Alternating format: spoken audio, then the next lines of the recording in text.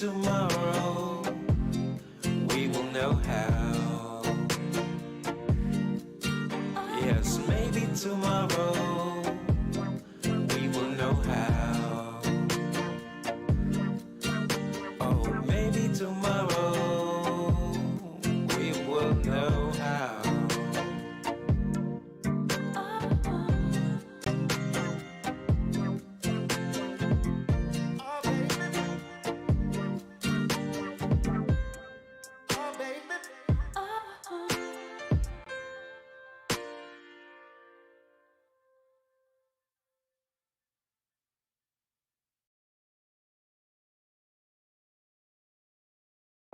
It was beautiful, yeah, together. Even though we planned forever. Days of dreams, nights of talks. It was only us together. The world was ours, nothing out of reach. Imagine where we could be. Our dreams is one, hope brighter than the sun. What could ever stop us? Then it all turned, I don't know why. Still to this day, I'm wondering why. Will we ever know? Will we ever get to understand what we both went through? Anyway, I'm thankful for the times I had with you. I just want to thank you for loving you. Your love made me love myself more. And I could never thank you, never thank you enough. I was down when you met me, but your smile wouldn't let me take down on myself, look down on myself. You told me I could, that I should, I would spread my wings and head for the sky. Then it all turned, I don't know why. Still to this day, I'm wondering why. Will we ever know? Will we ever get to understand what we both went through? Anyway, I'm thankful for the times I had with you. I just want to thank you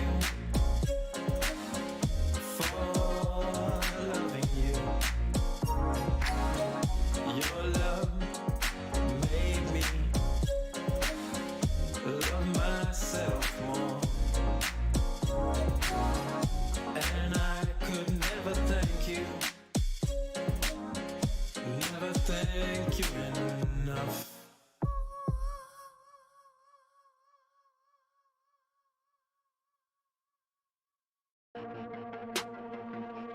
Look what? Oh, look what? Wait, are you fucking kidding me, dude? Oh my god, you are such a pathetic piece of shit. Shame on you. Shame on you, you fucking liar. You fucking filth. You fucking absolute dog shit. You fucking piece of shit. You fucking garbage motherfucker. What a fucking liar. What a fucking measly little liar, dude. What a fucking measly little...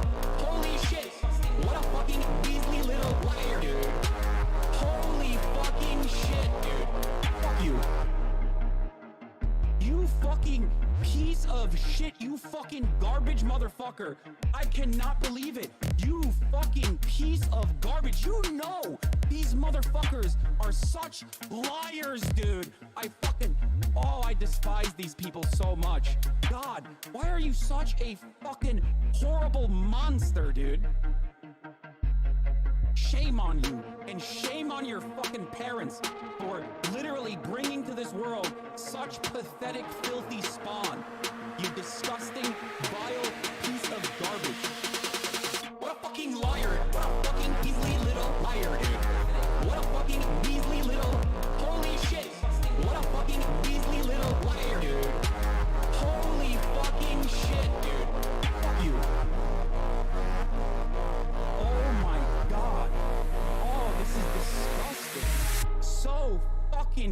disgusting. What a pathetic worm, dude. Shit, dude. I just, fuck you, dude. Fuck you. Disgusting. You disgust me, dude. Hashtag my dick, dude. Lying for clout ass motherfucker, dude. What a fucking liar. What a fucking Weasley little liar, dude. What a fucking Weasley little... Holy shit. What a fucking Weasley little liar, dude. Holy fucking shit, dude. Fuck you.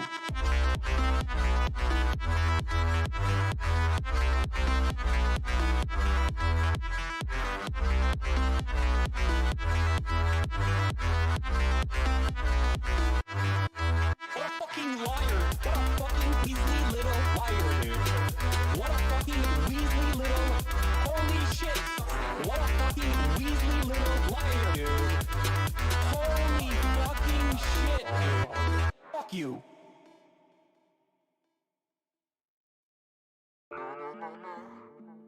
Yeah.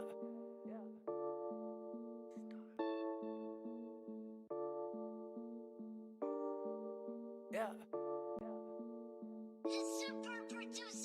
I need a smoke, where the matches. I'm a king, fuck your status. Getting dough, I pay no taxes. I'm a star in all fashions of the word, bro. I'ma flip the bird, bro. Coming through in foreigns and all you hear is skirt, huh? All polo and some white shoes. Funny thing now is I'm a nice dude, but when you cross that line, it ain't the right move. And my tender bitch is what I like news. Oh yeah, can you feel that? I'm giving y'all that real rap. I'ma get the money, make the deal fat. Making hits with a steel bat. The Audi Quattro or that Monte Carlo. Which whip will I whip tomorrow? Got 6 chicks down to sip the bottle. Go coast to coast, I can ship the cargo. I don't really know if these people keep it real. I'm just telling all you fuckers how the homie really feel. And I'm looking up to God, can you tell me what's the deal? I'm just waiting for your answer at the altar where I kneel.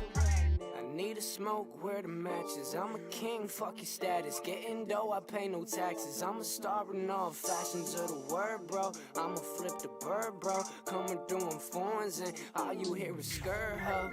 Let me get the money, I see you bitches acting funny, ha. Can't take nothing from me, nah. Rapping blunts like mummies, yeah. We freed the homie when he caught a bid. I roll around, you can't stop the kid. Truth be told, I'm hot as shit. Just say what up when you spot a kid. Real talk, I'm trying to speak the truth. I stay loyal, bro, to my roots. Since 15, I've been in the booth. At 16, I was on the move. Used to ride in that old Chevy. Now we out here show ready. I can see the bull, you're so petty. You can have your shine, my glow heavy. I need a smoke, where the matches. I'm a king, fuck your status. Getting dough, I pay no taxes. I'm a star in all fashions of the word, bro. I'ma flip the bird, bro. Coming through in foreigns and all you hear is skirt, huh?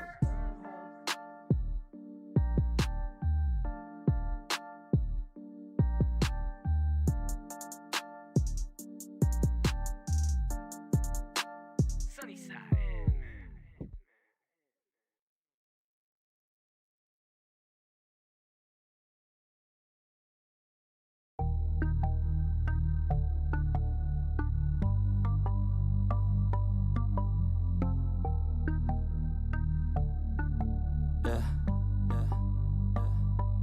She says that she loves me, she just wants to fuck me. Got me feeling something, got me feeling nothing. Alcoholic junkie, says she thinks I'm funny. Think I might get lucky, spending too much money. She says she wants my necklace, put her on the guest list. Hope I don't regret this, hope I don't regret this. I'm feeling hella reckless, cashing all my checks rich. Tickies on my neck, shit, she's on the offensive. I do not know my set list, still I'm gonna get lit. Yeah, I have a death wish, live until I'm breathless. I'ma stay progressive, she gon' stay obsessive. Life is so expensive, do everything excessive. I think my brain's defective, yeah.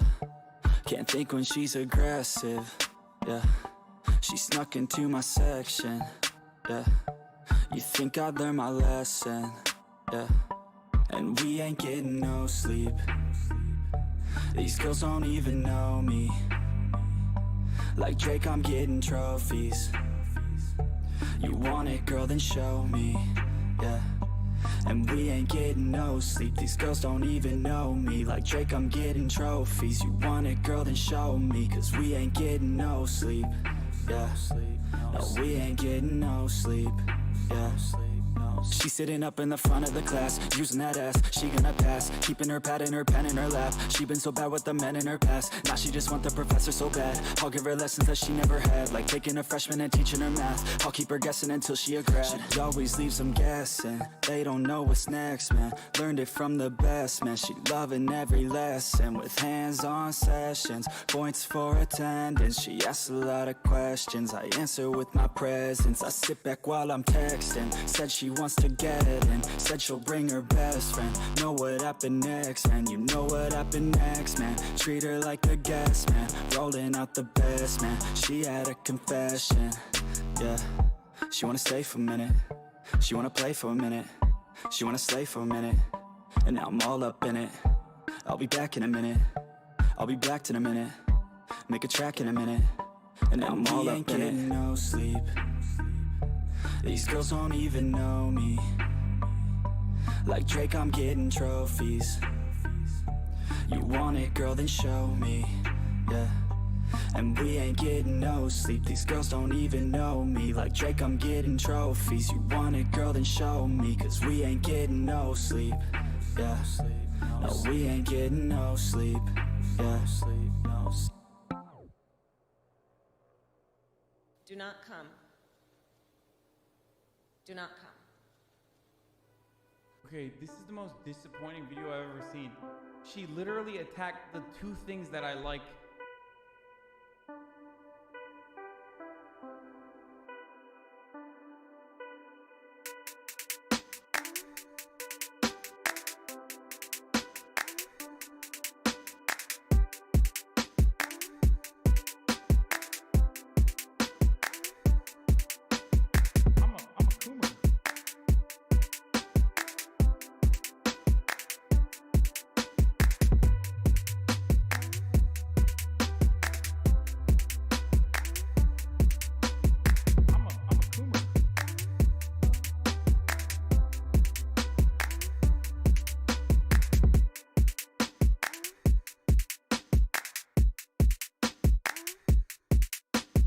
I'm a coomer.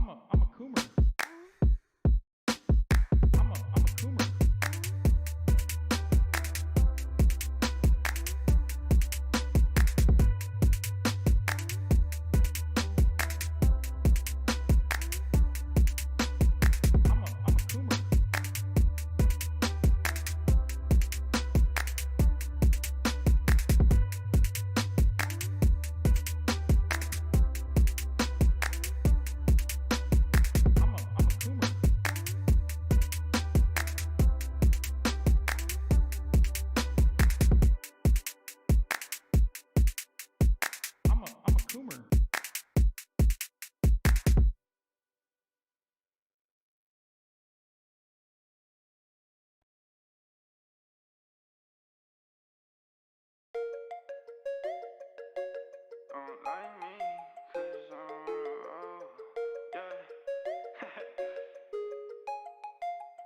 Alright, let's go.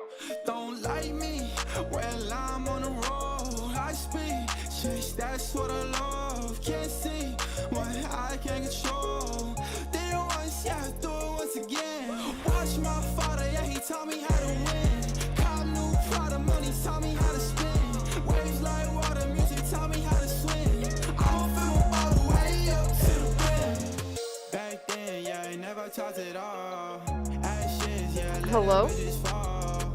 Hello? It's so dark. So dark, I'm scared, chat. I'm scared. Oh. Hi. Hi. It works, kind of. I had to... God damn it. I had to redo, my whole ass stream deck. I had to reprogram everything. So, it seems like it worked. Yeah, it updated and it deleted like half of my settings. So, that's cool. Very cool.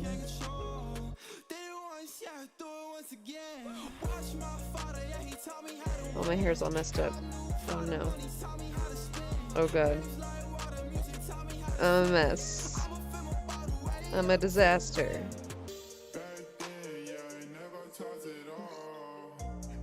What is it doing? What is it doing? Who told you to do that?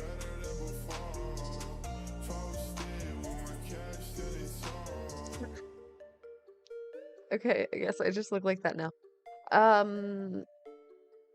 Yeah, so I had to redo my whole stream deck, but I did get the opportunity to add a bunch of sound bites. Hey, how you doing? How you doing, Chad? Hope everyone's doing well. This is my favorite one that I added. Yo! That's not canceled! That's the law! That's the fucking law! When you do a crime, you go to jail! You're not canceled! You're a criminal! I love when X pops off. Hilarious.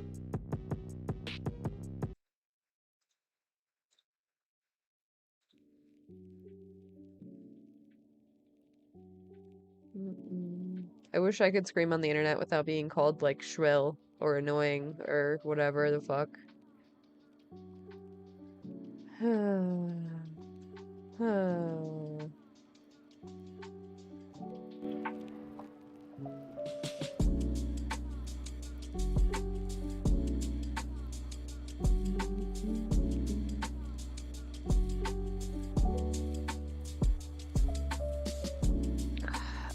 So we have some Ohio updates.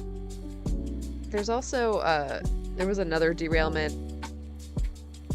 I already forgot where it was. There's so many. I don't know if I'll get to that today.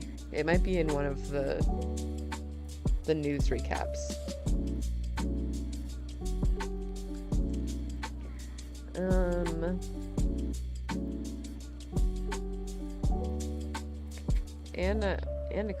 Cortez. Where's that? Washington. I think Washington State? I think? Yes. Washington State. But yeah, so an estimated 3,100 gallons of diesel fuel has spilled out. So that sucks.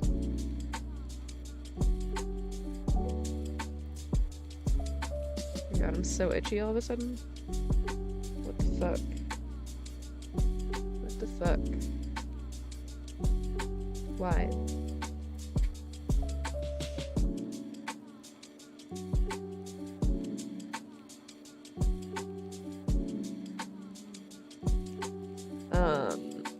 So that's a lot of diesel to just like spill. Like over 3,000 gallons. That's crazy.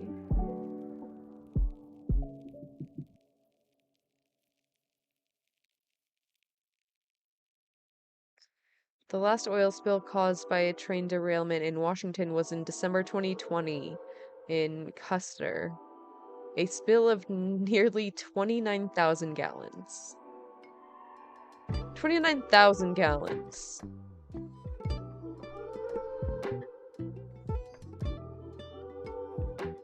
Dude, what the fuck?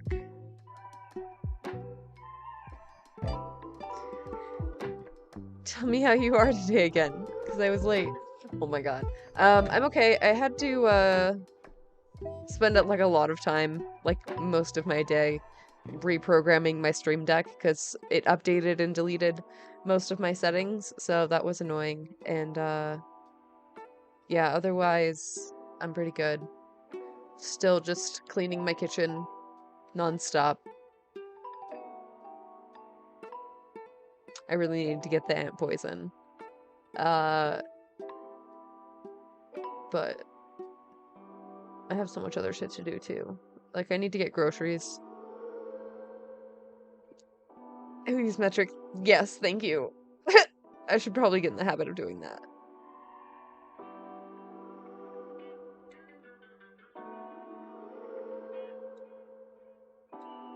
Literally all the other ones. I'm sorry.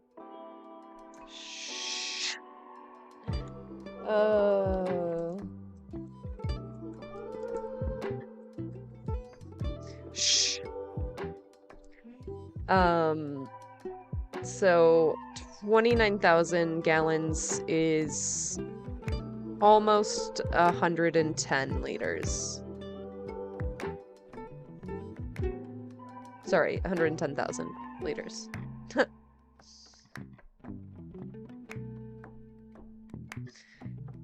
It's a shit ton. I didn't even hear about that in 2020. That's wild. This shit happens all the time, I guess. Shut up. Shut up. Stop being mean.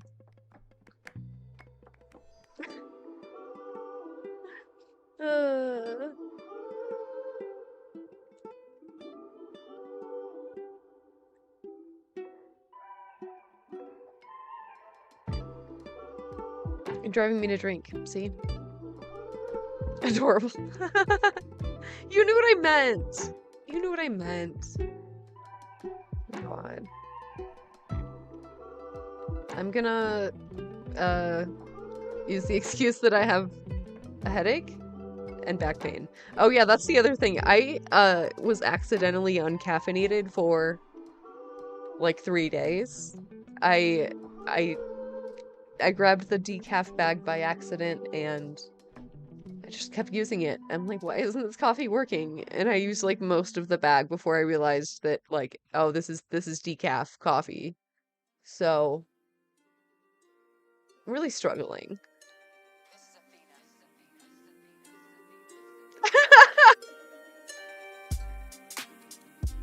Learning a new language, oh my god. I've used metric before. I'm not a metric baby. Look, listen.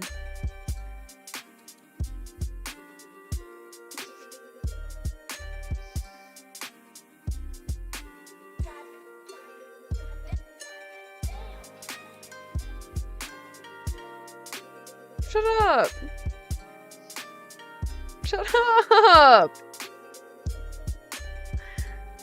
I did not have to translate it for you. You could have looked up the 29,000 all on your own.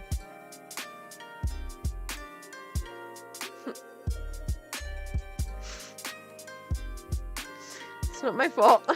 It's not my fault I was indoctrinated with some bullshit measuring. I didn't choose this.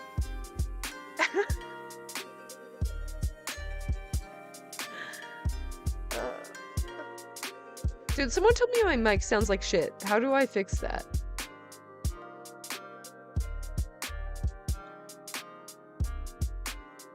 Literally imperialism. Fine. Fine. You're not wrong.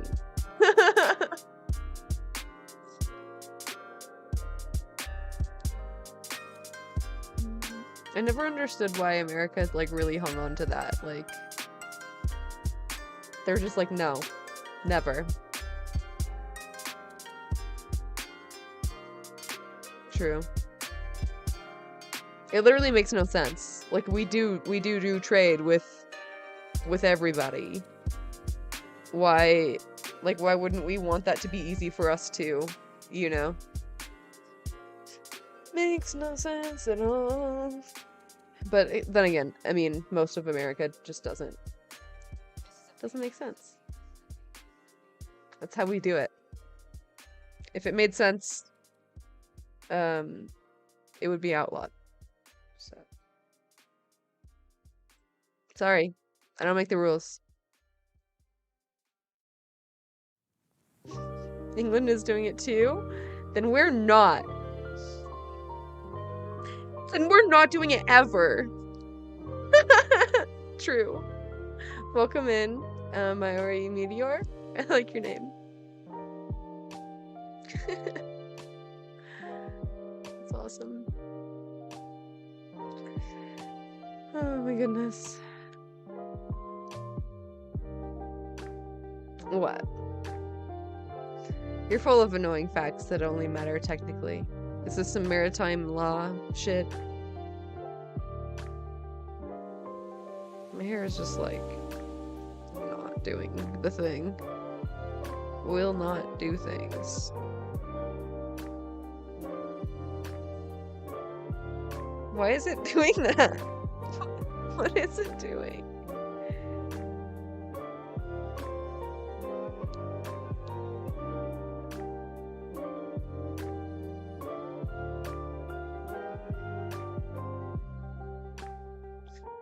Both the US and the UK are legally on the metric standard as it was defined scientifically internationally. What do you mean legally on? Sorry, what do you mean by that? What is a legal measurement? Oh. Shit. God damn it. Is that why they measure my weight in kilograms when I go to the doctors? Hold on. Wait a minute.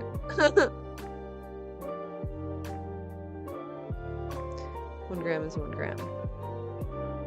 Sure. Sure. Scientific standard. Interesting.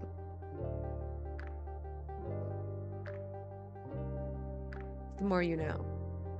That is very annoying. Like, proving that they could, they just don't want to do it across the board.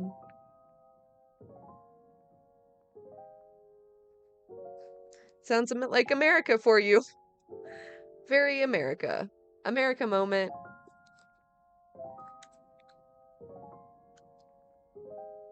Wait, did I not add America moment? Wait.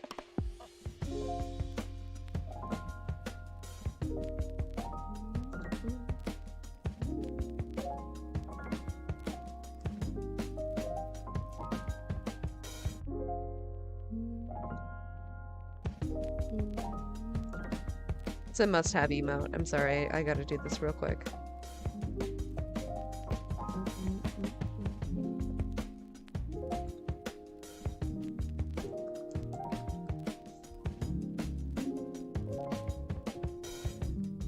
No emotes found. What? What? What? See, it ain't so.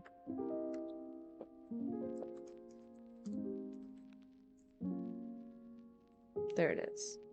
It's only a better TTV. Okay. There it is. There it is. America moment. Hello?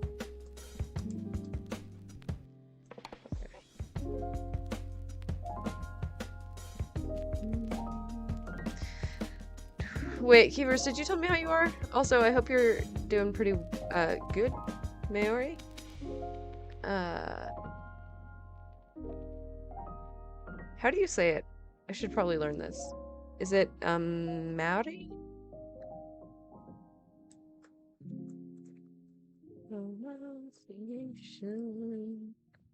Maori. Maori. Maori. Maori. That doesn't sound right. Maori. Is that right?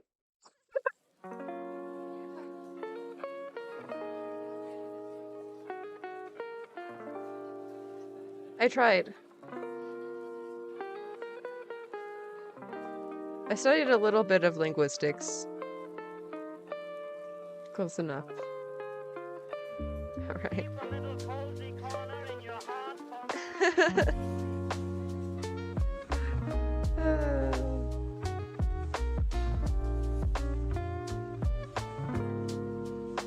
Alright. I'm just probably gonna do it. I'm just like procrastinating. Okay. No. District Court for the Northern. This afternoon in Federal District Court for the Northern District of Ohio, the state of Ohio has sued Norfolk and Southern over the February 3rd derailment and subsequent toxic spill that occurred near the village, in the village of East Palestine. Rebozo. This is a 50. Not as bad as people trying to pronounce. Oh god. I don't even know where I would start with that. Pukanga. Yeah. Words are hard. 53 count complaint, 106 pages, and looks to hold Norfolk and Southern responsible for their actions. All right, so that was Attorney General Dave Yost of Ohio, bringing a lawsuit against the rail company Norfolk Southern for that derailment in East Palestine. Norfolk Southern owns the railway. I think they also own the trains. I'm not sure. I don't know how that works actually. And then the subsequent burning of toxic chemicals, which they consulted. I mean, the train was transporting chemicals. I forget who they were like doing business with. Was it like Dow Chemical or something?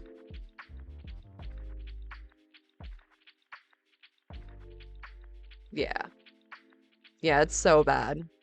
Apparently we're having like an average of 3 train derailments a day, and we can only expect it to get worse, so that sucks.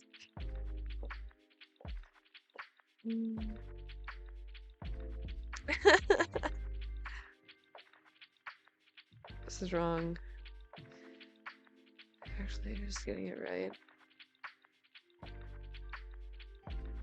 Yeah, I mean, I feel like as long as you're making an effort. Yeah.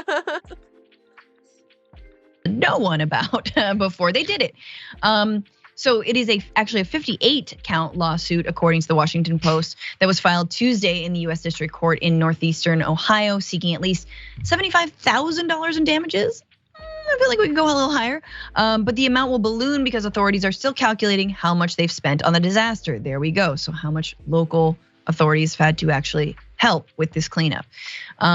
So this is still from Dave Yost. The fallout of this highly preventable incident may continue for years to come. There's still so much we don't know about the long-term effects on our air, water, and soil. So at least you got locals and folks standing up for the people of East Palestine. Notice how he wasn't drinking any water during. Right? Of course he wasn't. Of fucking course he wasn't drinking it. Yeah, there's so many unknowns, like, that's the scary truth, is like, I don't know, like, this hasn't really happened before. We just know it's like really bad. During that statement, and I very excited to see an official not do that stunt. But just some responses, and then I'll kick it to you, JR. So Norfolk Southern, the company says they're committed to cleaning up the town, providing financial assistance to those affected. They're also aware of residents' concerns, including their long-term health, property values, and access to potable water. This is from Connor Spielmaker. Every day since the derailment, our goal has been to make it right for the people of East Palestine and the surrounding communities. We are making progress every day cleaning the site safely and thoroughly, providing financial assistance to residents and businesses that have been affected, and investing to help East Palestine and the communities around it thrive. Thrive, you say? Thrive. They're so full of shit. How do you just be this full of shit? Why do you think this is a good statement? I don't believe a word of what you're saying. Like, at all. Yeah. Doing their obligations in the first place. Yeah, the right thing would have been to not lobby against regulations that would have prevented this. But no. They just actively threw hundreds of thousands of dollars at a problem they could have just solved. They could have just paid the money to solve the problem, but instead they paid the money to lobby lawmakers. America moment. Palestine and the communities around it thrive. What do you think, JR? Well, I guess it's as with maybe the health issues. Hi, Filtifies, welcome in. That could be going forward after the spill, and folks that are still there that can't leave being affected by it as we go into the future, which is unknown for now. Also, this is going to have to will wait to be seen what it is that they're doing. Because again, when it comes to companies like this, we see the way the delay happened with just them getting there and doing something about it because they're thinking, yo, we don't know yet. And maybe that's the first problem. It starts with PR because, again, this is a business. So if something like this happens, the first thought is, how do we make sure this doesn't look so bad for us that it affects our business going forward? Right. I mean, F the spill, F the people. We're trying to make sure this doesn't affect us further. That's number one on their list, again, because it's a capitalist. Yeah, and it barely affects them at all. It barely affects them at all, you know? Like, that's why they didn't just, like, fix everything. Because they were able to pay less to lobby people to fix it. Another train did fall off, but we are still talking about East Palestine. We're doing a little update session because I had like quite a few stories because they're getting into the lawsuits now. Yeah, there's another one. It happened in Washington State. They spilled like 3,000 gallons of diesel. Yeah, there's an average of 3 a day, so.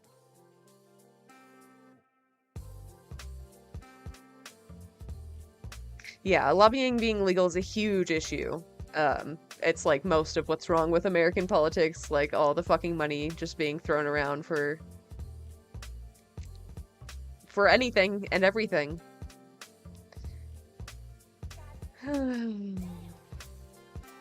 Business is a technical difference, but not an IRL one.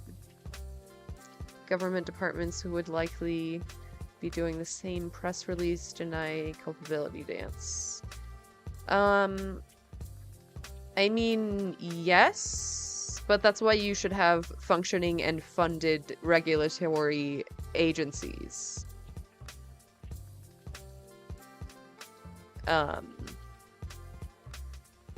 You know.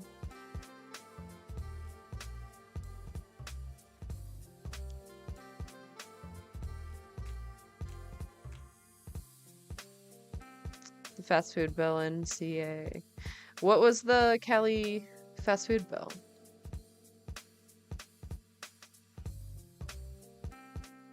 I like vaguely remember it, but I don't really. Society, so we have to make sure that we're making our money again on the back end of this. Whether or not they care enough about it or not, that has to be number one. So that's why they didn't show up until now. So then these are nice statements to say what they're doing and supporting the community financially. Minimum wage. Yeah, that's what I thought. Yeah.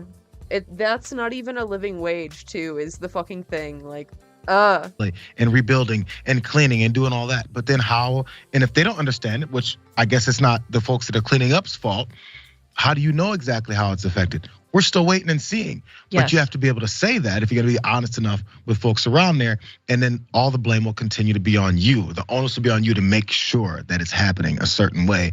And will they? We'll see. Remember Flint? I mean, that kind of just faded away. Did it ever get actually fixed? No one went to jail. No one served time. These are, I believe, criminal. No one got sent to the volcano. Acts, and they're going to keep. Look, Norfolk Southern already has had another derailment. They are not committing to stopping the transfer of toxic chemicals. They're not committing to any meaningful consultation. They're not committing to adding new brakes. Yeah, that's why we need to outlaw lobbying. That's what I'm saying, man.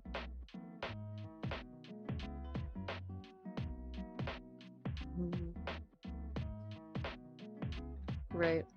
That they know would actually stop derailments like this to their current rail system. And we're just kind of on a wing and a prayer, like, hey, I guess we hope that they do the right thing. And so, of course, you're gonna get a lawsuit thrown at you because that is sort of how we do it in this nation, that we don't have regulations. We have after the fact lawsuits to try and make people whole. But of course, how much is gonna make you whole when you straight up can't drink your own groundwater? Deadass. How are you gonna be whole when you can't drink the groundwater? The entire US is just gonna be a toxic wasteland in a matter of years, like. It kind of already is, if we're being honest, but like.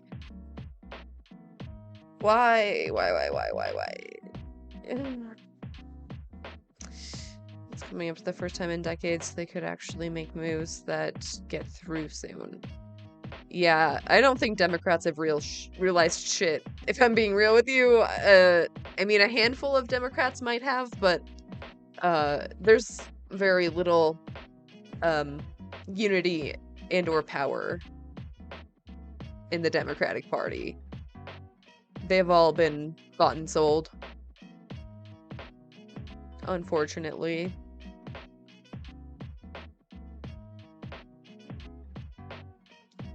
Yeah, the Republicans are infighting for like the first time that I can remember in my lifetime, and like it is a perfect opportunity.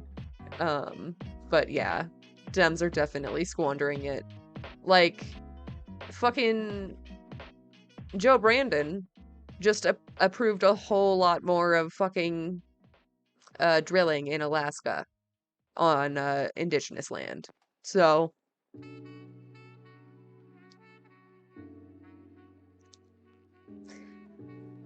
I don't know. I don't know what to do.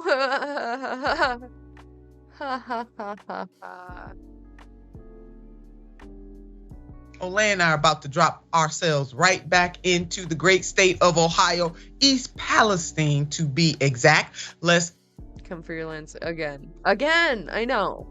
Unfucking believable. Put up this tweet from Status Coup, who is on the ground covering the story continuously as they did in Flint, Michigan. I want to give them a shout out right now. Yeah, straight after Biden said no more drilling on federal land. Yeah, he hasn't held on any of his promises.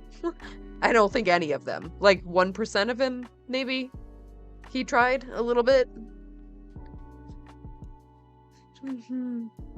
Within 5 years, yeah. Because when other media outlets left Flint a long time ago, being happy with the fact that they said all was well, or that holy shit, dude,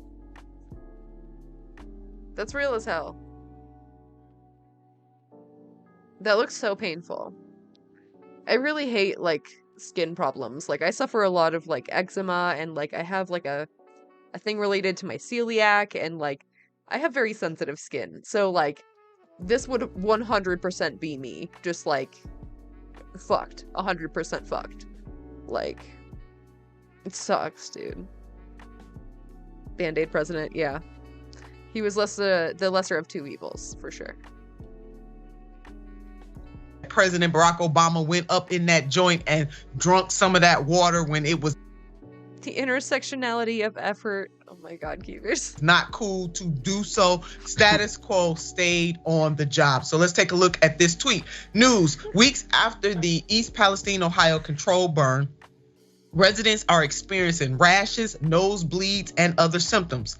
Quote, "My face was burning, but it didn't freak me out until I looked in the mirror," EP resident Christian Bagala told us. And we can see the pictures of her before and the pictures of her right now. Now, folks, ladies and gentlemen, family, friends, now you know what I've said about this. This is a sin and a shame. I went to EP, I talked to some of the residents, and I want to thank John for being our guide there. There's something wrong that in the United States of America, this can happen to anybody, whether it's East Palestine, Flint, Michigan, Cleveland, Ohio, Jackson, Mississippi. Go ahead and name your place, rural, urban, or suburban, in the hoods all across this country. Poor people and working class people are left behind. Now, the residents of East Palestine are suffering weeks after Governor Mike DeWine decided he went into that community and told the residents that the water was safe, and he even did that drink thing. I mean, Olay, I mean, it's really ridiculous that you would have an elected official to do that. And I do want to shout, Senator Ruley, who's a senator, state senator in that area, he told his people don't drink the water, and he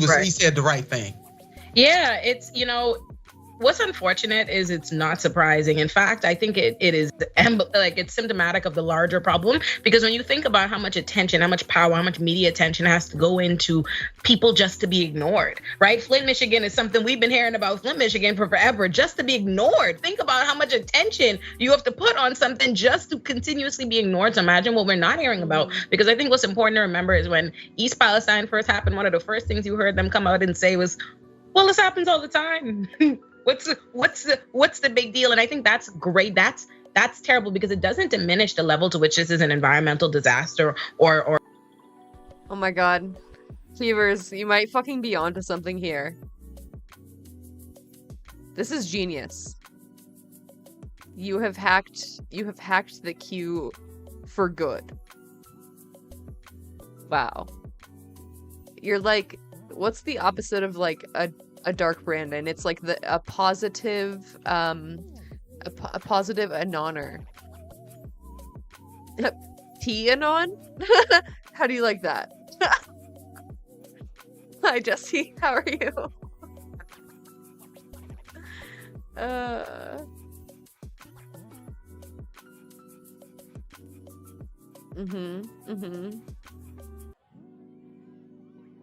The actual work parts.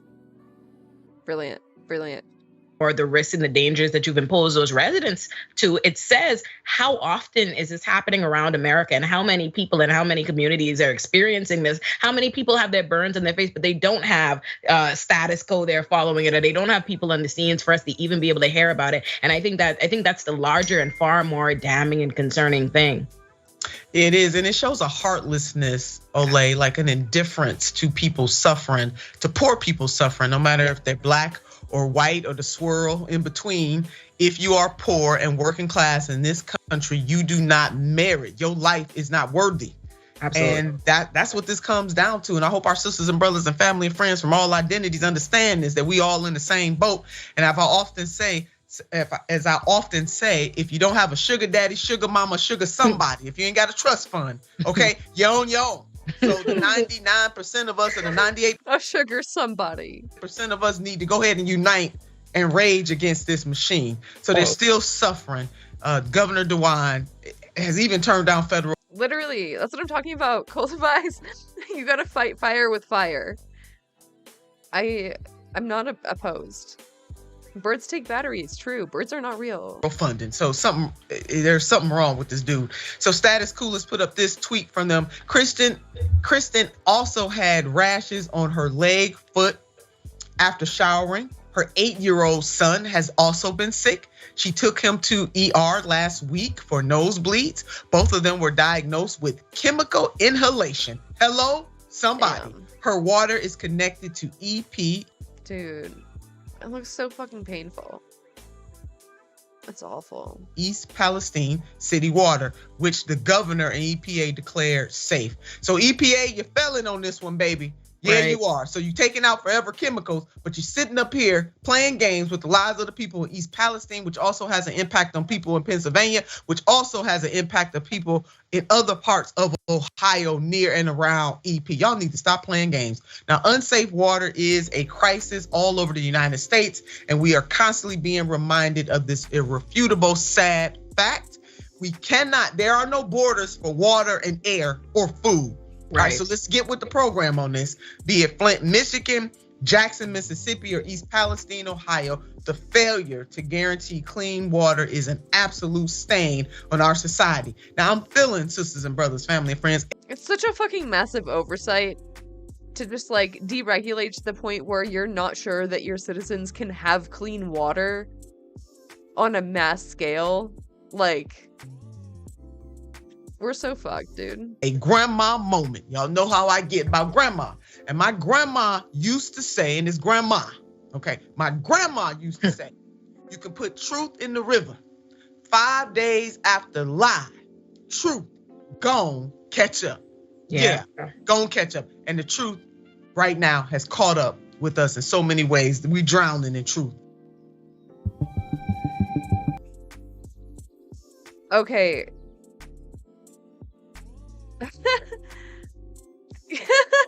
What? To instinctively cultivate and reclaim grazing lands as biodiverse rainforests. What? What the fuck are you talking about?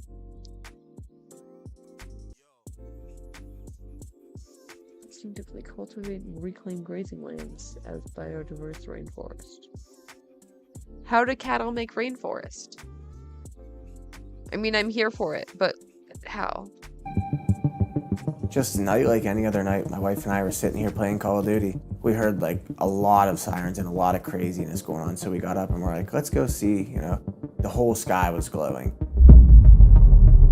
A train derailed in Ohio. A train derailment in a small Ohio town. The town is under a state of emergency after 50 train cars derailed, causing a massive fire a half-mile long. 38 cars derailed and a fire ensued which damaged an additional 12 cars. So Officials are ordering everyone within that 1 mile radius to leave your home immediately. No COD? Why'd people sad? I'm sorry. We made it a block and you could just see the flames. I mean, they were a couple hundred feet in the air. Like the doors of hell were open. If the temperature continued to rise, it could lead to a catastrophic. AI will save us. That's some fucking copium. Dude, who's your copium dealer? Can I have a hit? Catastrophic explosion. It was decided to blow holes in all 5 cars with explosives and burn off the material. There were hazardous materials on board this train. They were carrying well over 115,000 gallons of vinyl chloride. Look, I'm not saying we've ironed out all the kinks in the plan. All right, you know what, guys? Let him cook. Let Keevers cook. He'll come up with something. Vinyl chloride. The vinyl chloride. Norfolk Southern Railroad crews initiated a controlled release to the 5 rail cars with the toxic chemicals. That in turn produced a huge plume of smoke, and with it, serious health and environmental concerns. So fucking ominous, dude. This whole, like, compilation looks like something out of a doomsday film, except it's not. It's real life. It's real life. It's happening now. I hate it. Huge plume of smoke, and with it, serious health and environmental concerns. Breathing issues, tightness in our chest, severe headaches. Contaminated drinking water. Look at all that. Look at it.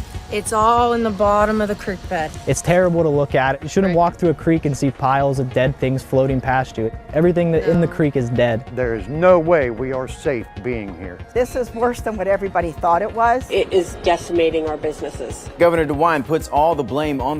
How do you not know that it was really, really bad? What do you mean it's worse than what you thought? There was a giant cloud of black smoke. There was a mushroom cloud. The rail company and says they should be paying for everything. Tensions flared tonight at a town hall between residents and government officials. Norfolk Southern planned to be there, but backed out at the last minute because of what they called a growing physical threat to its employees. Pussies. What do you need right now from the government and from Norfolk Southern that you're not getting? Hi, Tired. I hope you're good. I'm pretty good. Pretty good. Very busy, but hanging in there. You're welcome. I'm very glad to help anytime. We just want answers. You know, how can you come in? News guy said everything was fine. It's a happy chemical cloud. It just like brought rain in. It's totally fine. It's normal. Don't worry about it. Into a little town like this, make a big oopsie and just go about your day.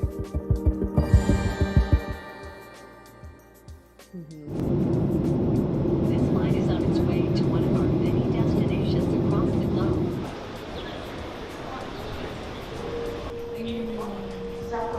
I'm your new god, okay? I'm your new god.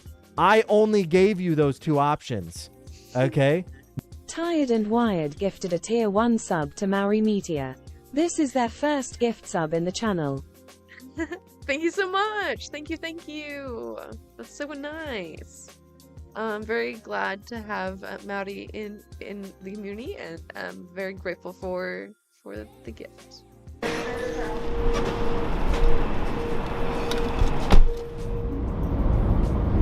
We are headed out from our hotel. We're driving out to East Palestine. It's about a 40-minute drive. Found a guy named Luke who is willing to sit down with us for an interview and give us kind of a perspective of the locals in the town about what's going on, how people are feeling. So super excited for that. We're gonna go see what this is all about. Dude, I'm so hyped for this. Yeah, this was 5 days ago. Okay. Fucking Second Thought's so based. I'm so hyped for this. I think Second Thought is like scaling up their production. They're gonna have a lot more like things like this where they're like going into the field. Very cool, very cool. Can't have you wearing hazmat suits. Might razzle the locals. Enjoy the cancer. Yeah. Don't worry, we'll give you like $2,000 for the medical bills. So. On February 3rd, 2023, at 8:55 p.m., a Norfolk Southern train carrying high-hazard flammable chemicals derailed in the town of East Palestine, Ohio. It reminds me of 9/11 response team. It also reminds me of all of the veterans who are suffering from the complications following the toxic burn pits that they were forced to do. So gnarly, dude. 50 cars came off the tracks, with several catching fire, prompting first responders to trigger a sudden evacuation of the town. I said it was like a movie. People were coming and going because you didn't know what happened. You had cops coming to the doors telling you gotta go. Town was being evacuated. My name is Luke Glavin. We are in East Palestine, Ohio, about half mile from the derailment. People didn't want to go because they didn't think that it was that serious. But everybody was in a state of, panic. My wife and I didn't know what to grab because you didn't know if your house was gonna. Is this like a small ass town? It looks like pretty small. I guess like most places in the Midwest are small towns. Be blown up or burnt down, or if we weren't gonna be able to come back because of some other reason. We didn't know. In the immediate aftermath of the crash, the release of chemicals into the environment, most notably vinyl chloride, a known carcinogen and more generally a toxic chemical, is believed to have caused severe. Holy shit.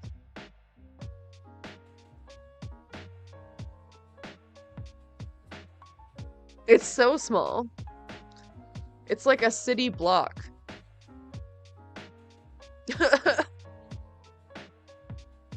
That's it. That's the whole thing. Damn.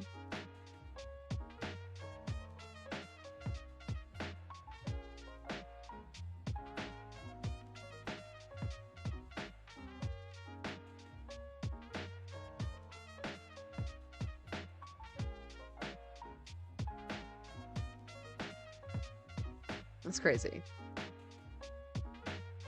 Severe damage to the local environment.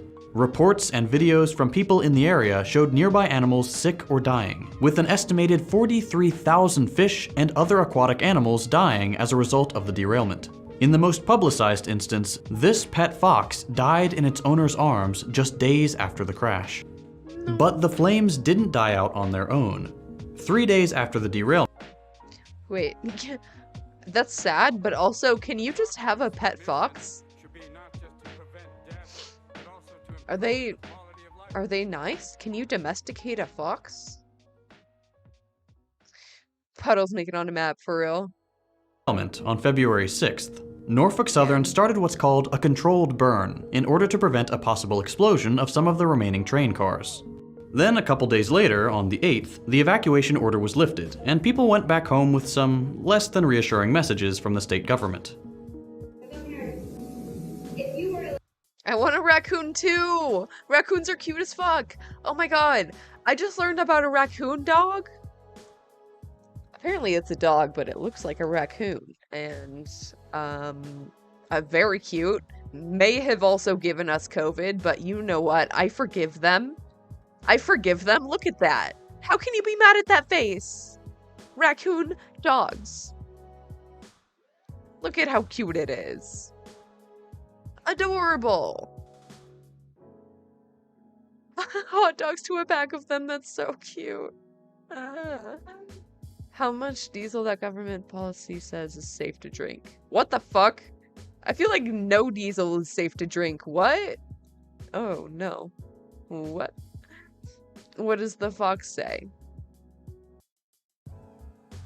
Wait, what does the fox say? I don't know. I don't know. I'm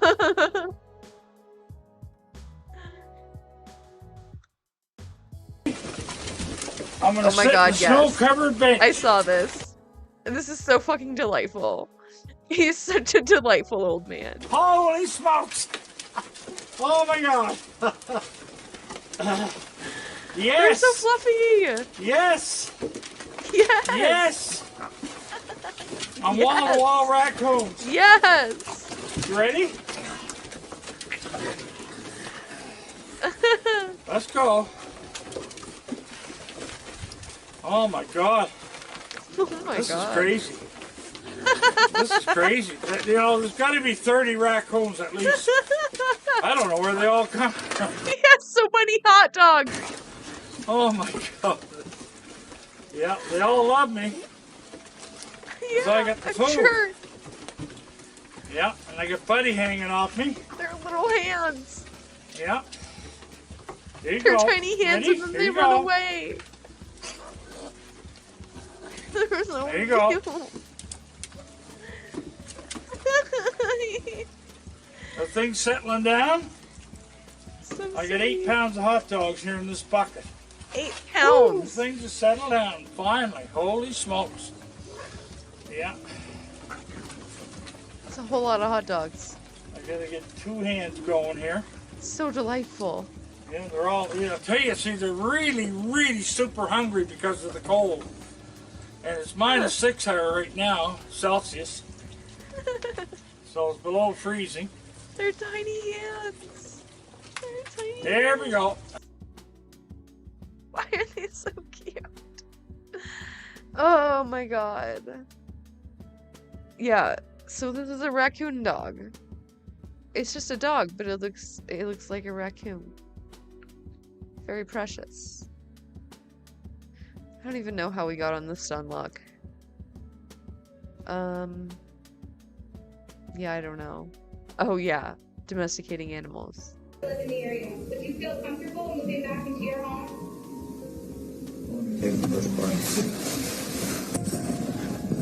Look, I think that I would be drinking the bottled water, and I would be continuing to find out what the tests were showing as far as the air. I would be alert and concerned, but I think I would probably be back in my house. After the accident, I wish that it just Doubt. would have been dealt with way quicker. The ball would have been rolling quicker than just having Governor DeWine come in here, Yes. say it was Thank you. Thank you for the palate cleanser. okay and the railroad was going to take care of it. I wish that the federal government would have got involved, and that would have gave them, the tracks wouldn't have been in as quick as they were. They laid down the tracks. There was trucks here with train tracks on it the day before the controlled burn. So they were ready to go and get that. That was their main goal. And that was imminent by after the evacuation was lifted. It wasn't even 2 minutes after it was lifted. There was trains blowing their whistles to come through town. But when they came back, That's fucking crazy. I know you had a monumental disaster here, but we need to keep the show running. We need to, you know, get the show on the road. many people reported symptoms like nausea, headaches, rashes, and lightheadedness, and understandably remained concerned about the safety of the area. So guys, look, this is that film. Yeah. Just so everybody can see here, I'm gonna step on it. It's already in the soil, so you gotta get it like kind of, look. Holy. We're not making this shit up, man. It's so gnarly. Headaches. Oh yeah, tingling lips, that was my big thing. Tingling lips, burning eyes, really bad. Luke told us about a creek just down the street from where he lives, and we decided to check it out for ourselves.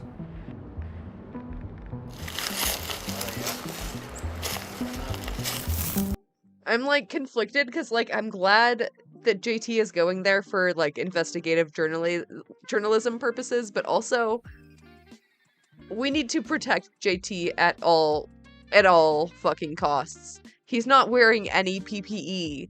He's not even wearing a mask. He's not even wearing a mask. We need you for the movement, brother. We need you for the fucking movement. We need you to keep doing propaganda, please. We need your agitprop. We need your education.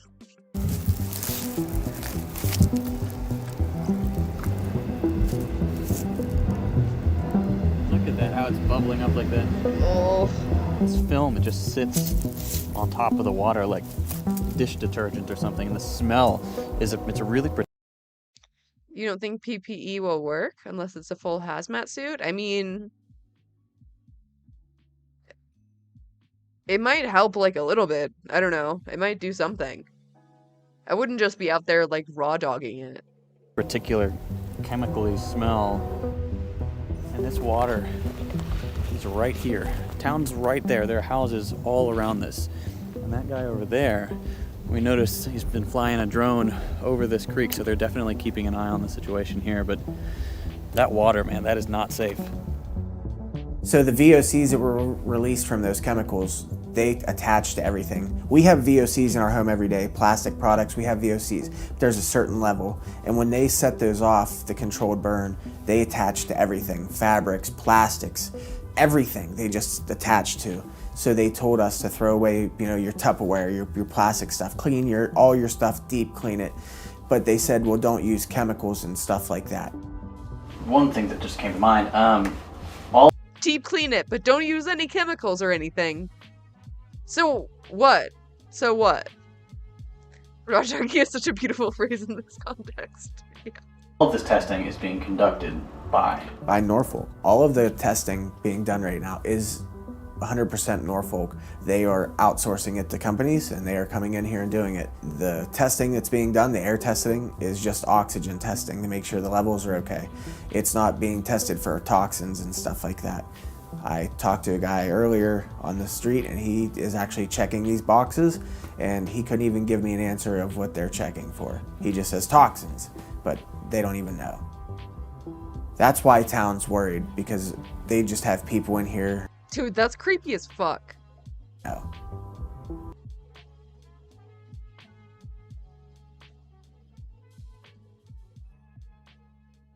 It's fine though. It's fine. We're just checking the levels just to like check. Like, you can totally live here and stay in your house. Don't worry about it. We're just looking for stuff. Don't worry about the stuff. No, don't ask questions about what stuff it is. No. No. You don't need to know about all that. That's why town's worried, because they just have people in here doing their job, but what they're doing their job isn't even helping us. So there has actually been some people that have reached out to me that want to do third-party testing. They have labs and such that they're going to do some water testing, and then we are working with some people too that are doing soil testing. In the weeks that followed the immediate crisis response, as the emergency started to be contained, Norfolk Southern began to face increased scrutiny. And as a response, very early on, the company announced that it would not only continue conducting air and water quality tests, but would clean up the contaminated soil near the crash site, preventing further contamination of the water with a new dam and water bypass, and would be offering compensation to some of the residents of the area. Of course, as with most corporate promises, what's said and what's done are two very different things. In fact, some of their efforts to look responsible are actually making matters worse. They're airstripping this, which means the vinyl chloride's coming out of the water and going into the air. Dude, this is so fucking maddening. This makes me so fucking pissed off. Oh god. Oh god. The fucking just blatant disregard for any safety of the environment, of people. No shit's given. Don't let your kids ride their bikes down there. I saw a bunch of kids. They figured out leaching? Right, yeah. Yeah. Kids down there watching these guys pump this water. Stay away. It's going into the air. This needs to be airstripped in a container.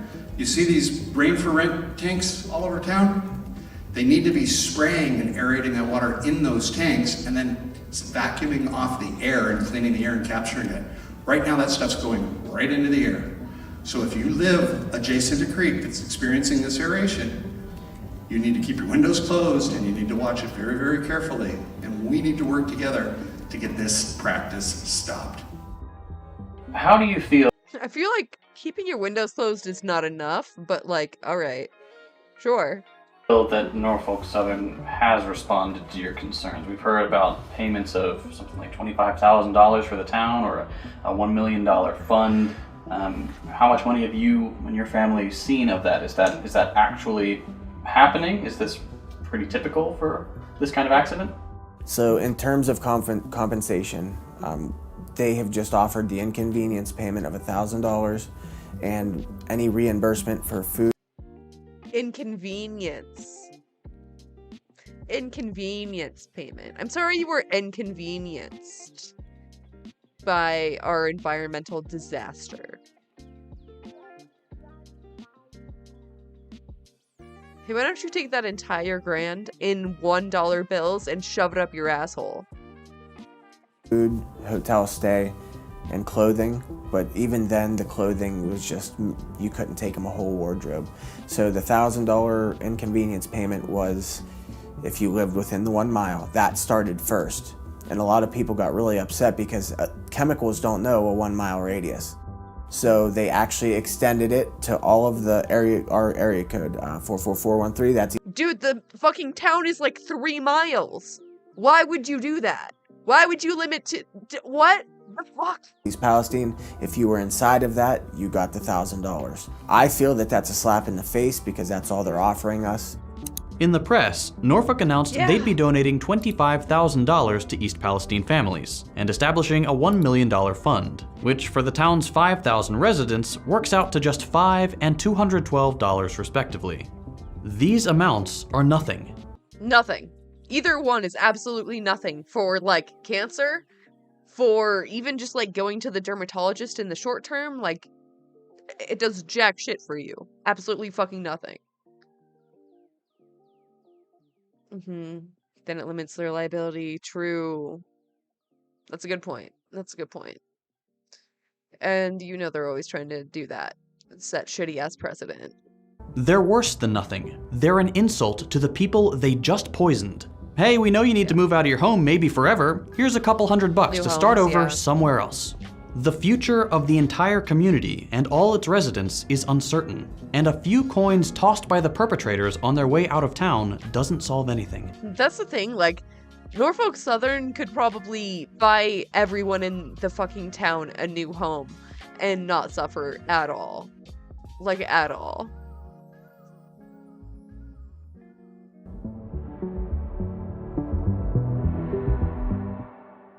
What's really weighing on my mind today is just the long term and our house value.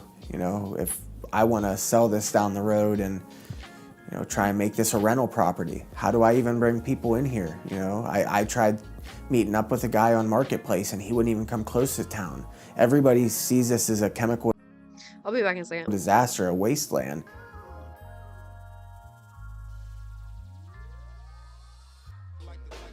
I just want everybody to do what they're gonna say they're gonna do, and I just pray that everything going forward goes smoothly and that our community can once get back to what it used to be, a tight-knit, everybody knows everybody, fun-loving town. To understand how the East Palestine derailment happened, we need to go back about a decade. Between 2012 and 2014, North America was hit with a string of devastating train derailments. In 2012, a train derailed in Paulsboro, New Jersey, and it released 23,000 gallons of toxic vinyl chloride gas into the air. In 2013, a train carrying crude oil derailed near Castleton in North Dakota, and around a dozen cars erupted in flames. And the next year, in Lynchburg, Virginia, another train derailed, this time causing 50,000 gallons of oil to ignite and spill into the James River. But by all accounts, the most destructive and infamously memorable derailment of the time has to be the Lac-Mégantic disaster. In July 2013, a 73-car freight train carrying crude oil derailed in the town of Lac-Mégantic in Quebec, Canada. The train exploded, killing 47 people and destroying more than 40 buildings in the Lac-Mégantic downtown area. Catastrophic derailments like this, which accompanied the more generalized, record-level oil train spills at the time, created concern. After all, between 2008 and 2014, the amount of crude oil being transported by train went from around 9,500 carloads to a massive 500,000. It wasn't all that surprising that these numbers were on the rise, and it didn't take long after Lac-Mégantic for these now pervasive crude oil loads traveling across the country to be labeled bomb trains by activists and the press. Train safety was on people's minds in a sudden, major way, but for some people, it already had been for a while. Railroad unions had been advocating for better rail safety for years before these crashes. Crashes that destroyed ecosystems and flattened towns. Specifically, unions were sounding the alarm on a trend that today goes by the name precision scheduled railroading. You might have heard about PSR these past few weeks. Precision scheduled railroading is a generic term that encompasses a few different business practices, all of which are centered around the same goal: cutting costs and reducing the operating ratios for rail companies. Some of these practices are fairly benign and common sense, but that's not true for everything under the PSR umbrella. With PSR, the aim is to get below a roughly 60% operating ratio, which in practical terms means that companies are shooting for only 60 cents of each dollar they make going towards actually running the railroads, with the remaining 40% going towards executive pay and dividends to investors. Investors who, in the last few decades, have increasingly been large Wall Street financial groups. Today, 6 of the 7 Class 1 railroad companies, the companies with the highest revenues that together make up 94% of the freight rail industry's earnings, use PSR cost-cutting strategies explicitly. And it's arguably the change that's made the profit margins of the top 5 US railroads double these past 15 years. Just to give you an idea of how much money we're talking about here, in the first 6 months of 2022, a handful of rail companies were so flush with cash, they put $10 billion in stock buybacks. And it's not just thanks to PSR. Railroads. Yeah, I'm not surprised they'll do anything to avoid third-party testing, for sure. Absolutely. Yeah, just play the slow game, the long con. The company will outlive all of those people. Almost certainly. Are a natural monopoly. Fucking capitalism. It doesn't make much sense to compete over the same routes, the same rails, the same land, and the insane cost of getting a rail company started when profits are possibly years or decades down the line. And as a good reflection of that, the industry is currently a tight-knit oligopoly. Around the 90s, mostly led by this guy, rail companies figured out how to take advantage of that, and found that the best way to make profits and increase their investors' returns was to stop acting in the best interest of the public, and to some extent even their clients, by making the rail networks less and less safe, with fewer investments and upgrades, catering more heavily to larger businesses at the expense of smaller companies, and gutting their workforce. The idea being that lower costs could mean a bigger cut of the profits. But what does that mean in practice? 1. Longer trains. Longer trains are the norm for freight companies today. Freight railroads are now running consistently longer trains, upwards of 10,000 to 15,000 feet. That equates to 2 or 3 mile long trains, or to put it another way, 33 football fields. These longer trains are harder to stop. If an accident. Holy fuck. 33 football fields. That's absurd. Why would you have a train that long? Of course it's gonna derail. When it happens, it can quickly escalate with more cars getting involved by default. Their heavier weight can cause more damage to the rails more quickly, and they're harder to inspect thoroughly. The reason they're harder to inspect for safety is because PSR also implies 2. Fewer, more overworked rail workers. Since 2015, 30% of the freight rail workforce has been laid off. 45,000 workers. This follows a general trend in the rail industry of companies cutting costs by getting rid of more and more workers. The railroad workers who remain have been forced to do more with less. They are faced with discipline or dismissal if they refuse to comply, and the consequence of these choices are no longer hypothetical. Carriers are also compensating for reduced staffing by requiring remaining employees to perform work outside of their craft, in addition to fulfilling their regular duties. At best, this may involve employees performing tasks with which they are not experienced. At worst, employees may be forced to do work for which they are not qualified. Furthermore, rather than maintaining appropriate staffing levels, carriers are mandating overtime for workers who are already stretched thin and penalizing workers who refuse to come to work when they are sick. In an industry where fatigue is a constant risk factor, exposing employees to additional fatigue by asking them to work longer, faster, or perform multiple jobs, especially while sick, is a recipe for disaster. The FRA's own safety data shows that since 2009, the number of railroad accidents and incidents reported to the FRA has not meaningfully declined. Derailments, fatalities, and collisions all increased in the years leading up to the pandemic. Given the notorious pressure that railroads put on their workers to prevent them from reporting incidents. Dude, any exposure over 1 part per million? That's insanely low threshold. Holy. Acceptable limit. Right. Blatantly lies. It's too toxic for anything less than a hazmat. Yet people are living in it. Yeah. Absolutely. Absolutely. It's absolutely absurd. Yeah. I think so too. Thank you. Horrific read. Oof. The odor threshold is 3,000 parts per million, which is really high. That's pretty high. So if you're smelling it, it's already too high for you to be there. And everyone's saying that they're smelling it in their homes.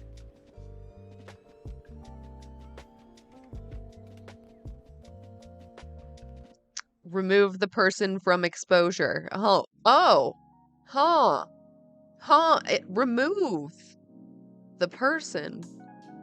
Interesting. Transfer promptly to a medical facility. Interesting.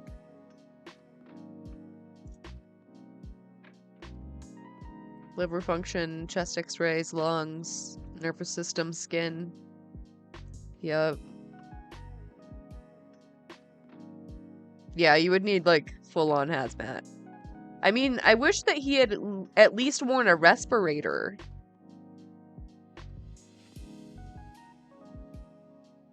Oh. Do not use chemical cartridge or canister respirators. Kek, wait. You can't even use a respirator? Kek, wait. My lungs feel weird. Yeah, same. Just thinking about this shit. What the fuck? What the fuck? Okay.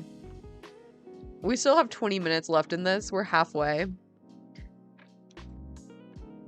God. I want...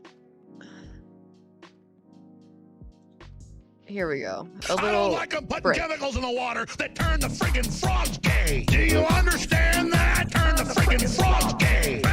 Serious crap. Gay. Frogs, friggin' frogs. It's not funny. I'm gonna say it real slow for you. Gay. Frogs.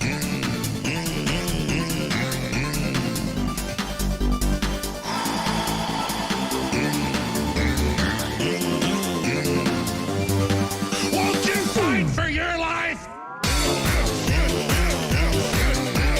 Gay. Frogs, friggin' frogs. I don't like a frog. Gay. Friggin' frogs. Frogs! Friggin' frog crap! Won't you fight the frogs? It's not funny! I'm gonna say it real slow for you. Frogs! Place I don't like him putting chemicals in the water.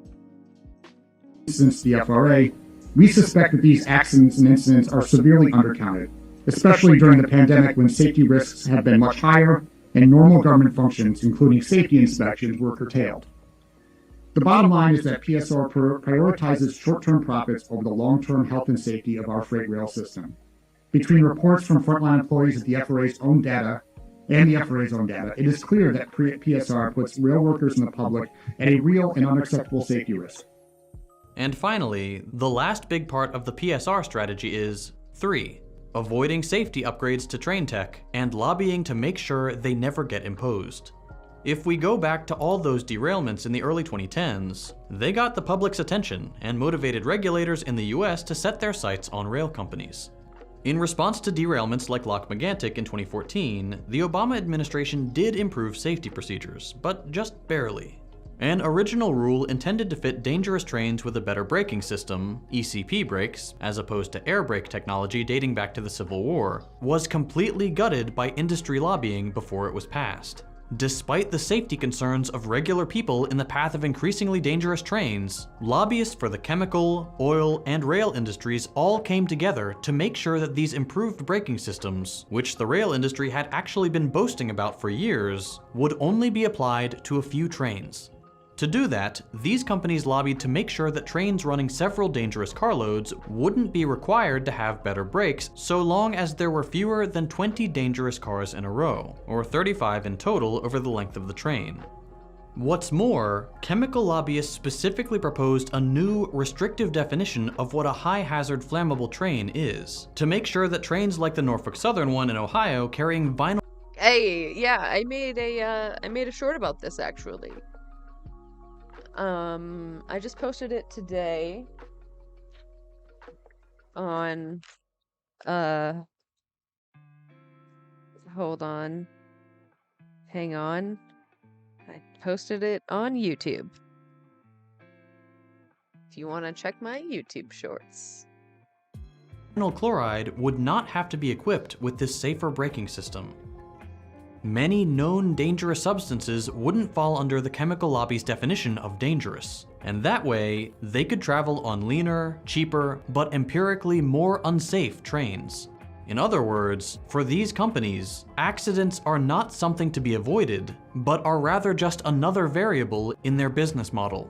Safety is a cost that needs to be minimized, not a priority, and certainly not a factor that can take precedence over profit. To be clear, safety and profit don't always conflict with one another. The thing is that when they do, companies aren't out there lobbying for more safety. Someone was always, inevitably, predictably, Nasty fucking capitalist pigs. They are never gonna choose safety for the sake of choosing safety. going to be hurt. And at least right now, it looks like that meant East Palestine. So disasters like this, I've been saying since day one, it's an industrial disaster. Those can be prevented. They can be prevented, not like a tire blowing on a car prevented. They can be prevented because they should have strict maintenance schedules. They should have strict, that car wasn't a hazardous chemical car or train. How was that not a hazardous chemical train? And this resistance to safety regulation is incredibly strong, despite freight rail being one of the most profitable industries in the US, raking in over $146 billion since 2015. Just to put the price of safety in perspective, the railroad industry itself estimated that it would only cost $3 billion to implement better braking systems. Not a huge expense, but compared to lobbying and just not doing the upgrades, corporations are always going to take the cheaper option. Yup. After first gutting the Obama regulations, when Trump and the Republicans gained control of the government, rail companies leveraged their funding once again, this time to the tune of $6 million in GOP campaign financing. With the new administration in their pocket, like with the previous government, rail companies successfully made sure that Trump's administration would repeal the Obama-era rules on the basis of a miscalculated cost-benefit analysis. To quickly recap, the initial, relatively weak regulation of the Obama era was repealed under the next administration. Despite Democrats and Republicans desperately pointing fingers at each other for East Palestine, they are both culpable. And today, the Biden admin is acting like it can't do anything to prevent future accidents. On February 14th, 11 days after the derailment in East Palestine, Secretary of Transportation Pete Buttigieg tweeted, Sleepy fucking Joe Brandon. And yeah, fucking Pete Buttigieg is over here trying to be like, oh, I can't do anything. I can't do it. I can't do anything. Leave me alone. Did this. We're constrained by law on some areas of rail regulation, like the braking rule withdrawn by the Trump administration in 2018 because of a law passed by Congress in 2015. But we are using the powers we do have to keep people safe. This tweet is, plainly speaking, cap. A lie. Pete's department has the ability to redo the cost-benefit analysis correctly, which would bring back the Obama-era rule. It can expand the definition of hazardous materials to include known carcinogens like vinyl chloride, and make sure those trains are treated with increased attention. And it can even impose ECP brakes on certain trains, according to this article in The Lever. But the Biden admin has no more interest in pursuing safety than previous administrations. Before the East Palestine train derailment, the Buttigieg Transportation Department was even considering an industry-backed rule relaxing brake testing requirements. That is, making trains even less safe. Unsurprisingly, once again, 5 major rail unions have stood in common sense opposition to this attempt to make railways even less safe. The sad reality is that over the past decade, the story has remained remarkably consistent. Unions warn about the degradation of safety on the tracks, rail companies use the piles of money they made by caring less about safety to influence policy and make sure that safety is even further reduced, and as a result, we suffer preventable, catastrophic accidents. Doing research for this video, I cannot stress how tiring and frustrating it was to come across dozens of articles, press releases, hearings, presentations at conventions, and testimonials from years ago where people keep saying the same things over and over again. Safety isn't being prioritized. A devastating accident is all but certain. We need It never was. regulation and investment in security to protect people from disasters. When profit is the only thing that matters, safety is an unnecessary luxury. It was only a matter of time before something like East Palestine happened, and everyone was just waiting around to see where it was going to hit. And the cherry on top of this blatant disregard for safety is that rail companies are trying to make it seem like their lobbying is actually pro-safety, and even pro-environment. For example, in their comments on the proposed Obama 2014 regulation that would have required higher brake safety standards, rail companies keep referencing how if these regulations are implemented, the cost of rail would go up, and therefore businesses would prioritize truck freight, which is worse for the environment. But rail companies are not only pushing all their smaller clients off onto trucks by reducing their workforce. Just one look at the importance of fossil fuel transportation for rail companies' bottom lines, and the carelessness with which they lobby against regulations that make accidents like East Palestine, with its plumes of smoke and rivers filled with dead fish less likely, reveal how insincere their concern for the environment actually is. And okay, by the time this video releases, we'll certainly know more about the crash and its causes. The point of the past couple minutes hasn't been to nail down the details of which specific regulations and business practices had an impact on this one derailment, but to point out something relevant to just about every derailment in this country. Sadly, they happen all the time. East Palestine is a tragic example of one of the more catastrophic ones, but an even more devastating event could happen any day now, and plenty of less harmful derailments happen every day. The US sees an average of over 1,000 train derailments a year. The purpose of going behind the scenes for a bit is to point out a pattern, not a specific, relevant regulatory failure. A pattern in which unions, the public, and usually smaller, disenfranchised communities consistently have their concerns for safety and environmental protection run over by companies looking for the largest possible margins, and those companies getting the green light from government institutions they've captured. 25 million people in this country live within a 1-mile radius of a crewed by rail route. Dangerous trains are all around us, and not by our decision. The least we are owed is control over their safety. Seriously, what do we all gain from these companies neglecting safety for the sake of executive profits? Something that came up in our interview, and just chatting with people around town, was how abandoned they all felt by the media narrative around this incident.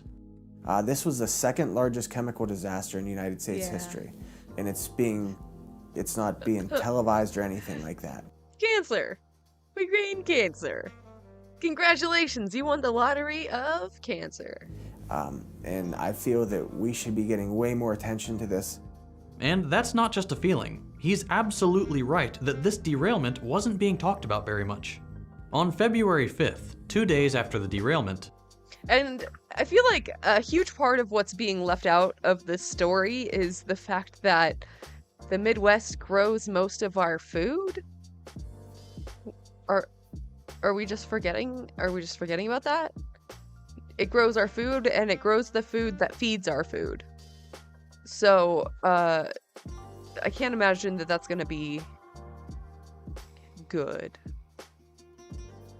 Pete Buttigieg was on 3 Sunday news shows: CNN's State of the Union, NBC's Meet the Press, and ABC's This Week. Pete wasn't asked about East Palestine, nor did he feel the need to bring it up on any of these shows, with the broadcast focusing almost exclusively on the whole Chinese weather balloon thing. But it's not just Pete. This was a trend.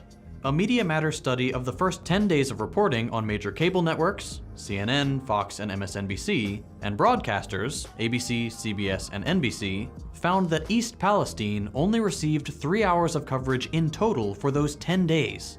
And from February 10th to 12th, it got no coverage whatsoever. And to make matters worse, in those few hours when East Palestine was on America's TVs, the Media Matters study found that the responsibility of rail companies in lobbying away safety regulations and deteriorating safety on the tracks wasn't addressed. To quote the study directly, with little exception, this story has been covered on corporate TV news as an accident, with outlets showing little curiosity about the circumstances that make these types of incidents not just more likely, but perhaps inevitable. In all fairness, reporting has picked up since those first 10 days, but the framing largely hasn't changed. East Palestine is still being covered mostly as a natural disaster. That's negligent. The press is supposed to hold power accountable. But media institutions and rail companies being owned by the same interest complicates that task. And to add another problem to the pile, in a Top 10 owners of Norfolk Southern, top 10 owners of News Corp. Uh-oh. Uh-oh, BlackRock. Uh-oh, BlackRock. It's always fucking BlackRock. I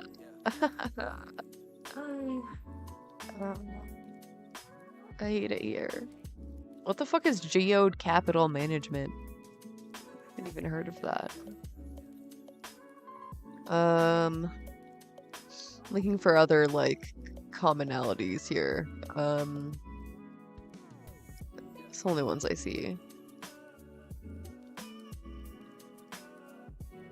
Wells Fargo Clearing Services. Interesting.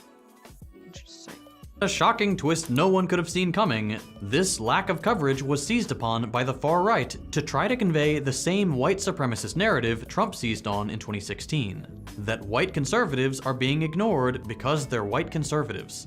Despite Fox being equally culpable of neglecting East Palestine in the days following the derailment, Jesse Waters, Charlie Kirk, Tucker Carlson, Greg Gutfeld, Benny Johnson, Sean Duffy, Lisa Booth, and Brian Kilmeade all made claims blaming wokeism in some way or another for the lack of coverage, and citing the fact that because the residents of East Palestine are largely white and conservative, they got less attention in the press. To be clear, this is a baseless accusation, and implies that disasters in Democrat-leaning communities of color are covered better, which just isn't true. To quote Media Matters again, coverage of public health and environmental crises affecting communities of color is frequently poor in both quantity and quality. But in any case, the primary purpose of this kind of rhetoric isn't to demand justice for the people of Mining, extraction-based capital investment firms? Yeah, that sounds about right. East Palestine, who were absolutely ignored, but rather to push a white nationalist narrative of a war on white people. And the result of this approach that all these conservatives took is that it changes the enemy of this story. No longer is the attention on companies who have verifiably neglected the safety of communities all across the US. Instead, the enemy is some mythical woke elite. In both these cases, neglect and diversion, at the height of media attention for East Palestine, large corporate media institutions failed the public. They have broadly ignored the culpability of rail companies and the consequences of their homicidal thirst for profits, and in doing so have weakened people's ability to advocate for their own security. By framing East Palestine as an accident, corporate media companies have made the ruler by which we measure justice, how well does Norfolk Southern clean up its mess? And the answer is, not well. But regardless of how well Norfolk deals with the fallout of this derailment, it's a band-aid on a bullet wound. Not only will this crisis follow East Palestine for decades, long after Norfolk is out of the public eye and the pressure to take responsibility. Does anybody else ever have like a moment of existential dread about existential dread about capitalism? Like, Geode Capital, rock buyers. You're probably right. Like, how can you just say that you own all the rocks? What do you mean? What do you mean you own all the rocks?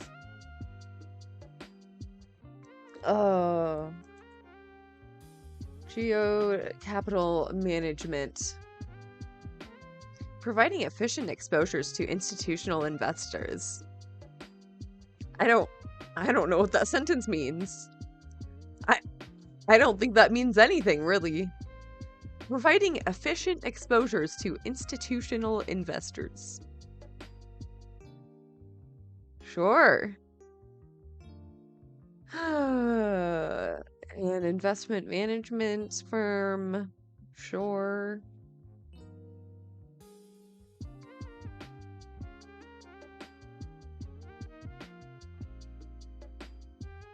What does that mean? What does that mean? Any economy bros in the chat?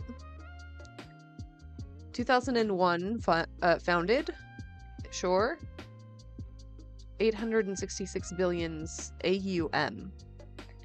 I don't know what that means either. 87 global exchanges. Okay.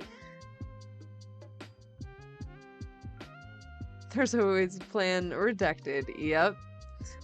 Geode Capital Management is a systematic asset manager providing core beta exposures across a range of equity and niche asset classes. Geode provides clients with transparent investment process with a focus on risk-adjusted performance. Bitch, none of that means anything. The fuck?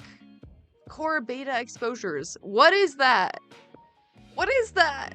A range of equity and niche asset classes. Niche? What the fuck is a niche asset class? Oh, I don't know anything about money. It makes me so confused and mad. So when someone owns the world, the game resets, right? I mean, I hope so. I think that's how that works. I think so.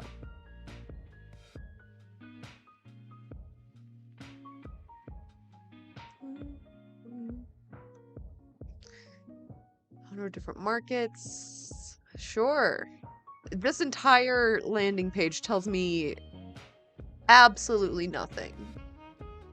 It's just like an investment firm, I guess. I don't... Robust infrastructure and talented investment professionals.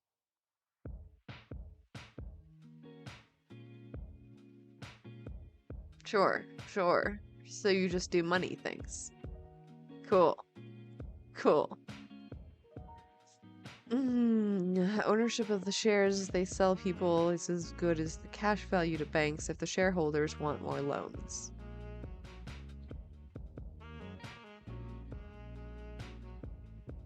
Ownership of the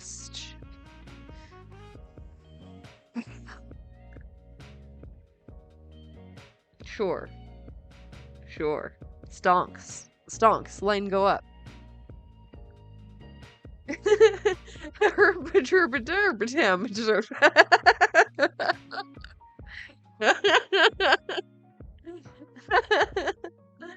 Yeah. True. So true. Novel technology and exploratory projects. Example could be, for instance, they might own shares in Fusion Power Company. Fusion Power. Fusion. Fusion, you say? Disappears. Not only will this crisis not hurt Norfolk Southern all that much, this accident-centric narrative doesn't ask why people are in the line of fire in the first place, and who might benefit from keeping them there.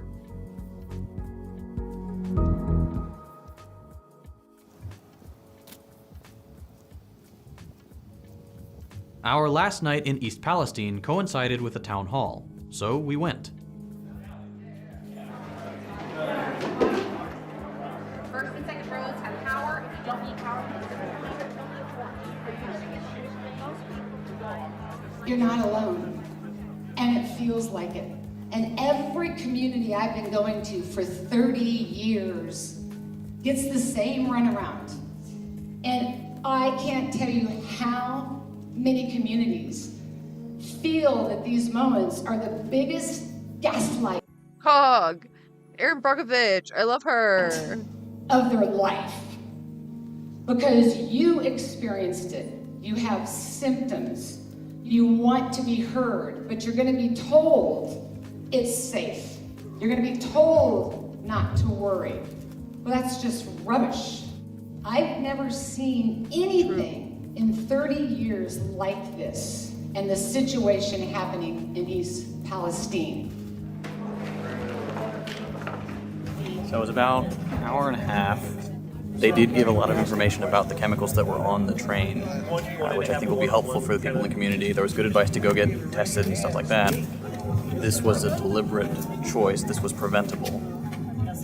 All Norfolk had to do was make the proper investments, and this kind of thing could have been prevented. Obviously, that was not the choice they made. They chose to protect their investments, protect their stockholders, and that's how you get disasters like these. That's why you have all these people filing out of this auditorium hearing about their increased risk of all sorts of cancer. So, Yep. look, All the fuck Norfolk cares about is point A to point B. We are delivering your goods. Give us money now. we can talk about suing rail companies all day, but paying fines and lobbying for more favorable conditions is built into their operating cost calculations. Norfolk is okay with putting a little money into East Palestine, maybe even paying a fine or getting sued, because it will always be cheaper to accept a tiny slap on the wrist than to actually invest in the safety of the railroads. The reality is that so long as the profit motive remains the driving factor, nothing will meaningfully change. It's time to nationalize the railways. If an industry is too important to do without, then that industry should be nationalized. No one should be able to profit from a necessary service, especially to the tune of millions of dollars a year, and especially when those dollars are stained with the blood of the innocent, decent people of this country. Nationalization and public ownership are the way forward. It would mean actually investing in safety, operations, infrastructure, and people, not pulling out those 40 cents on the dollar as profit. It would mean empowering rail workers who are there on the ground doing the work, as well as people who live near the tracks, and not catering to a few executives and shareholders who only care about the number going up and don't really care how. Most highways and waterways are already publicly owned in this country, and rail is a public service in countless countries already. It's just not that hard to imagine how this would work. Yeah. It is past time we Straight stop up. beating around the... It just makes sense. Like, you can't just have these corrupt corporations buying off the government. You just have to, like, seize the business. Like, it's GG. You had a good run. You failed. Bush, the executives of Norfolk Southern, and of the rest of the rail industry, and of the chemical, oil and gas, pharmaceutical, and countless other critical industries, are criminals and murderers. They think that we're a bunch of ignorant peasants, and that we're too stupid and powerless to do anything about it. These people serve no productive purpose. They each siphon millions of dollars a year from the people who actually do the work. One day, sooner or later, we'll reach a critical mass of people who realize that we're better off without the profit motive. A better world is possible. If you enjoyed this video, consider dropping a like. If you hated it, a thumbs down. You can check out my other content by following the links 292 losers. on your screen. Thanks for watching, and I'll see you next time. The banking situation just got a whole lot scarier for way more people. Politicians in Oklahoma want teachers to beat kids with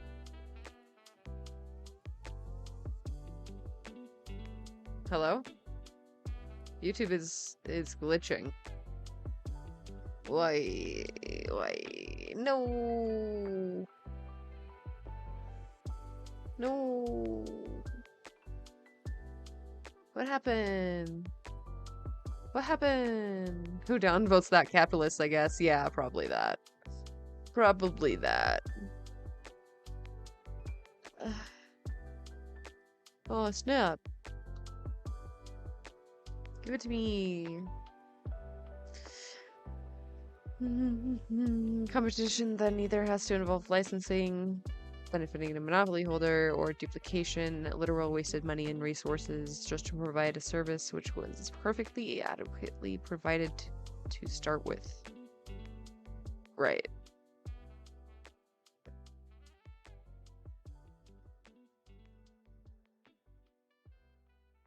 Yeah. It's dumb as fuck. There's no reason, like, just give me trains. Please? Please train? I was thinking about it, like, earlier, like, I was just in the shower thinking so hard about how I really want trains. How I would, like, go to the grocery store every day if I had a train.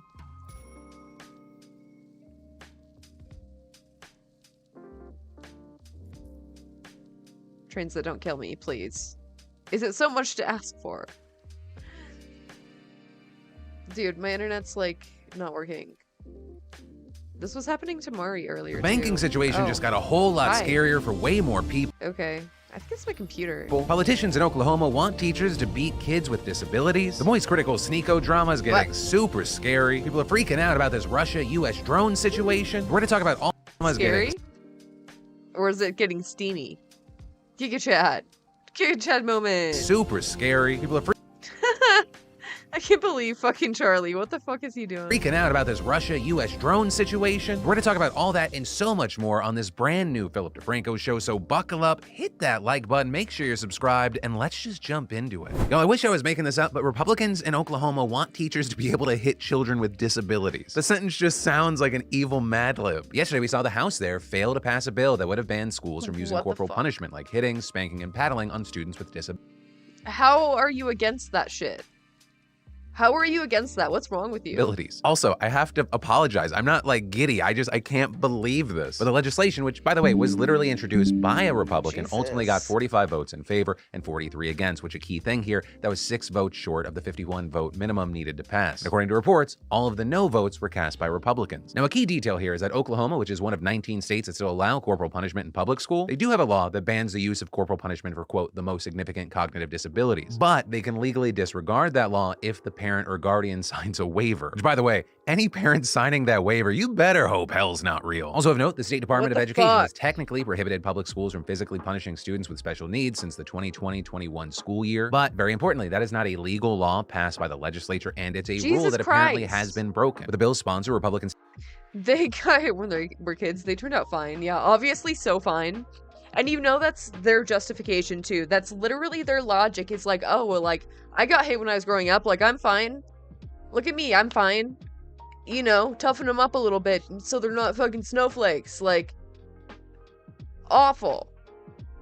Awful.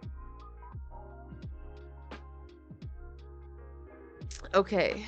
Ironic abbreviation. State Representative John Talley saying the data shows that 63 school districts in Oklahoma use corporal punishment on children with disabilities 455 times during the 2021-2022 school year. And the timing there is important because that is after the Education Department's rule was implemented, which is why to address the 2 loopholes, Talley's proposal would explicitly ban public schools from using corporal punishment on any student identified with a disability in accordance with the Individuals with Disabilities Education Act, with no exceptions or waivers. But we don't live in a fucking Christo-fascist autocracy, by the way. Definitely not the Fourth Reich, by the way. Don't worry. The measure wouldn't even end corporal punishment for all students. This is a bottom of the barrel bill, y'all. It's like, hey, I don't think teachers should be able to hit kids with disabilities. So with this, Talley also sharing his personal experience of being physically punished as a child and arguing, the students I'm trying to protect with this bill are those who probably don't understand why they're receiving corporal punishment. And having a school spanking them for doing something they don't know any better to do seems absolutely wrong. And that was something that was also echoed by other lawmakers on both sides of the aisle, with many also noting that experts have widely said that physical discipline can be very detrimental and traumatic to children in the long run. And not just anecdotally, I'm talking about medical organizations like the American Academy of Pediatrics and the American... It's only traumatic. It does not fix any behavioral problem. At all.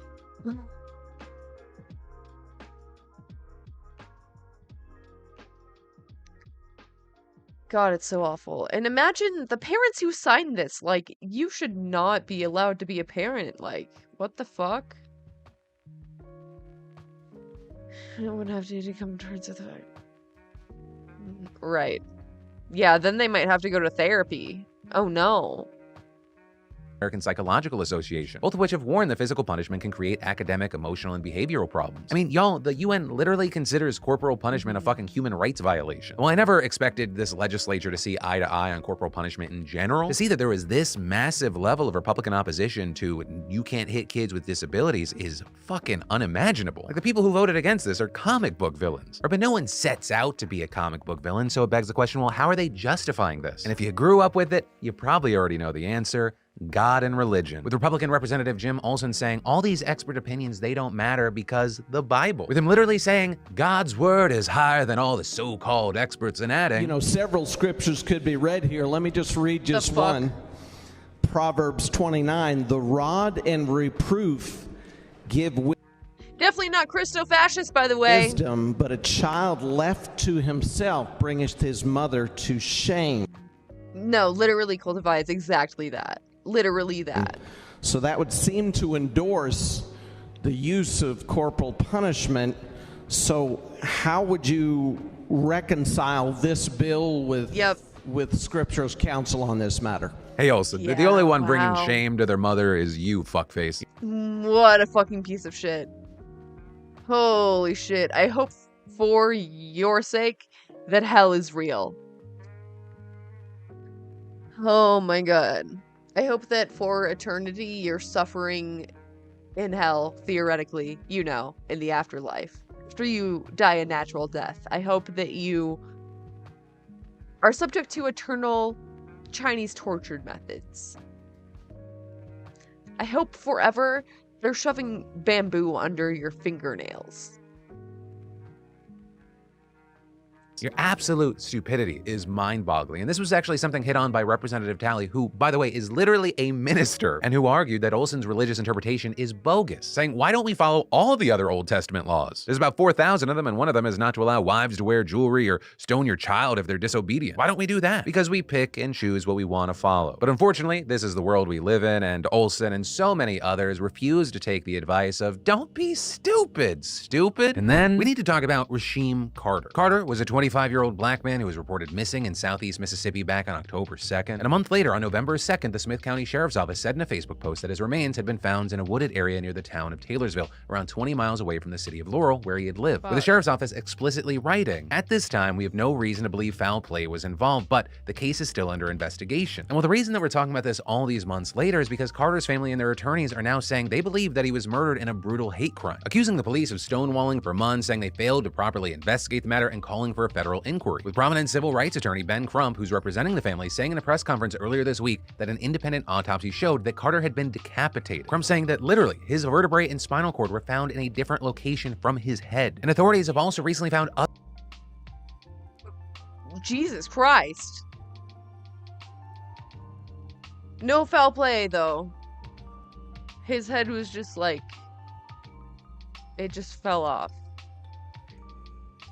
What the fuck? What the fuck? Yeah. The media would fire back at the legislators, but they're also bought off by the same people, as Second Thought was pointing out. other body parts that they believe to be Carter's. This was a nefarious act. This was an evil act. Somebody murdered Rasheem Carter. There's nothing natural about this. It screams out for justice. What we have is a Mississippi lynching. Also, during that press conference, Rasheem's mother, Tiffany Carter, described some very concerning things that happened before her son went missing. They're saying that on October 1st, one day before Carter went missing, he texted her saying that he and a business owner she did not identify were not seeing eye to eye. And they're allegedly writing, "If anything happened to me, he's responsible for it. I'm too smart, mama. He got these guys wanting to kill me." And what's more is that Carter's mom said she also had a very alarming phone conversation with him the same day. My son told me that it was 3 truckloads of white guys trying to kill him. And at the time that he told me, as a mother, you know, I had to think fast. So I told him, you know, to go to the police station. 3 truckloads of dudes trying to kill him? Literally, what the fuck? Because I felt in my heart that they would serve and protect like they obligated to do. They did not help him. He asked for help. but they didn't help him. Tiffany Carter also telling local reporters that specifically her son had gone to Taylorsville police for help and asked for a ride back to Laurel, but the officers refused. And actually, Taylorsville police chief gave What the fuck? Fucking disgusting pig. Disgusting fucking pigs. Horn confirmed to reporters that Rasheem had indeed gone to the department, but saying that the officers just couldn't give him a ride because of staffing and liability issues, and claiming he told the officer that night that he and his roommates had a verbal disagreement and he felt threatened and that was it. Rasheem did tell the officer that night that was up here that he had a ride coming, and the officer advised him, "You're more than welcome to stay at the police department," but claiming Rasheem said, "No sir, I dropped a pin where I wanted to be picked up." But a key thing there is that seems to contradict what other law enforcement agents have said, with Smith County Sheriff Joel Houston telling a local outlet back in November that when Carter spoke to the police, he quote, "never seemed to be in any distress or anything, and he never mentioned anything about being in immediate danger." And in statements to the Washington Post yesterday, Houston argued that there's no evidence to substantiate any of the claims that Rasheem Carter was murdered, and adding, "There's no indication that someone killed him. The evidence we do have coincide with what animals would do to a body." Houston also pushed back on the claim that police mishandled the case in any way, saying that he welcomed a federal investigation and continuing, "There's nothing to be swept under the rug or hidden in that nature." So that's where we are right now with this one. We're going to obviously keep a close eye for more information, but in the meantime, let me know your thoughts, and of course, make sure you subscribe to stay in the loop. And then, also remember that Moist Critical Sneeko drama that we talked about earlier this week? Well, that has escalated in a way I did not expect, because apparently Charlie and a chunk of the internet dunked on Sneeko so hard that on one of his next streams, he whipped out a gun, and I'll let Moist explain it. It got really under his skin in a big way, so he started dancing around with the gun and threatening to come shoot me. So he kept saying, "Oh, you're in Tampa, right? I'll come see you," waving his gun around and dancing. Sneeko ultimately saying, "Oh, you want to watch my So clips? unhinged. Watch my clips." With Charlie then responding like gun instructor Jesus. And I'm sorry to be that guy, this is like the grammar police of guns, but he's a fucking imbecile. You absolute buffoon. What you have there is not clips. These are mags. They're mags, not clips, you absolute fucking dummy. The same way that this is also a mag. Okay, Daddy, I'm sorry. You're so right. Oh my god. They're all mag. Suddenly, like, guns are a lot cooler. Stop saying clips, you look fucking stupid here. Anyway, sorry for the gun anatomy lesson. So yeah, everything on the internet is Gun super anatomy chill and Hell okay yeah, right brother. now. And then, if you leak something from Marvel, know that they're gonna come after you. With Variety reporting right now that Marvel is trying to track down people who allegedly leaked a 63-page transcript of dialogue from Ant-Man and the Wasp: Quantumania. Or the movie wasn't released until mid. Who is pressed about leaking fucking Ant-Man? No one cares.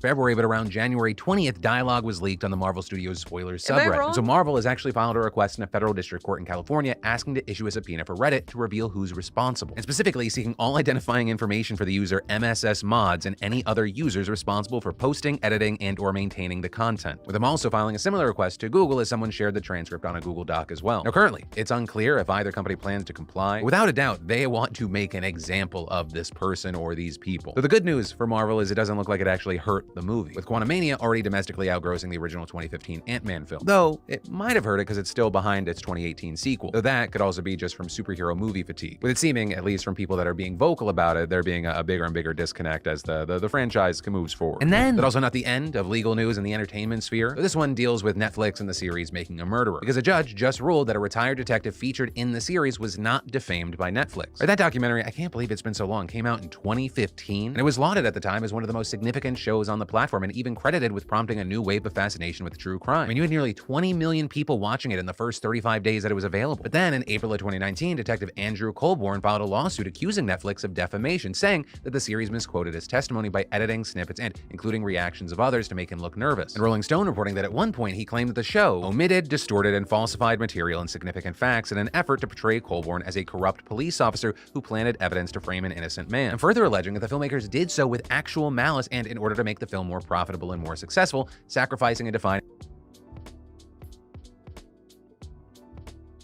Colborn's character and reputation in the process. But as the Associated Press reported, a U.S. district judge in Wisconsin sided with Netflix over the matter, saying that the filmmakers did not act with any malice, and also adding that the edits in the film retain the gist of Colborn's testimony. And then, for the first time since the Ukraine war began a year ago, Russia and the United States had a direct military confrontation. Oh, good, great. So strap on your gas masks, boys and girls, let's talk about it. Because at the center of this is an American MQ-9 Reaper drone, an utterly massive unmanned aircraft boasting a 66-foot wingspan and costing $32 million. And according to Washington, it was conducting a routine surveillance operation over the Black Sea and international airspace west of Crimea, but supposedly well clear of any Ukrainian territory. But that is when 2 Russian Su-27 fighter jets swooped in to intercept, allegedly flying. This is wild. I don't love this. I don't like it. I don't know. I hate all of it, and I wish it would just stop. Can't everyone just be nice? Yeah, I didn't watch it either, honestly. I did not.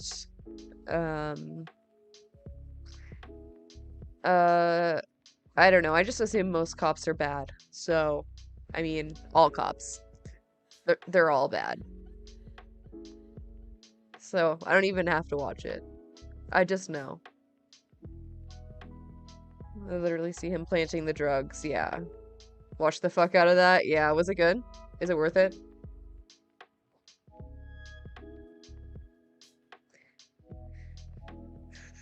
A bit of a stretch in the legal claim. Yeah, I mean, planting drugs is almost always with malice. I can't imagine that it could ever be without malice. Really fucking good? Yeah, I heard good things. I have such a long list of shit to watch. They have receipts, yeah.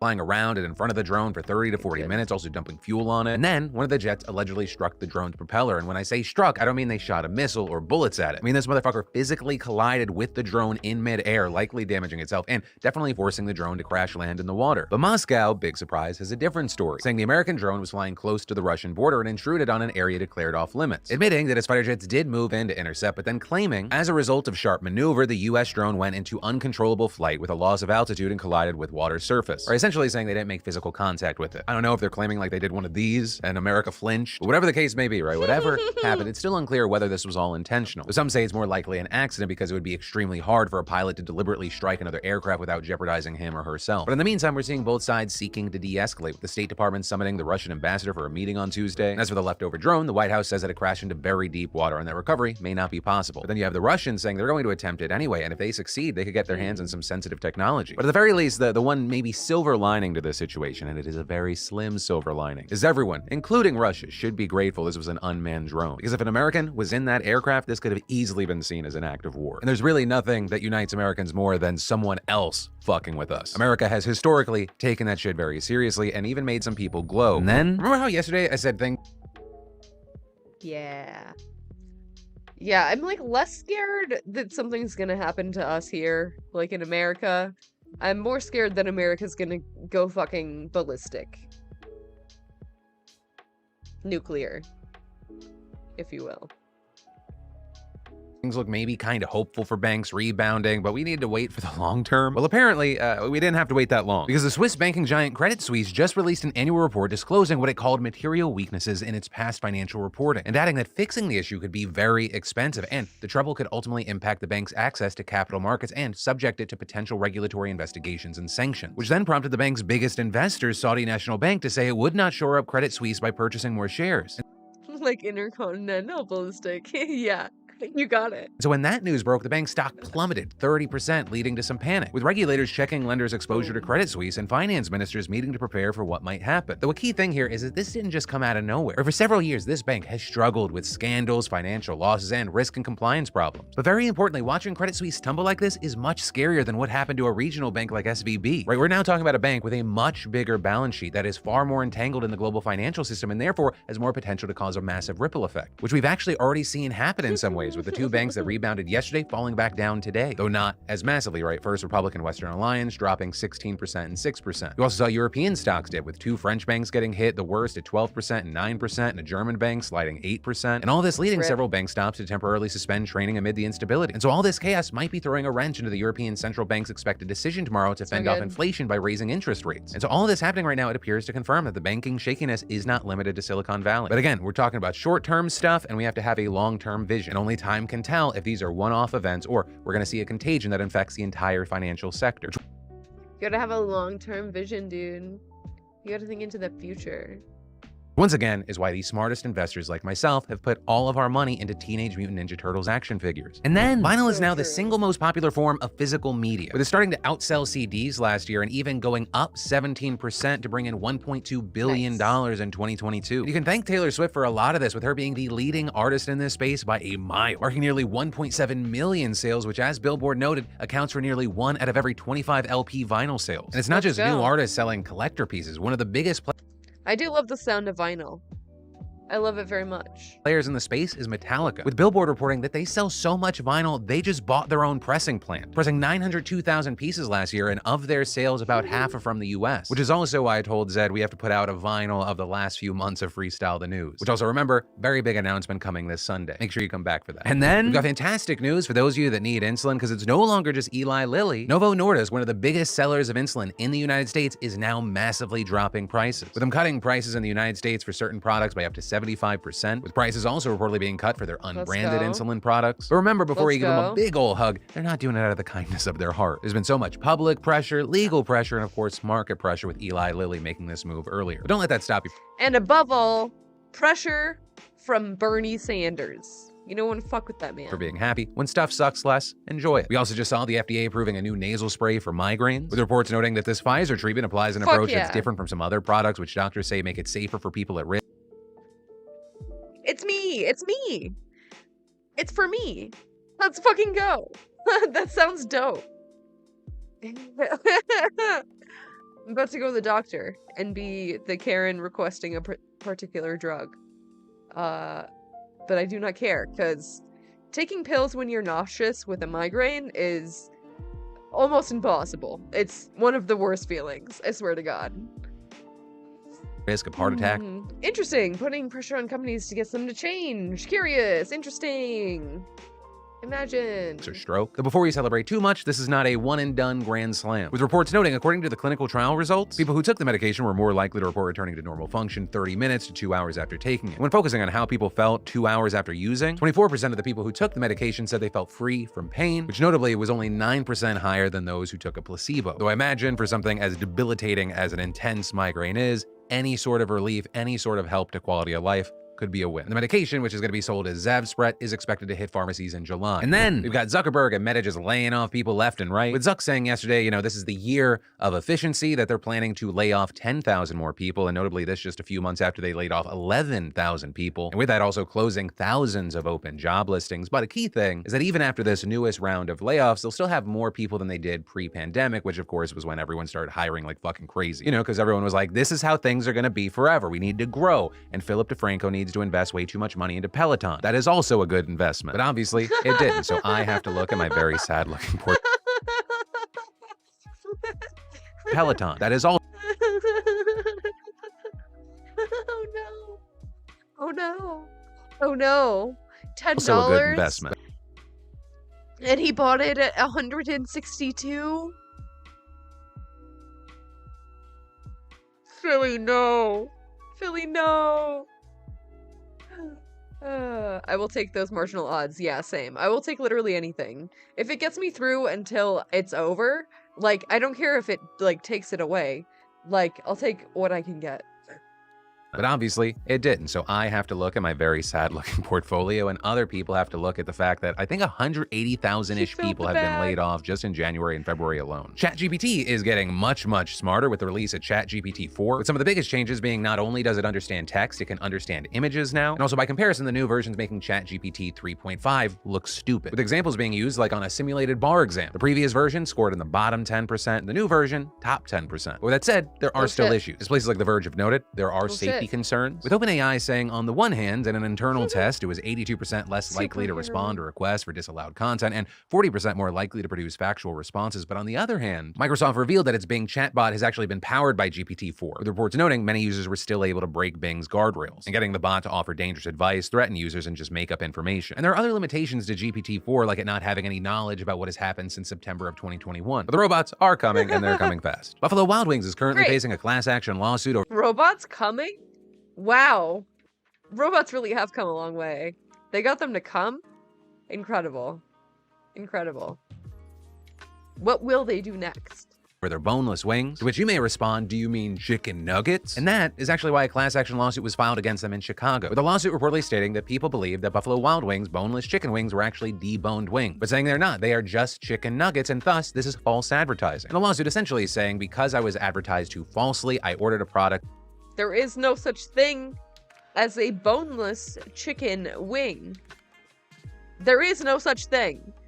If you believe that, you're dumb. That I would not have ordered otherwise, and thus I've been financially injured. So I've got to ask you, beautiful bastards, what side of this war are you on? And that is where today's show ends. As always, thank you for watching, hitting that like button, being subscribed to my daily dives into the news. Just trying to make the clusterfuck that is the news a little more consumable. But as always, my name's Philip DeFranco. You've just been filled in. I love yo faces, and I'll see you tomorrow.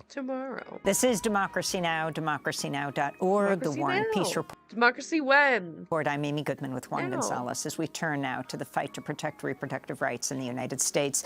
A decision could come as early as today from a Trump-appointed federal judge in Texas on whether to ban the abortion pill mifepristone nationwide. The hearing is taking place in Amarillo, a 4-hour drive from any major city, and only became public after reporters raised alarm about the lack of transparency after Judge Matthew Kacsmaryk tried to delay notice and hide the date. The lawsuit aims to revoke the Food and Drug Administration's 2-decade approval.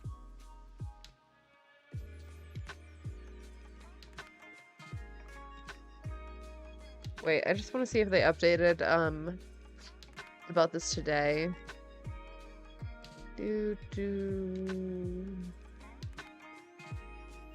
No.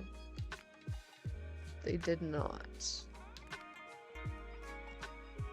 Of the abortion pill, and comes after the Supreme Court overturned the constitutional right to abortion last year, overturning Roe v. Wade. We go right now to Amy Littlefield, abortion access correspondent at The Nation. Amy, welcome back to Democracy Now! So first, let's take on this hearing today. Trump-appointed anti-abortion judge is deciding whether this drug can be used. It's used in more than half the abortion. Yeah, from what I'm saying, there's still no decision about the case yet. Abortions in the United States. So if he decides no, even in states where abortion is totally legal, they will not have access. Is that right? That's right, Amy. This is so fucking insane. Absurd. Like, we all knew that it was going here, that this was like the end goal. The end point was this. But it happened remarkably fast, and I'm sure that this Texas-ass motherfucker is gonna rule in favor of this. And yeah, medical abortion is the safest form of abortion that we have. It's easy to do in the first trimester, which is when most abortions happen. This is devastating. The judge succeeds in revoking the FDA's approval of mifepristone, which has been on the market in the United States for 23 years, then it would have a catastrophic impact specifically in states where abortion is legal. I mean, we're talking about this hearing taking place in a state that's not even going to be impacted by it because abortion is already banned in Texas. And so this would reverberate across states like where I'm sitting in Massachusetts, New York, California, states where abortion is legal. The abortion pill mifepristone is the first of 2 drugs used in the standard of care for medication abortion. And so what providers across the country have been preparing to do in preparation for this ruling is to start providing misoprostol-only abortions, so medication abortion using only the second drug in the protocol. That still works, but it's less effective. It's about 88% effective, according to a recent study. Yeah, they work best in combination. That's why it's done that way. It's almost as if you should leave this up to doctors.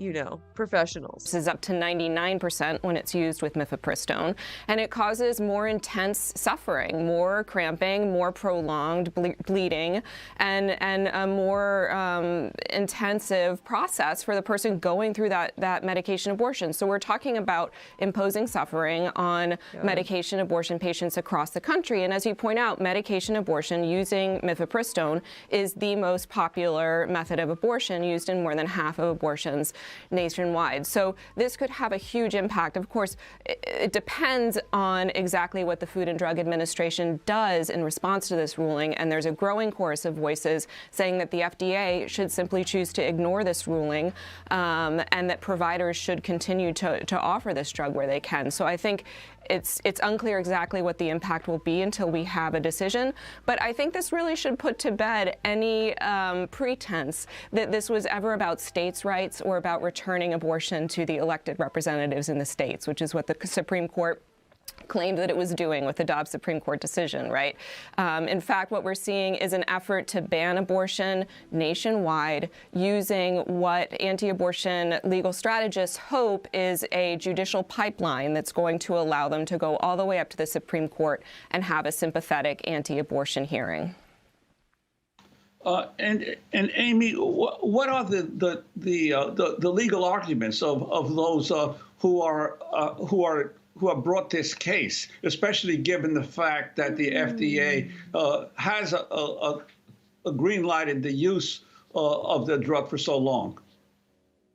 Exactly, Juan. I mean, what's remarkable about this case, right, is we wouldn't even be talking about it if it weren't for the judge who's involved, because the legal arguments here. Same compound with inert dissolvable tail structure. Oh, if you just alter it a little bit, then it evades the ban. That's exactly the same way that chemical companies avoid regulations around PFAS. They just make a new PFA.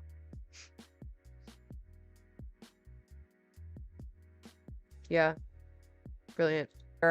Amount to that the FDA did not follow the protocol that it was supposed to when it approved the drug, when in fact mifepristone has been stringently studied. There's data from tens of thousands of patients who've taken it that demonstrate that serious complications happen less than a fraction of a % of the time. And so the arguments in this case really add up to we don't like abortion and we don't think it should be available. It's being brought by the right-wing legal organization Alliance Defending Freedom, which is the legal group that brought you the fall of Roe v. Wade, on behalf of a bunch of anti-abortion medical organizations. The Justice Department, which is defending the FDA's approval of mifepristone, has called these claims in the lawsuit unfounded. They're not new. They're the same arguments they've been making since mifepristone was first approved. But the reason that we're even talking about this right now is because of Judge Matthew Kacsmaryk. Judge Matthew Kacsmaryk, who served on the board of a Christian anti-abortion maternity home where his sister gave birth as a teenager and put the baby up for adoption. Judge Matthew Kacsmaryk, who's railed against everything from homosexuality, which he considers disordered, to no-fault divorce laws and the decision to get rid of penalties for adultery, which he's... Yeah, and now South Carolina is trying to pass a law that would impose the death penalty on people who seek abortion. The death penalty. Do not ever let these motherfuckers tell you that they're pro-life. Sees as part of an effort to undermine heterosexual marriage. In a case that could be a harbinger for this one, Judge Matthew Kacsmaryk in December upheld the right of a father who wanted to prevent his teen daughters from seeking contraception at federal clinics in Texas, because he said that if his daughters were to access contraception, it would violate his religious beliefs. And in a decision that cited Catholic catechism, Judge Matthew Kacsmaryk sided with the father in that case. And so I think, you know, he founded a chapter of the Federalist Society, the right-wing organization that helped Trump handpicked Trump Supreme Court justices. He was a staff attorney at First Liberty Institute, which is a Christian right law firm. I could go on and on about Judge Matthew Kacsmaryk's anti-abortion credentials. Can you talk about what he did today, Amy? Having this hearing and trying to keep it secret? I mean, this is remarkable, Amy. Judge Matthew Kacsmaryk on Friday held a call with the attorneys in this case and said, look, we've been getting a lot of phone calls about this. We've even been getting some death threats. I don't want a circus-like atmosphere in my courtroom. And so please don't tell anyone about this hearing that we're scheduling for Wednesday. And he told the attorneys he was not going to put it on the public docket until late on Tuesday. Now, Eleanor Klebanoff, who's been covering this case for the Texas Tribune, said, look, if I found out late Tuesday about a hearing that was happening Wednesday morning, she would have had to drive through the night on Tuesday, right, to reach Amarillo, Texas, where this hearing is taking place from Austin, which is 8 hours away. So, I mean, I know, because I'm seeing their posts, that there are journalists camped out on the steps of that courthouse who have been there since the crack of dawn. Apparently, they're choosing to let in 19 journalists, but that's only after Judge Matthew Kacsmaryk went to pretty unusual measures to try to prevent the public from knowing what was going to be going on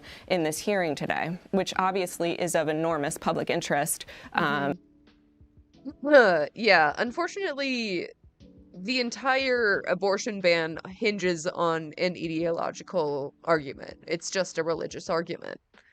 That's all it is. There is no scientific proof that life begins at conception. That's literally just a religious opinion.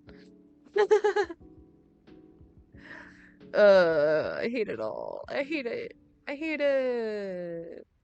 I hate it here. To people across the country. Meanwhile, Amy, also in Texas, 5 women are suing after they were denied abortions, even as their pregnancies posed serious risks to their health and were non-viable. You wrote a piece in The Nation recently. She had a heartbeat too, waiting for one dead woman. Tell us about the near-death experience of Amanda Zurawski. Yeah. Juan, I was actually listening to Democracy Now! On Friday and listening to the clip of Amanda Zurawski that you played, where she talks about how she was losing her pregnancy, losing a very wanted pregnancy. Her water broke at about 18 weeks. The doctors in Texas told her, we're so sorry, your pregnancy is not going to survive, but we cannot terminate it because the fetus still has a heartbeat, and we are terrified of going to jail or facing civil penalties under Texas abortion law. And so she waited for days, and she needed to wait until either the fetus died or she became so close to the brink of death that doctors would feel justified in saving her. And when I was listening to her story, Amy and Juan, I had this feeling. It's fucking medieval. It's medieval. We're back to the fucking Stone Ages, baby. This sad and angry feeling that I felt so many times before, because I know this story. Before Roe v. Wade even fell, I wrote about how women in Catholic hospitals had been subjected to a same days-long wait until they got so close to the brink of death that doctors felt that they could intervene and terminate the pregnancy, despite the Catholic ethical and religious directives that guide healthcare in 1 in 6 acute care beds nationwide in these Catholic hospitals. These stories, now that Roe v. Wade is gone, we are hearing these stories emerging with just crushing regularity. And I started to think about how with enough almost dead women, because that's the threshold, you can only get an abortion if you are almost dead, we are eventually going to have someone who dies. And I wrote this article for 2 reasons. One is that I wanted to really debunk the idea that these life and health exceptions and abortion bans mean anything, because what we see in Amanda Zurawski's case and the other women in this Texas lawsuit is that when you impose prison sentences and civil penalties on doctors, they are not going to intervene until the most extreme situations possible. When you close the abortion clinics in a state, you get rid of the infrastructure for people to even contemplate an abortion. And then the second reason is that I wanted to issue a warning that, you know, in Ireland, Savita Halappanavar died in 2012 in a situation very similar to Amanda Zarowski's, because when people get sick while miscarrying, they can decline very fast. And I am afraid that we are going to see someone die. That's why the maternal mortality rate was so much higher before we had, you know, medical technologies that could save women and people in childbirth. Like,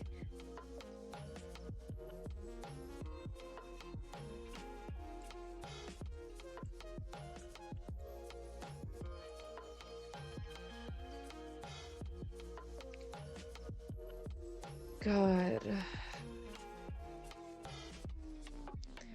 When doctors can't do their job, like, I don't know, the fuck. Oh yeah. And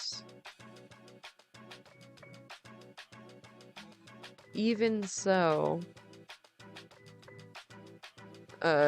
maternal mortality is much higher in the US than other industrialized nations. Keep that in mind.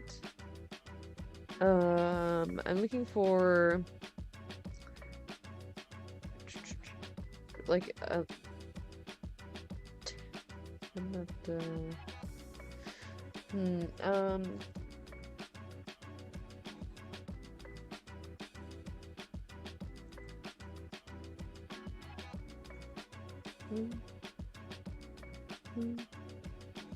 in the 19th century, about 500 to 1,000 mothers died for every 100,000 births. Yeah, every 100th to 200th birth led to the mother's death.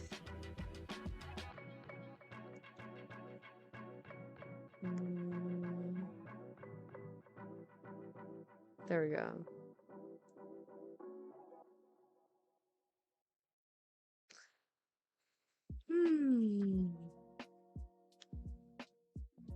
Yeah, so we were making good progress with maternal deaths, but I would expect that to start rising again soon.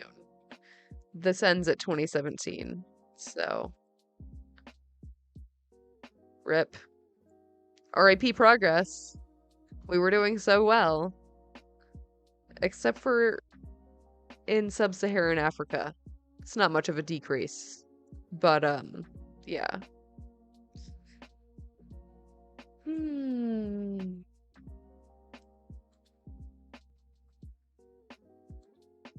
In this country, and I hope when that happens that her death means something the way it did in Ireland, where Savita's death led to a transformation of Ireland's abortion laws. Amy Littlefield, we want to thank you so much for being with us. There's so much more to talk. It hasn't been a big win around the US this stream. It's never a big win. US is always taking massive L's. I think you know that. I think you know better.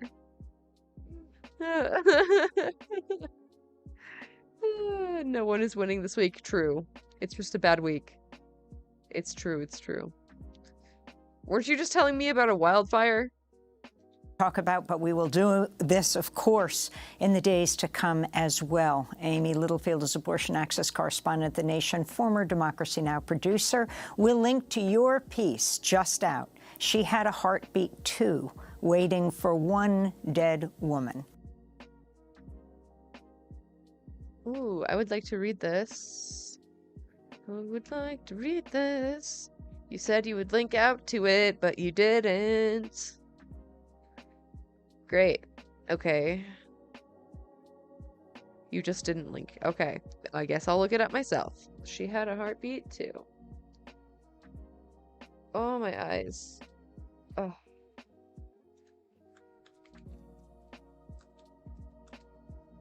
Who was this author?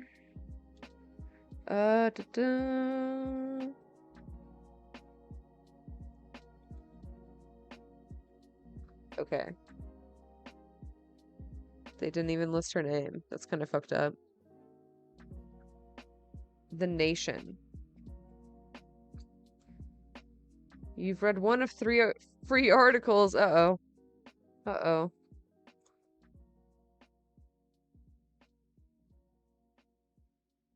2, waiting for one dead woman. Laying in 4K, honestly. The audacity. They always say that. They always say, oh, check the link below, but there's never a link below.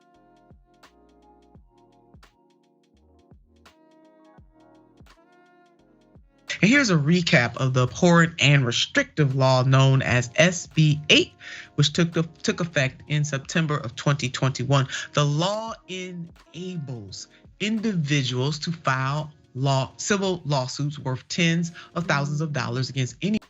To enlist her name in order to stop her family home from being firebombed and a conspiracy theorist crying false flag. Honestly, true. That's a good point. I hate that you're right. I hate when you're right. Don't be so right and on point and scary. Fuck. Oh, fuck. Anyone found to have provided an abortion or helped.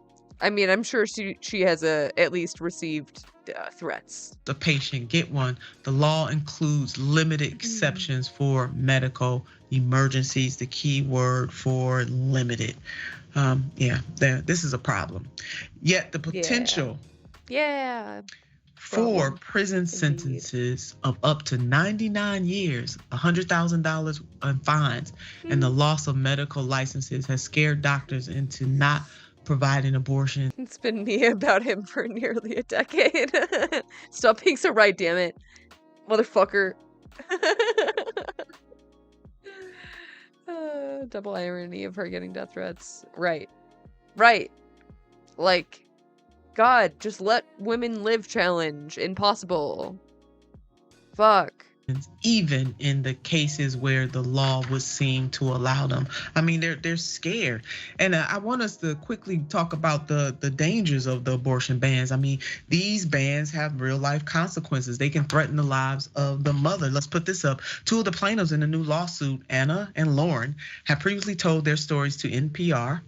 Zagarian's doctors denied her an abortion after her water broke at 19 weeks. Too early for the fetus to survive. Fearing the prospect of severe infection, she flew to Colorado for a termination. Damn shame. She shouldn't have to have done that. Miller and a second patient, Ashley Brandt, each face complicated twin pregnancies in which doctors told them that terminating one twin would offer the best chance to preserve the life and the health of the other twin, as well as the pregnant women. 4 of the 5 women ultimately left Texas to seek abortions in other states, among them Colorado and Washington. That's the thing.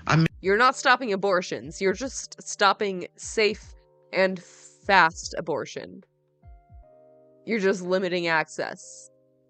Like, even if a woman can't afford to travel to another state to get an abortion, she's still gonna fucking find a way, dude. There's other ways. And, like, they're incredibly more dangerous. But, like, when you're desperate, like, holy shit, like, you can do some pretty horrific things. Like, what the fuck they think they're doing? I mean, Max, there it is. It is stunning to me that this keeps happening because as we see in poll after poll, the more voters get to know about abortion bans, the less they want them and the less they want to vote for Republicans. This is happening because... Yeah, most Americans think that abortion should be illegal. Most Americans think that it should be legal. Republicans are being allowed to pursue this without vocal opposition. Democrats are being told to stay away from social issues like abortion ahead of 2024. But it's not a social issue. It's a medical issue. It's a humanitarian and human rights issue. And it's an issue that most Americans support Democrats on.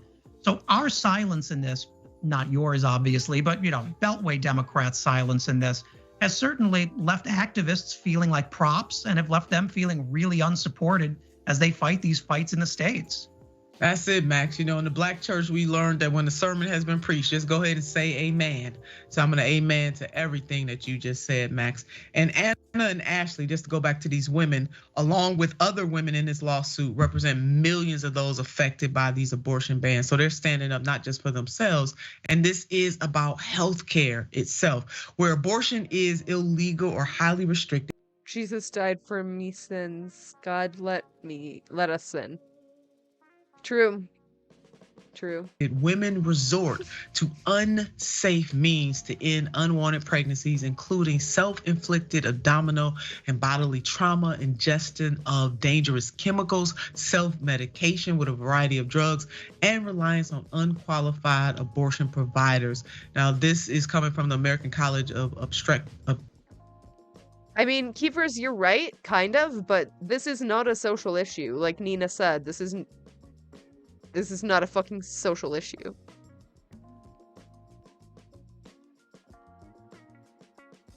This is literally a medical issue.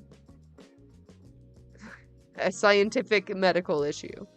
Obstetricians and gynecologists. Today, approximately 21 million women around the world obtain unsafe, illegal abortions each year, and complications from these unsafe procedures account for approximately 13% of all maternal deaths, nearly 50,000 annually. America, this should be unacceptable. Really?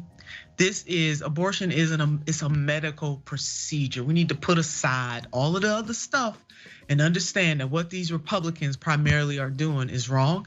And the fact that the Democrats caved, yet they raised money when Roe v. Wade was overturned. They sent out emails, Max, to raise a whole lot of money off of it, but they don't want to use their power to really stand up for women and their families. And they could have codified Roe a long time ago, but neglected to do that. They should have did something with the filibuster.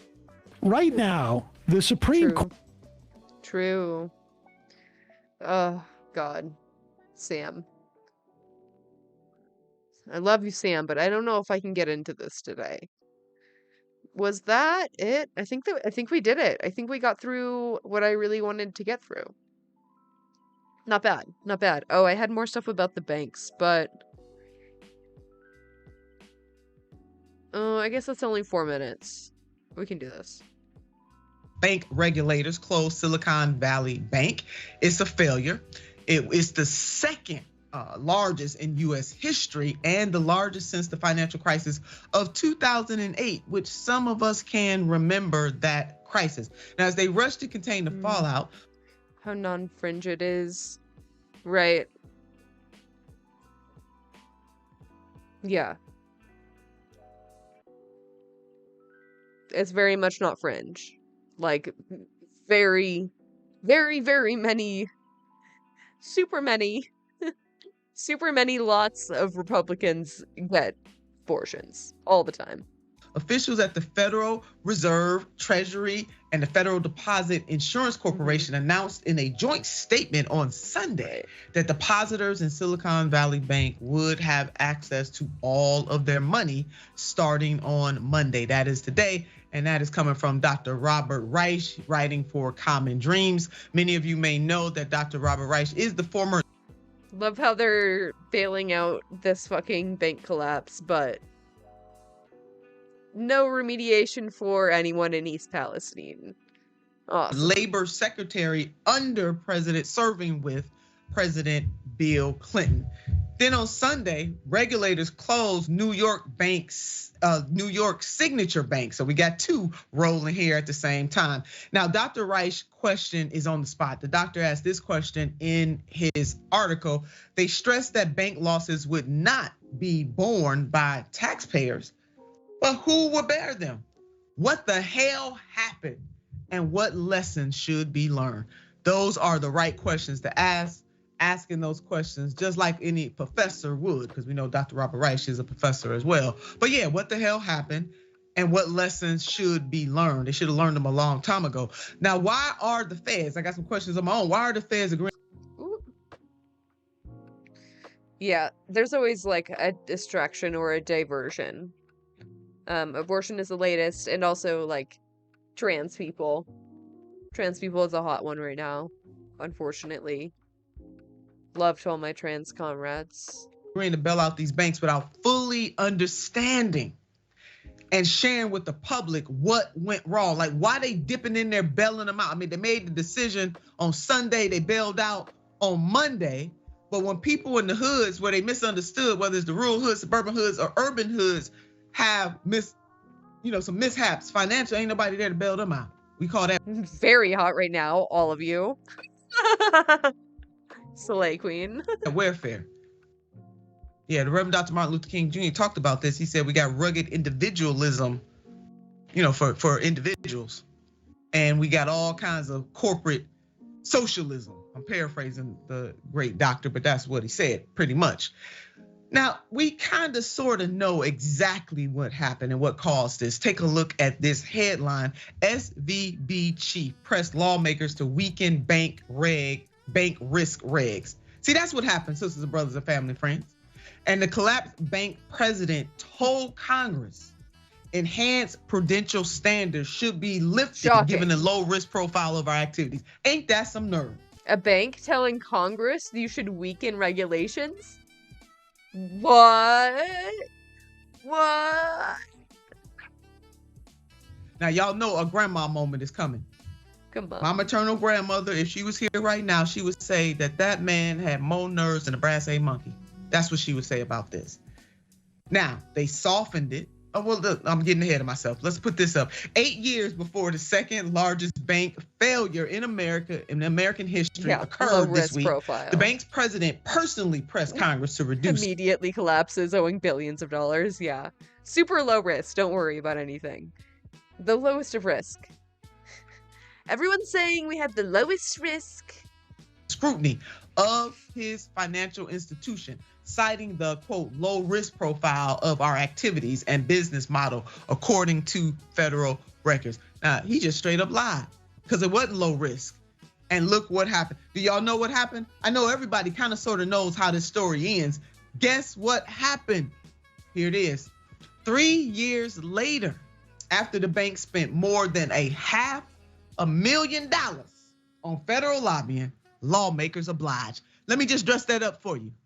3 years later, after this bank president said, what y'all all up on us for? Why you sweating us like this? We don't need to be regulated. We are low risk. How dare you do this? I am Jack's complete lack of surprise.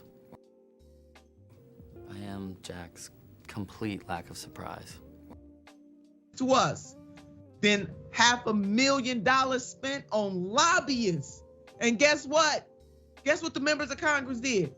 They obliged. They gave this bank CEO what they wanted, which okay, I'll be back in a second. Was less regulation. And guess where we are today?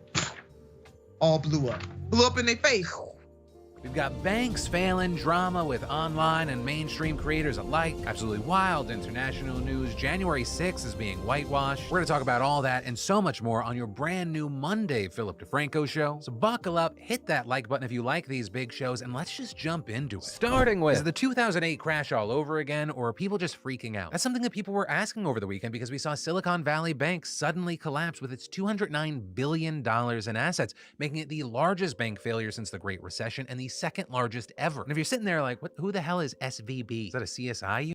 No, and don't worry, you weren't the only one. And that's because SVB doesn't really cater to consumer level customers, but rather to startups, tech firms, and venture capital. Right, it's where the likes of Peter Thiel and his buddies have money. Right, so let's break down how everything fell apart. So like most banks, SVB only has a modest amount of customers' funds on hand in cash, with them placing the rest in long-term investments such as treasury bonds. But then the US hiked up interest rates, and the bonds it had suddenly looked way worse because they were at far lower rates. And this came to a head when, due to worries about the economy as a whole, many startups started to pull money out of SVB. But the issue was SVB didn't have that money on hand, and the bonds that it did have weren't worth nearly as much because they had a lower interest rate, so they sold them at a steep loss. With SVB being public about their situation on Wednesday, and from there it just cascaded with everyone rushing to pull their money out. So much so that just 2 days later, by Friday, the California Department of Financial Protection shuttered the bank and handed its remaining $173 billion over to the Federal Deposit Insurance Corporation. So that's why you may have seen many in the tech and startup world freaking out over the weekend, or their cash seemingly in limbo, people not knowing if payroll is going to be met, places like Etsy warning its sellers that many payments will be delayed. made. We also saw the stock market take a hit, but also that's in line with trends over the last few months, so it's hard to say it's specifically from this. Right, on one hand, smaller regional banks all took major hits and customers began to doubt them, with San Francisco's First Republic notably getting the spotlight for losing about 60% of its value. But we saw larger banks like JP Morgan Chase having been far more stable. And that might be because while SVB is the second largest collapse ever, it's actually a pretty small player in the entire banking system. Or the argument is, sure, in the tech world, it's a major player, but it's just one sector of the economy, and its $209 billion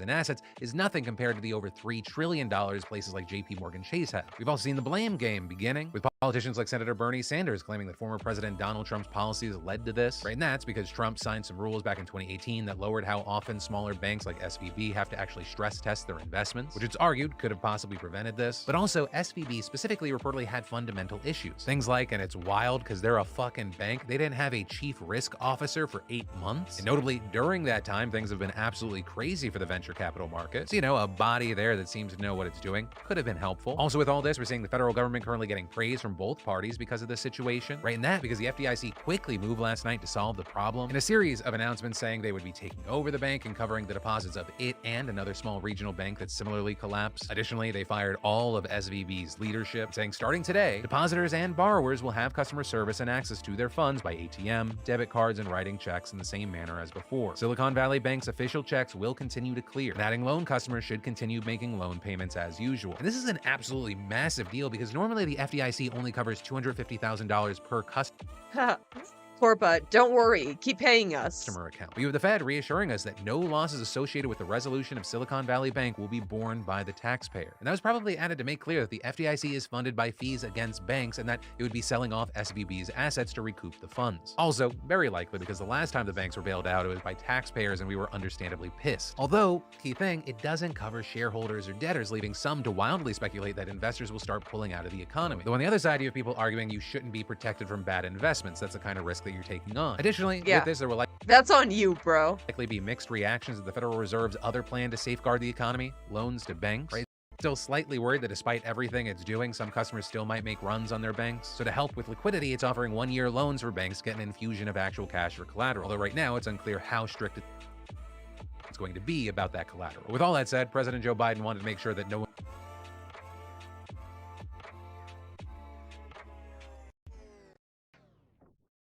was freaking out this morning, which is why I'm sorry, I'm trying to get the audio back on my AirPods and it's not it's not working. Weird. Usually it's fine. Great. Wonderful. Love that for me.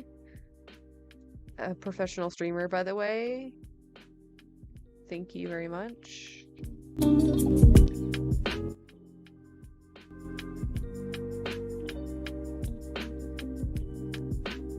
Hit play, so there is some audio playing? There's music.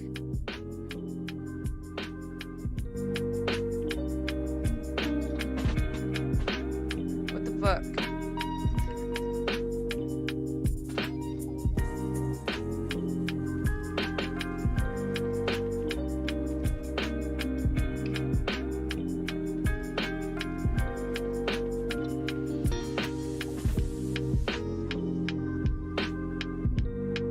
Smartass.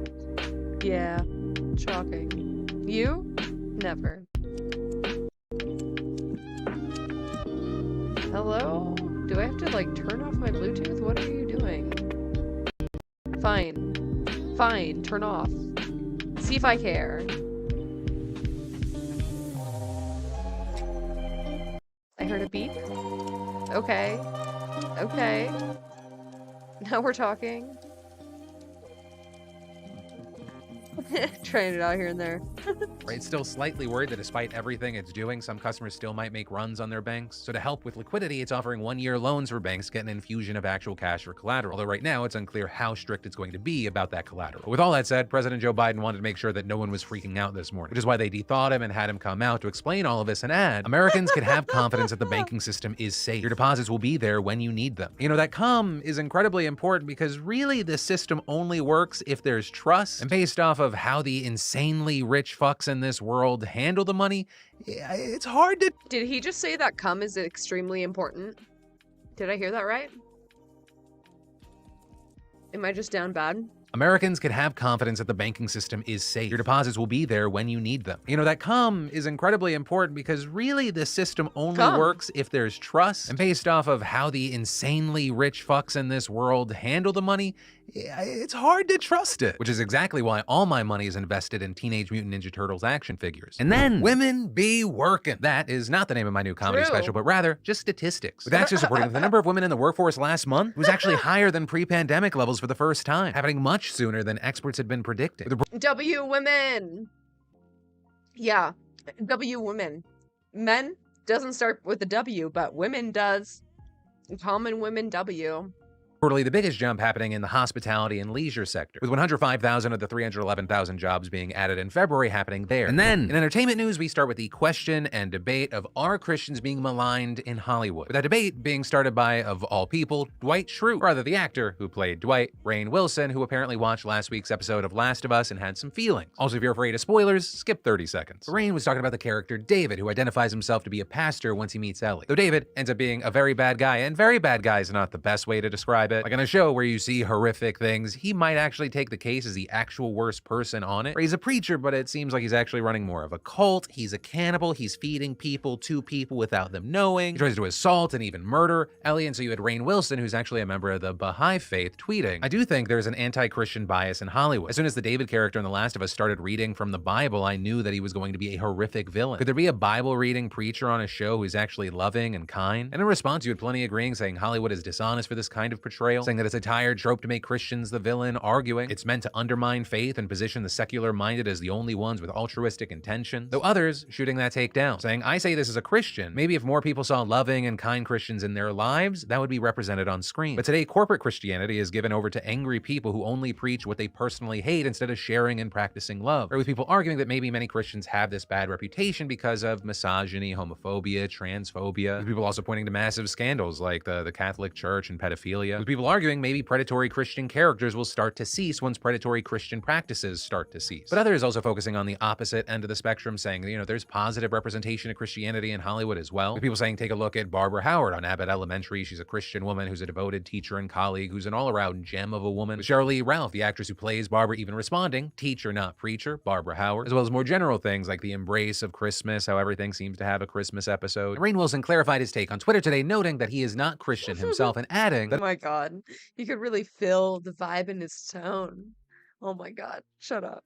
Of course, it's true that the evangelical political coalition is doing a great deal of damage to our country, but also saying that most of the Christians that he knows personally are loving and accepting and deserve to be represented as such. But hey, I'd like to pass the question off to you on this one. What's your take on this? What are you thinking? How you feeling? And why? And then we had Oscars highlights, with Everything Everywhere All at Once being the absolute big winner, taking home Best Picture, Best Director, Best Original Screenplay, as well as 3 of the 4 acting categories, with a BAMF that is Michelle Yeoh making history by becoming the first Asian woman to win Best Actress. Ke Huy Quan also sending the audience into tears after he accepted Best Supporting Actor. Though that wasn't the only movie making history last night. Black Panther Wakanda Forever costume designer Ruthie Carter became the first black woman to win more than 1 Oscar, with both of her trophies coming from her work on the Black Panther films. Another big winner was All Quiet on the Western Front, which won 4 awards. And as far as drama for the night, those would be connected to the night's kind of biggest upsets. We saw many people happy. I knew you'd like that one. The puns, they just won't stop. They just start coming and they won't stop coming. For her online, you also saw so many people kind of shocked that Jamie Lee Curtis beat out Angela Bassett for Best Supporting Actress. Where I'll end this segment is with a massive shout out to Brendan Fraser, who won Best Actor for The Whale, completing his Hollywood comeback. And it was cool to see because, you know, looking back, it's so weird that he was kind of the it man and then he just kind of got thrown away and he is now persevered and come back. Though I also know there were a lot of people upset that Austin Butler didn't win for Elvis. And to that, I would say maybe next time don't make a 2-hour, 39-minute movie. Side note, when I Googled to make sure that it was 2 hours, 39 minutes so I could poke the beehive, I found out that Baz Luhrmann actually said there is a 4-hour version. And then, in online drama news, one of the biggest things was we saw a creator by the name of Sneeko take a special L. For those unfamiliar, to save you time and brain cells. There it is, come back. You just need to know that he's kind of like Andrew Tate light. Essentially in that he echoes everything Andrew Tate says, but has like a fraction of a fraction of a fraction of the success. Also, he loves Nazi Nick Fuentes. And over the weekend, he tried to paint himself as a noble victim, tweeting, pattern recognition. This collage is everyone who advocated for my cancellation. Which the centerpiece of that collage, Charlie Moist Critical responded, holy shit, you pathetic, sensitive, soy little worm. I made fun of you for watching your girlfriend get fucked by numerous other men and also insulted you for defending child porn. That's not cancellation, that's just spitting on you for being a pitiful, sad cuck. Sneeko Sneeko. Oop, and I oop, and I oop, and I oop. Oh my god. Oh my god. Oh my god, this was lethal. This is a lethal tweet. Oh my god. Homicidal tweet. He came for blood and he just did not give up. Whew. He was already dead, dude. He was already dead. So then seemingly trying to turn this into like an online boxing thing. Also regarding what Charlie was referencing, apparently in the past, Sneeko defended the Netflix film Cuties. And regarding the girlfriend reference, that came from a podcast back in 2021, where Sneeko described going to a sex party with his then girlfriend, an experience he called traumatic, in fact, so much so he ended up leaving the room. And saying on the podcast, it felt like somebody was taking something from me, like someone violating my property. We've been to like 4 of these parties now. Listen, no kink shaming. It's fine if you're a cuck, if you like to be cucked. No shame. I understand. There's nothing wrong with that. But if you then go on to perpetuate a shit ton of misogyny, we got problems. We got beef. Which is also part of the reason over the last 2 years, people have joked that guys fucked his girlfriend so good that it fucked misogyny into him, or given his whole Andrew Tate shit. So yeah, now both of us know all that useless information. And then, this is Marissa Barnwell. She's a 9th grade student at River Bluff High School in Lexington, South Carolina. She's there with her family, and they are now suing her school district for violating her First Amendment rights, as well as for pain and emotional distress. And this because reportedly a staff member pushed Marissa into a wall when she didn't stop to say the Pledge of Allegiance. Yeah, according to the lawsuit, last November, Marissa was just walking in the hallway while the pledge was playing over the intercom. She was then stopped by a staff member who allegedly pushed Marissa into a wall to make her say the pledge and then took her to the principal's office. What the fuck? What the fuck? Goddamn America moment. America moment. Jesus Christ. Dude, I was like, I think 15 or 16 years old when I went to Germany, and we had homestays, right? Where like a family would host us and we would just like go to the school with the kids and like see what their day was like. And I remember thinking like, oh, they like don't say the Pledge of Allegiance. Like they don't like do that here. That's not like a part of your morning every morning. And that's Germany. Like of all places. America moment. With Marissa saying, I could tell that this outrage and anger from her was very political and she targeted me because I was black. With the principal sending Marissa back to class and telling her that they would review the security footage of the incident. And looking into this is actually a weird, interesting story. According to South Carolina law, the pledge actually must be said every day. But students can't be punished for not participating. With the law explaining a person who does not wish to participate may leave the classroom, may remain in his seat, or may express his non-participation in any form which does not materially infringe upon the right of other persons or disrupt school activities. And Marissa has reportedly not said the pledge since the 3rd grade after considering whether the promise of liberty and justice was really for all. Now, according to the family's attorney, the local police reviewed the footage and decided not to investigate further. And Marissa and her family have tried repeatedly to address their concerns regarding this incident with school and city officials, even attending a school board meeting back in January to try to discuss their displeasure with how the situation was handled, but no one was willing to speak with them about it. And all of that bringing us to a press conference. Germany's not a fair comparison. That's true. That's true. They do avoid the nationalism thing. I also learned on that trip that like you just don't talk about Hitler, and you don't like, I don't know. You don't joke about that shit. It's not a thing that you like mention like in any light kind of way.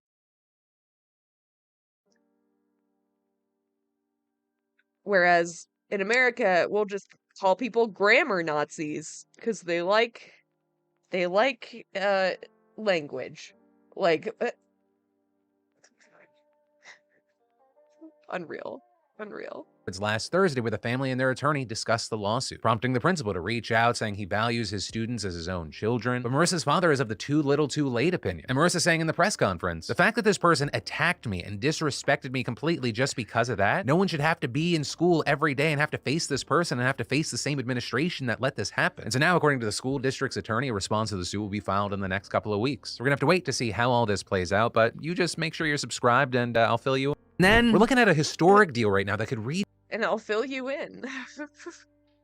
Hey, yo. Draw the lines in the sand for the Middle East and for the world. Right on either side, you have Saudi Arabia and Iran, and in the middle, you have China. With the two Middle Eastern rivals coming together in Beijing on Friday to sign an agreement saying they will reopen their embassies within 2 months. Notably putting an end to the 7-year-long diplomatic cutoff that began when the Saudis executed a prominent Shia cleric in 2016, which prompted rioters in Tehran to torch the Saudi embassy there. And this weekend's deal also revives two earlier agreements on trade and security from 1998 and 2001. But even more notably, this turn of events is huge because these two countries have been at each other's throats since the Iranian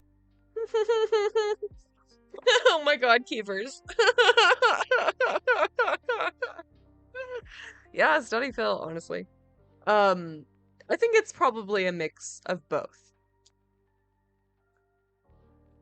Probably a mix of both. Revolution back in 1979, with them later competing for influence in post-2003 Iraq, then fighting proxy wars against each other in countries across the Middle East as conflicts spread further. Like in Yemen, for example, where the Saudi-backed government's war on Iranian-backed rebels has caused one of the world's worst humanitarian crises. Or in Syria, where the Iranian-backed government's war on Saudi-backed rebels has done the same. As well as Lebanon, where they also backed opposing factions in the civil war there. And so that's why some observers are optimistic, some pessimistic, but almost all are hopeful that this deal will lead to more stability and peace, not just between these rivals, but in the region generally. But it also Peace in the Middle East? You heard it here first, folks. Oh, no. So potentially throwing some cold water on Israeli Prime Minister Benjamin Netanyahu's reported plan to attack Iran's nuclear facility since the Saudis are off the table as a potential ally. But also, a big aspect of this deal that everyone's focusing on is China's involvement as the broker, because it is a key thing. Beijing has steadily deepened its ties to the Middle East, with Xi Jinping hosting Iran's president last month and visiting the Saudi capital Riyadh back in December, which is incredibly important for China because it is by far the biggest consumer of Middle East energy exports, with it also investing heavily in regional energy infrastructure in recent years as part of its Belt and Road Initiative. And unlike the United States, which has reduced its reliance on Gulf oil, China is more than willing to look past human rights abuses by governments in the region. Though, please don't get confused, I'm not saying Washington is some sort of beacon of morality. It often feels like the lines in the sand the US draws, not really based on morals, right? I mean, it's funded the Saudi war in Yemen for years, but China is also seen as a more neutral mediator since it has close ties with both Saudi Arabia and Iran, giving it the appearance that it can transcend rivalry. Whereas the United States is absolutely strangling Iran with sanctions, and it carries the historical baggage of numerous wars, their drone strikes, also support for brutal dictatorships. So it very much looks like China could displace the United States as the regional empire, or they get to pose as this maker of peace in a land notorious for war, a much needed PR boost for the country. Now with all this, as far as Biden's reaction to everything, this is really all he had to say when a reporter asked him about it. The better the relations between Israel and the Arab neighbors, the better for everybody. And then, Britain's healthcare system is lurching into yet another crisis, and this one could be deadly. With as many as 61,000 junior doctors going on strike for the next 3 days over pay cuts, understaffing, and burnout. With us canceling tens of thousands of outpatient appointments, and unlike past healthcare strikes where the workers continued essential care, these doctors ain't fucking around. They're reportedly refusing to even work in areas providing life or death care such as accidental and emergency, critical care, and maternity services. It is meant to maximize the pressure on the government, which has so far rebuffed the union's demands. And as far as what they want, they're requesting a 26% pay bump, though they're calling it just a pay restoration because it only returns what they've lost from inflation since 2008, which key thing means right now newly qualified medics in England make less than a barista at just over 14 pounds an hour. So you have many like this 27-year-old junior doctor describing how That's fucking insane. The system is so broken, dude. hard they've been squeezed in recent years. My pay is £14 an hour, 1/4, and I am graduating with over £100,000 of debt. I should be able to put my heating on and not worry about that, not worry about getting through the month. It's not sustainable and we can't go on like this. Dude. Yeah, you should be able to put your heating on for the 8 hours you're home a day. Yeah. I think so. Needs to change. But all that said, talks between unions and the government broke down last week after the health secretary refused to even discuss the pay restoration, instead committing only to discussing a potential one-off payment and an unspecified pay rise for 2023-24. And so for everyone else in the country kind of just caught in the crossfire right now, be safe out there. Like, yes. Ambulance has saved my life 3 times tops. Coffee saves my life every day.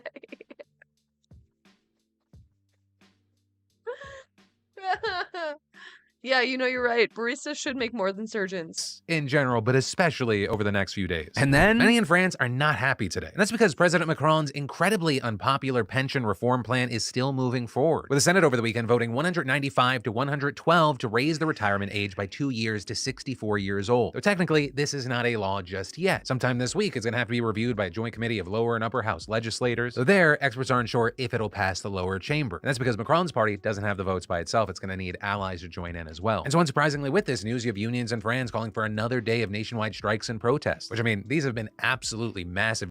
This is fucking based. These protests are amazing. The French really know how to do it. How to do it up.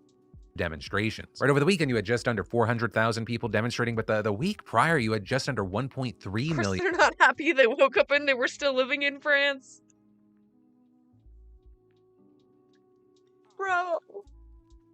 Bro, you didn't have to do that. They're already suffering. In people demonstrating. But for now, we wait and see. Follow to stay in the loop. And then Fox News and Tucker Carlson are literally trying to rewrite the history of January 6th, I imagine because they read Animal Farm and thought it was an instructional. Right, last week, Carlson aired footage from the Capitol attack that had not been previously seen by the public. And that after House Speaker Kevin McCarthy gave Fox more than 40,000 hours of surveillance footage from that day. And in the first release of that video, Carlson played a few edited clips arguing that they proved definitively that there was no deadly insurrection, but instead, this was just a peaceful gathering of Americans who were rightfully angry over an election that was stolen from them, with him even going on to claim that the limited videos that he showed totally undermined the hours and hours of violent footage that the public has seen, saying, "Taken as a whole, the video record does not support the claim that January 6th was an insurrection. In fact, it demolishes that claim." Now, anyone who has even half of one fucking brain cell knows that the fact that there was a few moments when people were... Yeah, he had to comb through 40,000 hours of footage to find 6 minutes of calmness. 6 minutes of peace. So it's not really compelling. Not violent does not prove that violence never took place, especially when we've literally seen so much video evidence of exactly that. But that's still exactly what Carlson is arguing here. The first thing you notice from viewing the full video record of January 6th is just how many people entered the Capitol building that day. Hundreds and hundreds of people, possibly thousands, over the course of about 2 hours. The crowd was enormous. A small percentage of them were hooligans. They committed vandalism. You've seen their pictures again and again. But the overwhelming majority weren't. They were peaceful, they were orderly and meek. These were not insurrectionists, they were sightseers. Meek. So much of that is fundamentally wrong. Jesus First of all, even Christ. if not every single person broke windows and vandalized the Capitol, everyone who entered was literally trespassing illegally. We literally saw countless officers brutalized. And then you're shocked when you're seeing officers not engaging or trying to And a non-zero number of them were trying to kill people. So escalate. Illegally entering federal property is not sightseeing. And a 5-second clip here and there of 2 people looking at pamphlets doesn't prove that at all. Nor does it prove that they were peaceful, orderly, and meek. It totally ignores all the violence that took place even before the Capitol was breached. Right, again, there's tons of footage of many people violently pushing past barricades and police and breaking into the building. Once inside, there are videos of them storming all over the Capitol looking for lawmakers. That's not even the craziest bullshit Tucker said. Footage from inside the Capitol overturns the story you've heard about January 6th. Protesters queue up in neat little lines. They give each other tours outside the Speaker's office. They take cheerful selfies and they smile. They're not destroying the Capitol. They obviously revere the Capitol. They're there because they believe the election was stolen from them. They believe in the system. Tucker Carlson's actually trying to make it seem like it was a normal fucking tour. Oh my god, he called him Tucker Carlson. That's amazing. Tour of the Capitol that interns give visitors every day. One video of people walking in a line does nothing. Exactly one reason for an armed posse to enter a legislative building. Yep. To disprove the extensive footage of hundreds of people inside the building violently clashing with the police and pushing past authorities who are trying to block them from going further. They're not giving each other little fucking tours of the Speaker's office. They're fucking breaking into the office to try and hurt or maybe even kill Pelosi, touching and stealing her things and taking pictures to prove it. Also beyond that, there was a lot of attention on Tucker's coverage of footage involving Jacob Chansley, aka QAnon Shaman. Virtually every moment of his time inside the Capitol was caught on tape. The tapes show that Capitol Police never stopped Jacob Chansley. They helped him. They acted as his tour guides. Here's video of Chansley in the Senate chamber. Yeah, ACAB. What the fuck? Yeah, why didn't they stop him? Capitol Police officers take him to multiple entrances and even try to open locked doors for him. We counted at least 9 officers who were within touching distance of unarmed Jacob Chansley. Not one of them even tried to slow him down. Chansley understood that Capitol Police were his allies. Video shows him giving thanks for them in a prayer on the floor of the Senate. But since this is widely circulated, you had prosecutors rejecting that characterization, saying in a filing that Carlson exclusively aired footage from a 4-minute period between 2:56 and 3 p.m., but explaining that was only at the very tail end of the hour-plus Chansley spent there, and pointing out that it omitted the ton of damaging evidence about his conduct with the attorney's writing. Prior to that time, Chansley had, amongst other acts, breached a police line at 2:09 p.m. with the mob, entered the Capitol during the initial breach of the building, and faced off with members of the U.S. Capitol Police for more than 30 minutes in front of the Senate chamber doors, while elected officials, including the Vice President of the United States, were fleeing from the chamber. But still, since airing that initial segment, Tucker has continued to push this claim the Democrats and the media lied about what happened on January 6th, saying they tried to make it look more violent than it actually was, while simultaneously hiding the real videos from the public, which is also a fucking fantastically ironic claim given the fact that other news outlets have since requested to see the footage that Carlson and Fox have been given, but McCarthy has so far refused to give it to anyone else, saying, yeah, it will eventually be released to all media organizations, but failing to indicate when that would actually happen. But if McCarthy's goal here is for the truth to be seen, then why not release it to everyone? Right? Or is the truth that McCarthy just wants to use Carlson like the tool that he is, giving Tucker the exclusive ability to set the sole narrative here? Or in other words, McCarthy's basically giving Tucker the ability to gaslight the entire country for a certain period of time. Or because once a trusted source for a group of people sets a narrative, it's hard to undo that. But with all that said, one of the questions with this story is, well, why would Tucker do this? And when I pose that question, I mean in addition to him being a lying scumbag for profit stuff. Because if you look at the whole situation, the timing here is very suspect, right? It just so happens that he's trying to whitewash the January 6th insurrection the exact same week that his true feelings about Donald Trump were revealed in filings from the Dominion lawsuit, right? Those documents revealing that even while Carlson repeatedly defended Trump in his lies about the election to millions of people, he pretty brutally bashed him in private text, right? In the newest revealed text with his staffers just 2 days before the insurrection, Carlson wrote, "We are very, very close to being able to ignore Trump most nights. I truly can't wait." And later adding, "I hate him passionately." Also in another text exchange with a producer, Carlson wrote, "Trump has 2 weeks left. Once he's out, he becomes incalculably less powerful even in the minds of his supporters." And adding, "He's a Tucker is such a slimy piece of shit. I hate him so much.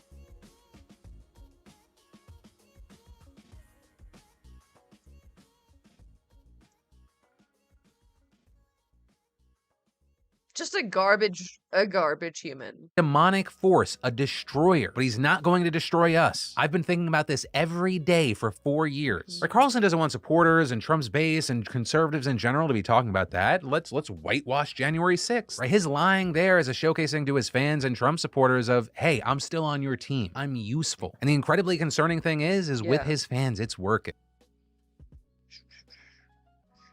The marketplace of ideas. Supposed to be able to exist without the threat of duress or violence. Too based. It's very true. Which is why it's more important than ever to remember and share the actual truth. Right? Tuckfuck uses Animal Farm as a how-to. We use it as a cautionary tale. But that is where today's show is gonna end. Now, of course, with whatever stories matter most or stood out to you, I'd love to know your thoughts in those comments down below. But also, let me know how you like today's show in general, because you might not even notice it's formatted slightly different, and I'm kind of hoping I can use this as the template for how I want the show to move forward. Also, to give you a little tease, I have a very exciting announcement later this week. So you're gonna get your regular Monday, Tuesday, Wednesday, Thursday show, and then announcement on Sunday. But with that said, why the fuck do I want to eat that putty? Honestly, it does look kind of tasty. Forbidden snack. Dude. I would taste it. I'm not gonna lie to you. Is there like an edible putty? Edible slime? I'm sure that's a thing. I'm sure. I had another bank thing. I had 2 other bank things.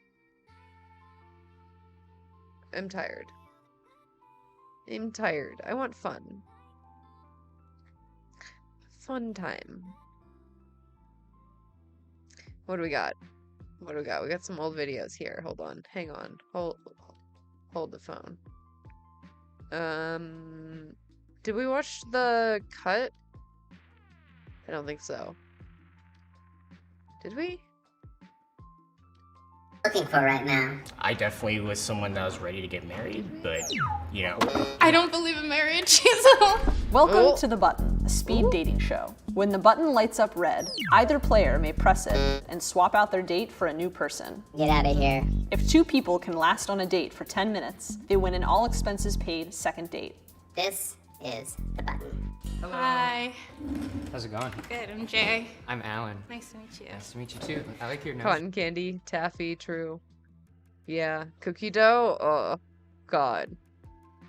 Oh, God. Corn flour based ingredients. Oh. Oh. Interesting. Interesting. Oh, thank you. Yeah. So I guess my first question would be, if you were to start a podcast, what would the theme be? Maybe about like photography. I've been really into photography lately. Oh, yeah? So yeah. What do you like mainly? Automotive stuff, because I like race cars. Oh, It's like part of what I do. Do you find race car drivers sexy? I don't know. She thinks my tractor's sexy. Well, I mean, know. I am a race car driver, Yeah. so. You seem lovely. What about you? What would the podcast be? I read a lot. Oh, okay. A lot of smut. What's smut? So it's just like Do very you like danger? Do you like bad boys? graphic, just sexual. What is smut? Who doesn't know what smut is? Come on. Oh my god, I'm out of frame. How long has this been? Oh my god.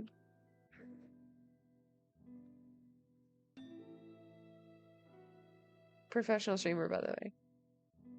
Yeah. Books. Are you into smut? I've never read smut before, but. Do you read? Not a whole lot. I do read a little bit. Sorry. That's okay. You seem really I think great. we're just like different. Different friend groups. Yeah. Renard. Jaylene. Jaylene? How's it going for you today? Good. Good? How are you? Dude, I'm doing great, dude. I'm living my best life right Yeah. now. You seem pumped. Yeah. Dude, like, I'm hanging out with the boys in the back, I get to talk to gorgeous women, and we're getting paid for this. Isn't Yeah. that great? You sound like a spokesperson, honestly. You work for the cunt. What are the two of you looking for right now? He's like on the marketing team for the cut. I definitely was someone that was ready to get married, but I'm a little iffy on whether or not I want to bring children into the world, right? Mhm. Like, global warming's awful. I don't believe in marriage. So. You don't believe in marriage? No. Why is that? I just don't think it's necessary. Great tax benefit. I'm sorry, what? There's corn flour made of wheat, no corn in it, but still called corn flour?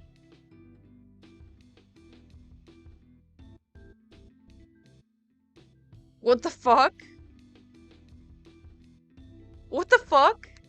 Dude, I have celiac. Like, I should know this. I have never heard that in my life. That's really fucked up, dude. I guess I'll die now. Benefits though, if Definitely, you decide to. Thank you so much. Yeah. Hi, nice to meet you. Are your nails painted? Yeah. I love that. Can I see? Nice. Thank you. So I know we don't have much time, so Mhm. I was wondering if I could try something new. Sure. So I'm part of an East African religion, straight out of Ethiopia, so Sukan. Sukan? Yeah. The corn setting, but put wheat in? Yeah, that sounds like a thing they would do. It sounds like the thing they would do. Kind of like, orzo, where they took pasta and they made it look like rice, but it's not rice, it's pasta. I love that for me. And I was wondering if I could recite like a Sudanese prayer for you. Okay. Awesome. So if you close your eyes.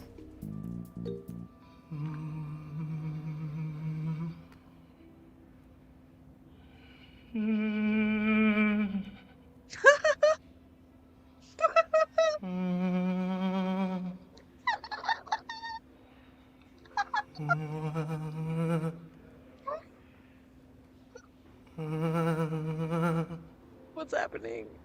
I would not be able to not laugh. She's doing so good. This is your go-to, honestly. What was that? What was that? I was like chatting. Yeah. And I was wondering if I could recite Ethiopia, so Sukan. Sukan? Yeah. An East African religion, straight out of. I could try something new. Sure. So I'm part of an East African religion, straight out of Ethiopia, so Sukan. Sukan? Yeah. And I was wondering if I could recite like a Sudanese prayer for you. Okay. Awesome. So if you close your eyes. No, please. In that new context, I'm sorry. This is a trick. This has to be a trick, right? It has to be a joke. I feel really bad for laughing. Yeah,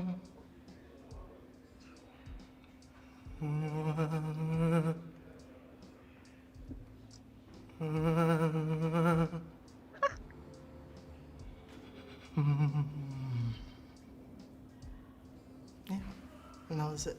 Yeah. And what's your name? It made me feel Jamie. something. Nice to meet you. Nice to meet you too. Yeah, it's okay. Why did you press the button? Votes me off immediately for microaggressions. Yeah. You see the button, it's like, oh crap, I gotta press it. Yeah. Yeah, sorry. It was nice meeting you. Nice to meet you too. Wait, you pressed me because you couldn't help yourself? I just really wanted to press it. Just wanted to hit it. I'm Isaiah. Elena. Nice to meet you. Nice to meet you too. Isaiah has produced over 6 albums. Oh, he's a rapper. Oh god. Can you hear you rap a little something? I don't know if I want to do the first bar is I'm a dickhead. And so I'm kind of curious now. oh god. Okay. I'm a dickhead, I'm a nuisance. I'm so great at not really choosing what I'm supposed to be and what I'm doing. It's, with more context, it's a song about me kind of using signals and like cars to like express my sexuality. And Okay. What is your sexuality? I think just pan. I am bi. Okay. It's more of a recent development. Like, I feel like I've Based? always been this way, but not as accepted in the Midwest to be anything other than straight. So, True. That's really great. It's a great place for. Anyone who Ruthless. just heard that verse has to go. oh, fair enough. I'm Isaiah. Nice to meet you. I'm Elif. Nice to meet you too. What are you two looking for right now in a relationship? I'm mostly just trying to meet new people. Cool. And, if something develops, that's great. What about you? I've had my time with like casual dating, and I'm ready to find something maybe a little more serious. Sorry. Have a good day. Skylar, I'm Elif. I like your flamingo shirt. Oh, thank you. Elif? Yeah. Does it glow in the dark? Sometimes it does, yeah. Oh, cool. Yeah, I like your haircut. Thanks. It's kind of new, so I'm still like getting used to it. It's cool. Thank you. What? Sometimes it does. No worries. It's all good. Sometimes it does.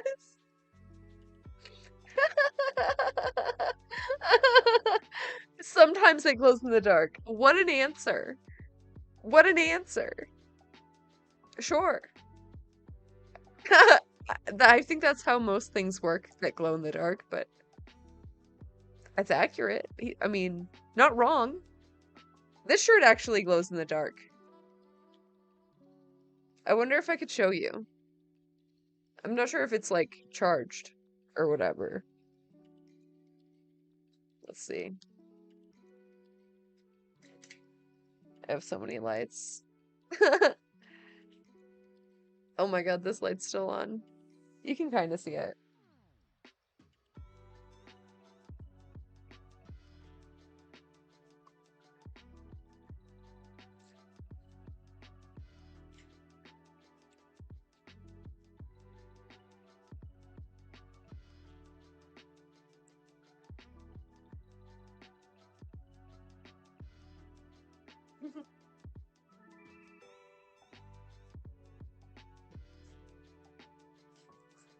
It's pretty cool, I know.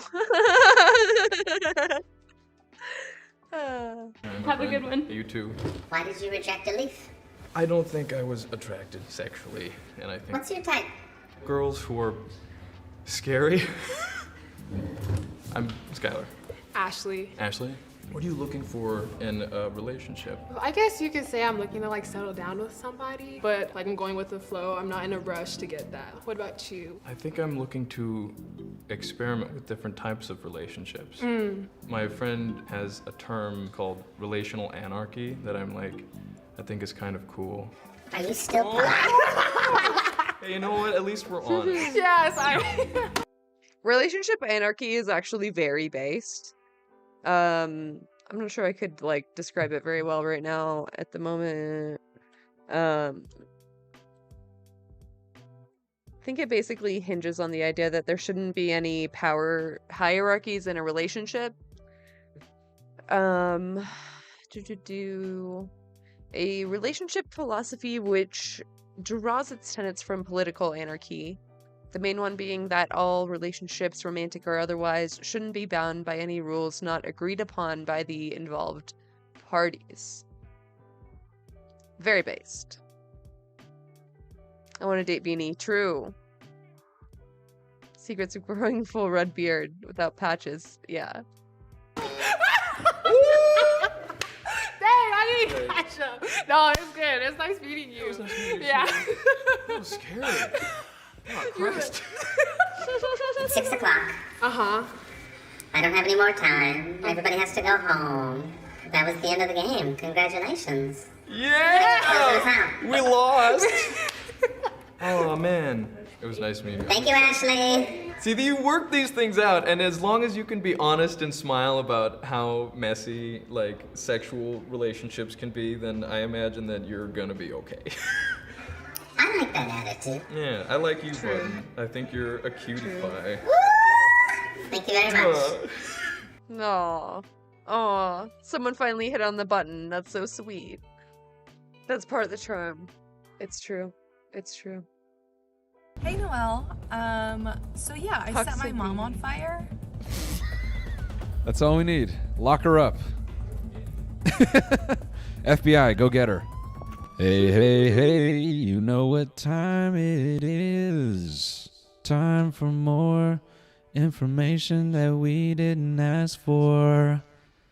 It's Let's $5 go. therapy. Yeah, we're doing some $5 therapy today. If you're not familiar with the series, basically people pay us $5 after they provide us with their insurance, and we charge their insurance company $5,000, but all they see out of pocket is $5 until we use up their their HMO. Wholesome Button era. I know. I'm so here for it. Button didn't back people into outing themselves, revealing trauma, or talking trash about another player. I know. Growth from the Button. A character arc from the Button. You'd love to see it. Right. Yeah. Budget. Yeah, then every session is about like $700 after that. But just YouTuber things. Anyway, let's get into it. You know what we're doing here. This is a good one. Sorry, we just have to wait until we hit the monetizational part. Let's have 1 minute of silence for this video. Hi, Noelle. My boyfriend farts a lot. When we first started going out, he hardly did. Oh, and slowly no. started to as our relationship progressed. Oh, no. It was always funny at first. It's over. It's over. And I thought it was sweet watching him get comfortable. What a nice way of putting it. It's cute. No, he's farting more and it stinks more and it's hard to breathe, but it's cute. We're doing good. It went from once or twice a week to multiple times a day. They also smell horribly, horribly worse. He does it right next to me. Am I an asshole for getting mad when he farts around me?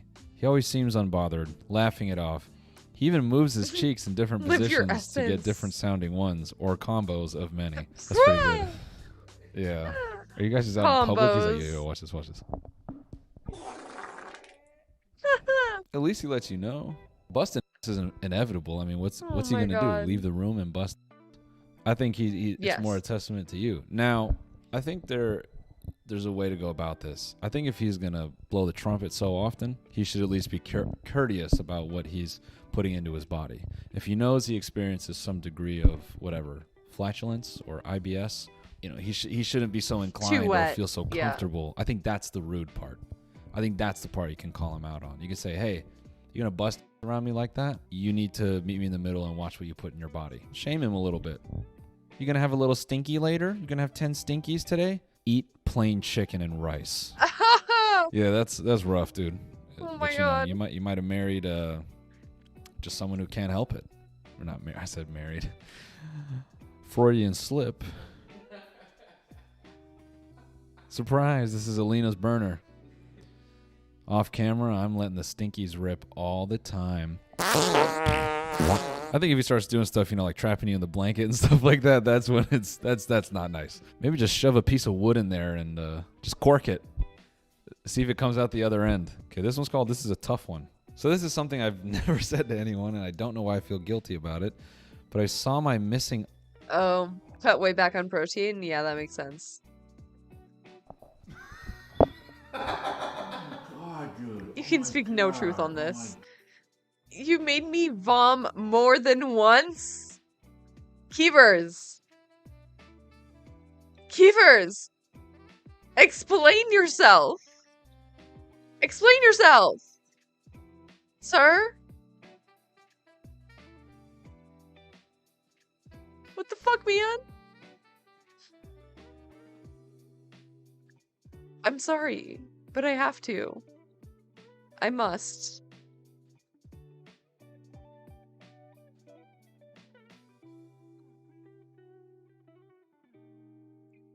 I am pulling you into the public square. I've never done this with anybody. What's wrong with you? What's wrong with you? What's wrong with you?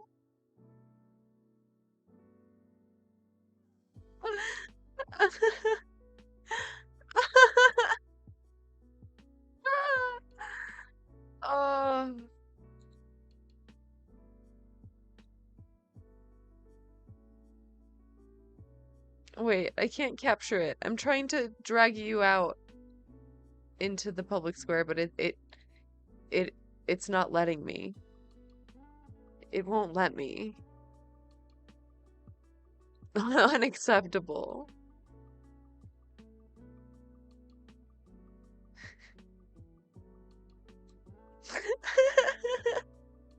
What have you done and why? Why? Why? Why have you done this to her?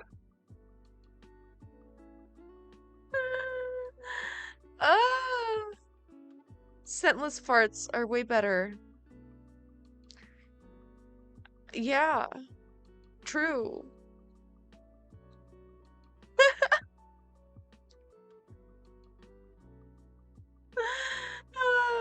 What? Have you seen a doctor? I stand with you. More than once, honestly. Speak your truth.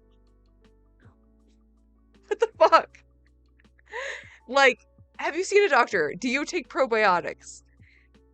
Have you heard of yogurt? I like... My client pleads the fifth.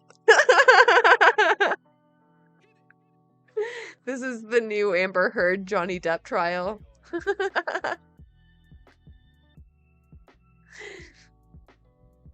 Thoughts? Thoughts?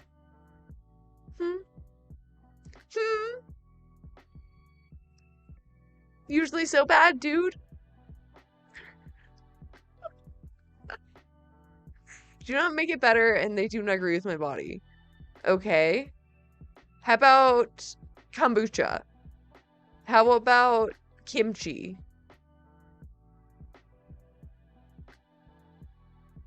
What does your diet look like?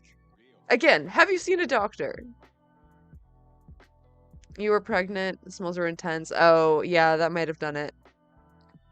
Yeah, that's fair. Objection.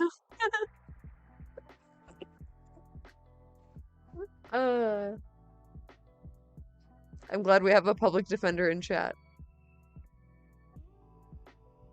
Alright, dismissed. See a doctor, though. Please. God. Shouldn't be making people throw up, man. God, dude. So to try to weaponize my gas probiotics would be the first avenues of weapons to development. What the fuck? I think we won. You did. You did. Still on notice, though, for the doctor thing. Could be effective. I recommend fiber. I think that's probably the most important thing to get things moving. I saw my missing uncle get beheaded by ISIS when I was in middle school on Twitter. Well, that's interesting. So we have a shared experience. Holy shit! What the fuck? Oh, what the fuck? That's so horrible, man. Actually go to a therapist. I like... Dude. There's not many things in my mind that are like dehumanized and desensitized, and then you went and humanized like a pinnacle part of like millennial childhood. Now I'm 1 degree separate. 1 degree of separation is just an unfortunate phrase in this context.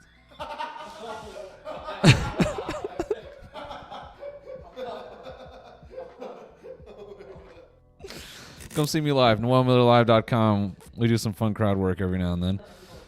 I don't want to make these jokes. You're making me make them. Go to a real therapist, man. That is so grim. Jesus Christ. You're making me. I saw my parents You made me do it. having... Look, I'm sure this story is cool, but I have a surprise for you. Your mom has been before. Sorry. What the fuck? Why would you say that? Why would you say that about my perfect mother? What the fuck? I had to put it that way for effect.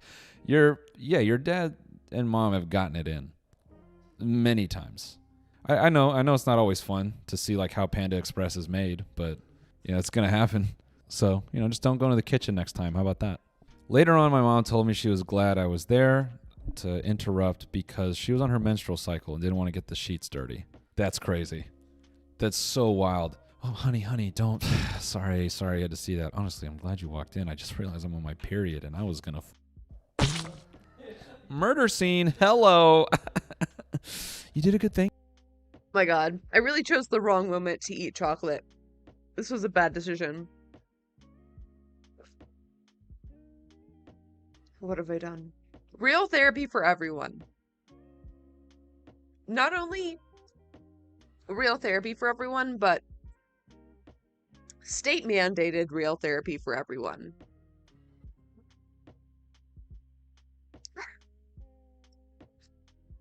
A risky door for the other party to have to have opened, given their own experiences opening things in the supposed offensive context. Hold on. New details have arisen during discovery.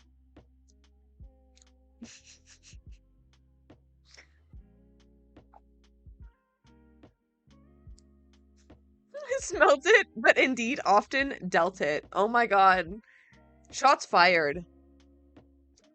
That's it, I quit. You're on your own.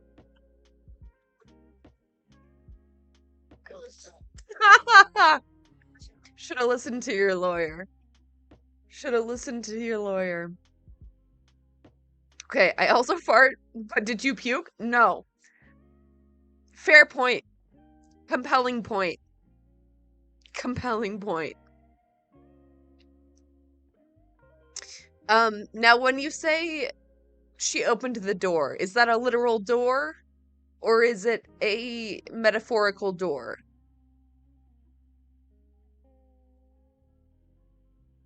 This is important. No, it's an anus.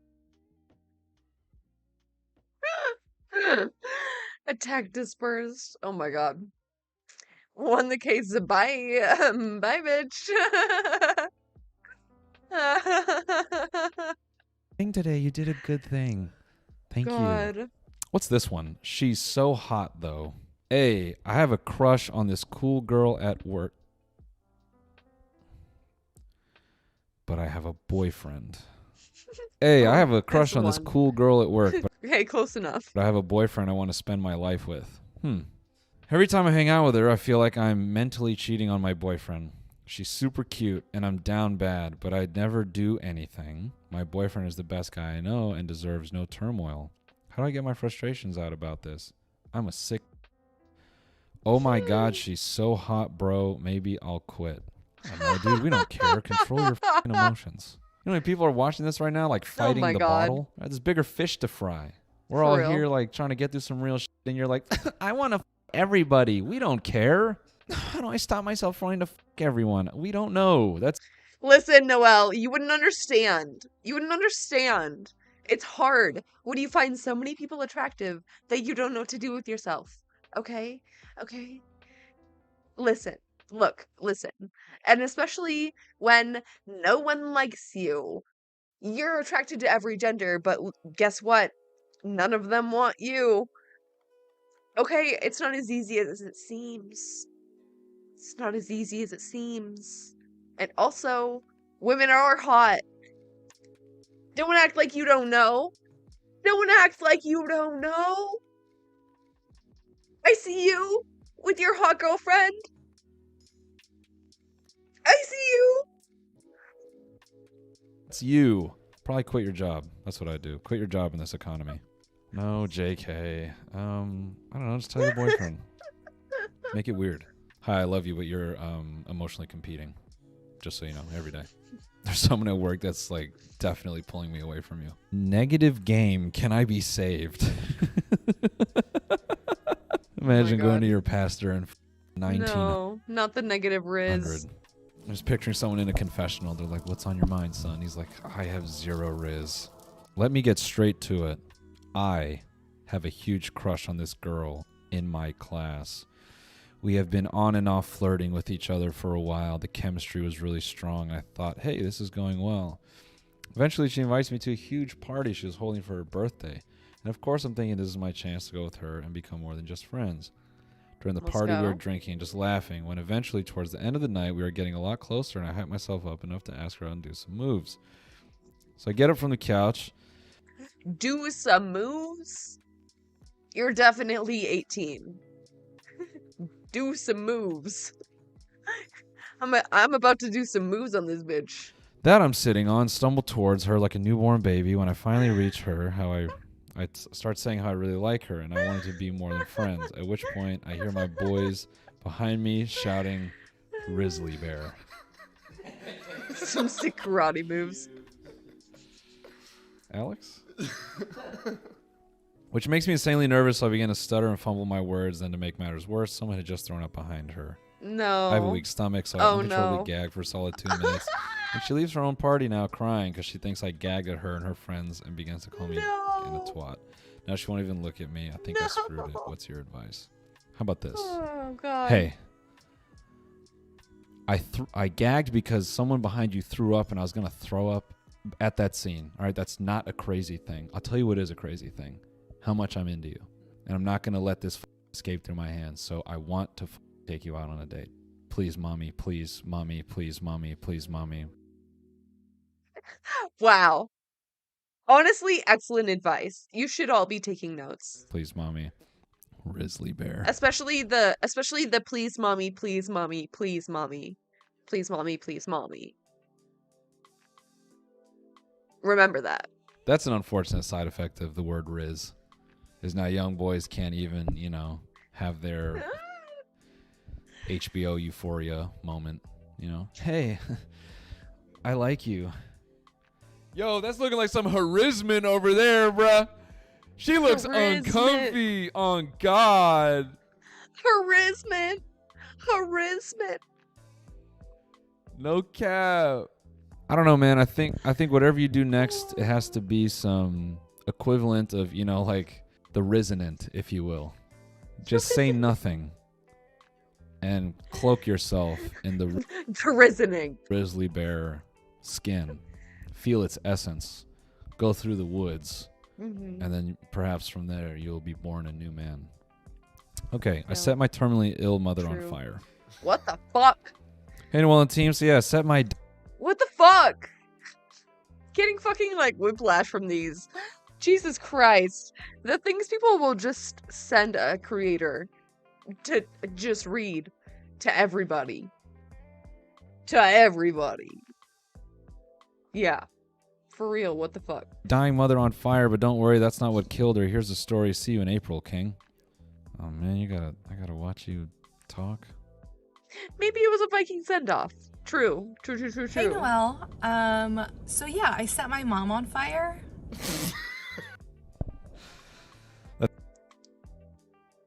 People smile. That's all we need. Lock her up. FBI, go get her. And there's really no easy way to start that story other than There's really no easy way to start that story other than with like sticks and gasoline and, you know, the usual. this ends with my mom catching on fire. So basically my mom had a terminal cancer and she really wanted her nails done. She had a terminally ill cancer, and we, you know, I just watched The Last of Us, and I'm like, oh my God, what if this is the fungus? So I burned her to a crisp. I wanted to make sure it wouldn't spread, because, you know, they say cancer Yeah, she showed her face. No, why? Literally. spreads.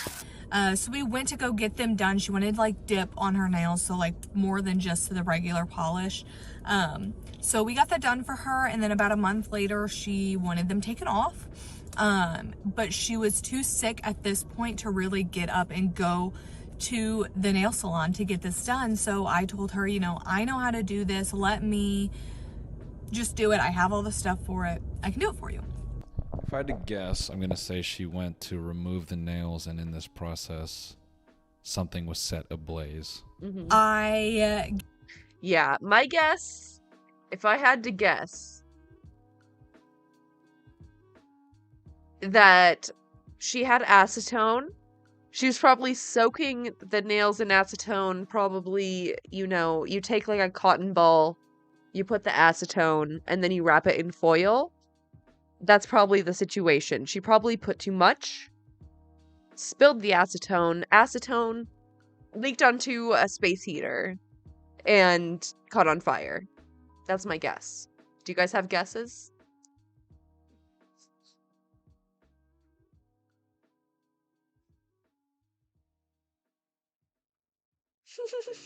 Hypothetically in Minecraft and emotionally apparently don't actually cover me in a work environment, so that's a thing. Yeah.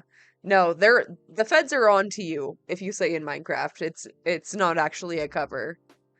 The same way as simply saying like, oh, allegedly is not like a cover. You have to say who alleged what, when, and where. She held in her farts, not hers. Yeah, probably. Yeah, I guess it's probably something with acetone. Deliberate, clearly musical theater kid with a love of pizzazz and showmanship. True. Could be. Right? Get everything ready to take her nails off, but before we get started, we get her absolutely out of her mind because she is in pain. So she's on all these drugs anyways, like morphine and shit. So give her some morphine. You know, she has medical. You really think she, like, did this on purpose? I'm so scared to see where this goes. Hard, you know, she's feeling good and not in pain at this point. So I start to take her nails off. And the way you do that with dip is you get a cotton swab, dip it in acetone, and wrap it around your finger with aluminum foil. Yeah. So I get her set up. She has it on all of her fingers. She has it on all of her fingers, and then I throw the match. And then she wants water. She's thirsty. Oh my God, wow. So I go into the kitchen, and she starts screaming my name, like, Haley, Haley. So I run in there, and I'm expecting, you know, she shit her pants. That was not the case. She was on fire. And like I said, she's very sick at this point, so I'm not, like, she really wasn't getting up a lot. That's actually what happens to old people, is their body just cannot retain moisture, and they become flammable. So that's a mistake on your part. Old people, they dry up, and then they just become like dry brush. So if the sun is even hitting through the window just a little too hard, you know, they just... Fuck. They just given Jenny the lead role in the school production her junior year. Yeah. Yeah. But she's standing up and she's flailing her hands around that are I would have shot it. on fire. Her hands are on fire, flailing them fuck? around. There's a couple cotton balls, like a Process my fart trauma and order dinner. Oh my god. Have a wonderful dinner. I'm sorry for triggering your trauma. across the room on fire. I'm like thinking the house is gonna burn down. My mom's on fire. Like, what do I do? So I go around to all the cotton swabs and I stomp them out. What do? I just left. Did not have shoes on. Don't know how I did not burn myself. Stomp out the fire. Hers are not better. I mean, you did not puke, so I'm led to believe that they are in fact better. Pour water on my mom's hands. She stomped out fire with her bare feet. That's like Hawaiian level grit. That's like 40 grit sandpaper foot. True. Luckily, she did burn herself pretty bad, but it could have been a lot worse. What happened? I asked her, like, what happened? Yeah. She said that she went to go light a cigarette. Yeah, I knew it. I had a feeling. I have smoked a cigarette while doing this. I will admit it. I'll admit it, okay? But I had a dry hand. And I had ventilation. Okay? Listen. I know it's great. I know it was still risky.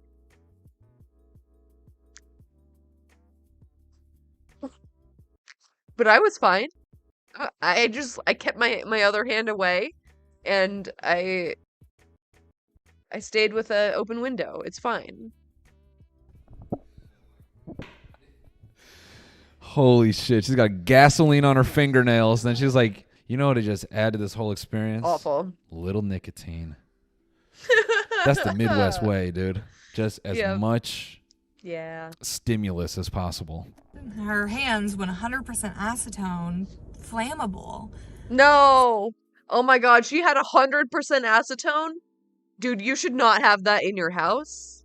That is very risky to have in your house. If you have it in your house, you need to be extremely fucking careful. I can't believe that she put that on her fingers and did not tell her, hey, don't smoke while this is on. It'll be fast. 100%, dude, that's fucking a bomb. Like,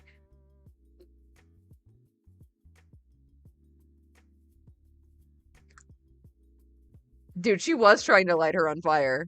Keepers, you might be right. This may have been on purpose.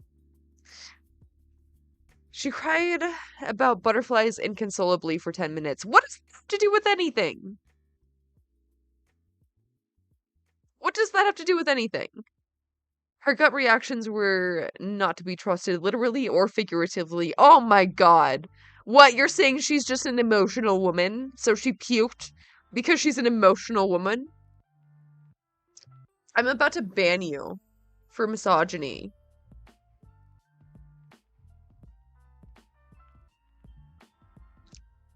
Self-induced immolation. Oh my god. Cigarette, went to light a cigarette. She said halfway through lighting it, she thought it was a bad idea, but at that point it was too late. Yeah, that's a great point, Cash. So, yeah, I think we would say you didn't set her on fire. She definitely set herself on fire. If I had to guess, this just sounds like a iron-built Midwestern mother, middle America mother. Acetone on the fingers, get out a cigarette. She comes from the old world. They say those sticks put black tar in your lungs. Oh, do they? That's kind of how your mother sounds. So God bless her. Rest in peace. She wanted to make a memory for you. Something you guys could laugh at for eternity. Parents divorced. Dad slept with stepdaughter. Oh, dude. Oh my god. I'm playing around with my settings. This is kind of crazy. It's a party. It's party time.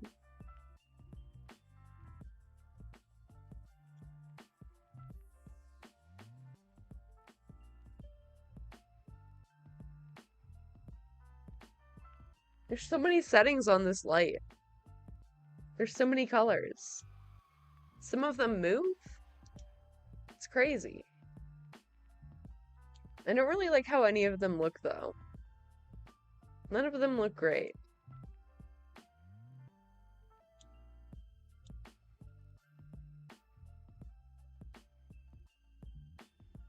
So right. Ooh, I'd kind of like that. What if I was just a blue guy? What if I was just like a blue-green guy? What then? Code red. No, I'm saying that she was clearly experiencing heightened physical response to sensory stimuli. True. She did say she was pregnant. That is a fair point. That is a fair point. Okay. Well, I don't know. I've never even heard of a pregnant woman puking from a man's farts, but I'll admit I'm not friends with many breeders. So, at least co-indicated. Sure. Your mom was right to leave him. She knew he was a creep. We don't even need the rest. Moving on. Here's a fun one. She has a boyfriend. Being the spew, I definitely farted on purpose. Oh my god, shameless. Wait, do we have opinions about the light color? I wish I could, like, do a program thing, but I'm not that much of a techie. And it's not like a Bluetooth light. I kind of like the blue vibes though. Hey, Noelle and crew. Me and this girl have been talking to each other for Living my essence. Shut a up. while, and recently we've been getting more and more comfortable with each other. But yesterday she posted a picture of her with some lame dude on her story. That's a nice way to talk about yourself. As any smooth lover would do, I asked her if that was her boyfriend. She said, I don't even know. And that was the last thing we talked about. She clearly doesn't like this guy, and there's no way he could compare to me. My question is, should I continue charming her, or should I move on? Oh, buddy. Do we have some news for you? You are the lame guy. Focus on yourself, brother. It's true. She doesn't know what she wants. That's fine. She's got to figure It's it true. out. Just cut ties. Hard cut. Immediately. Like, literally never talk to her again.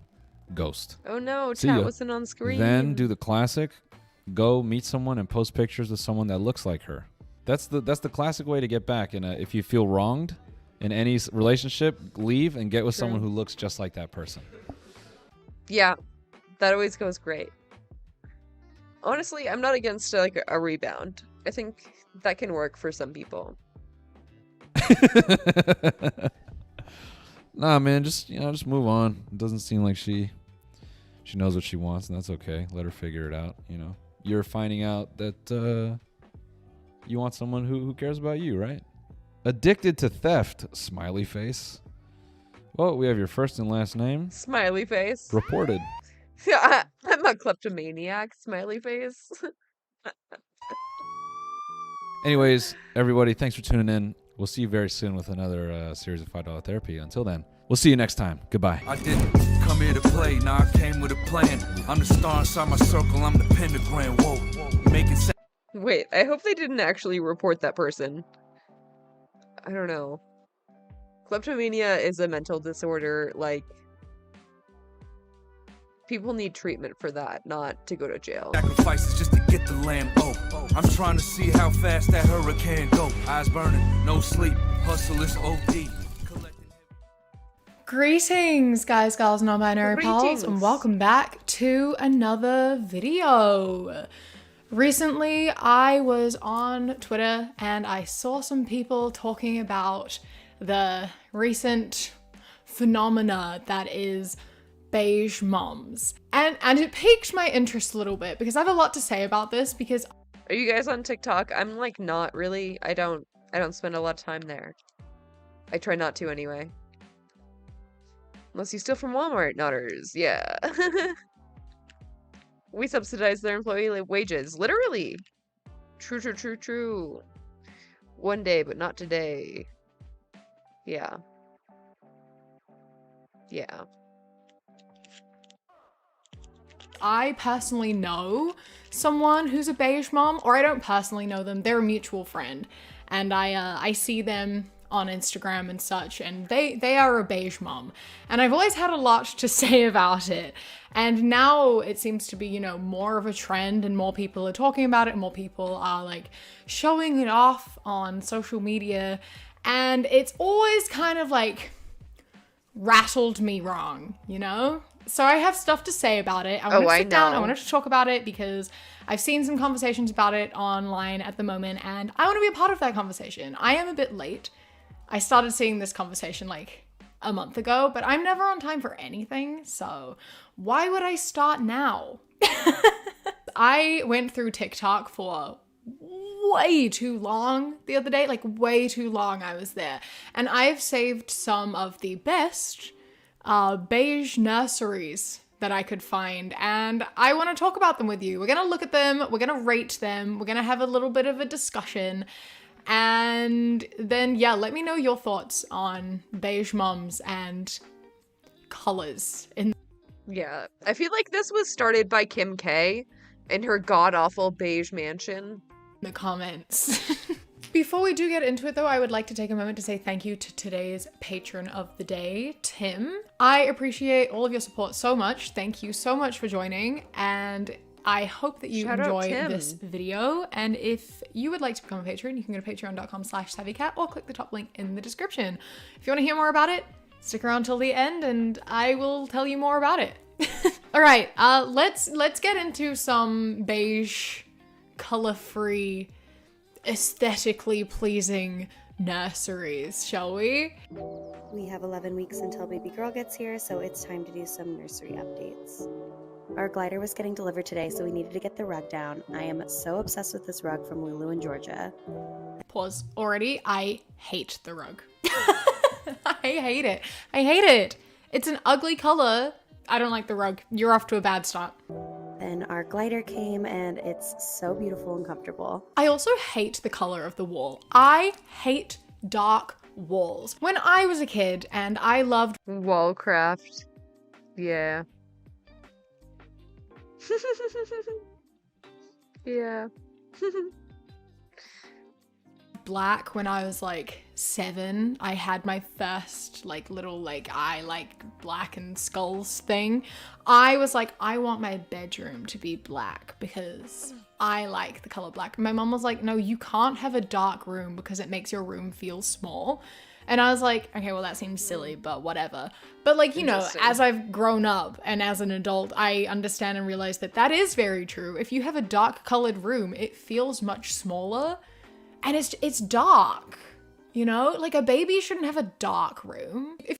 I do kind of like a dark room though. It's kind of a vibe.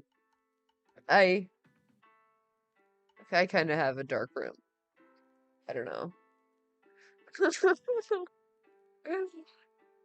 I would like to have like a totally black room. I feel like that would be like so calming. If you've covered the wall in like posters and like colored things and paintings, then yeah, all right, because then it's busy, it feels bigger again. But just like dark walls, no, it's a no from me. Ugly rug, don't like the walls. We're off to a bad start. Here is a look at how it turned out. I love the rug, I love the glider, the light, and it's just turning out so good.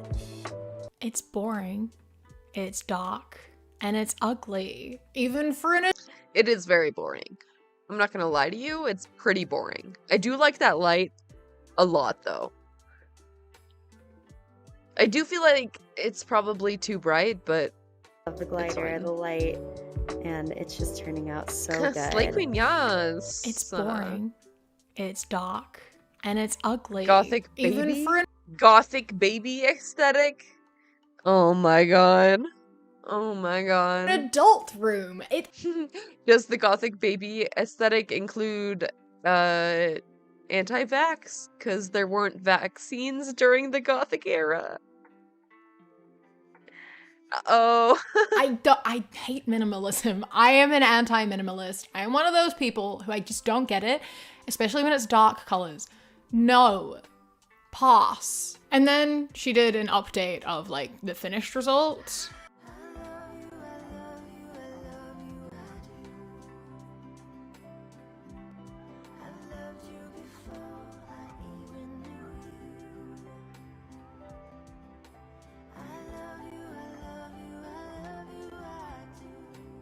I kind of like the wallpaper on the ceiling. I think that that's kind of clever. I like having a pattern on the ceiling. Everything else I hate. It looks like a hotel room.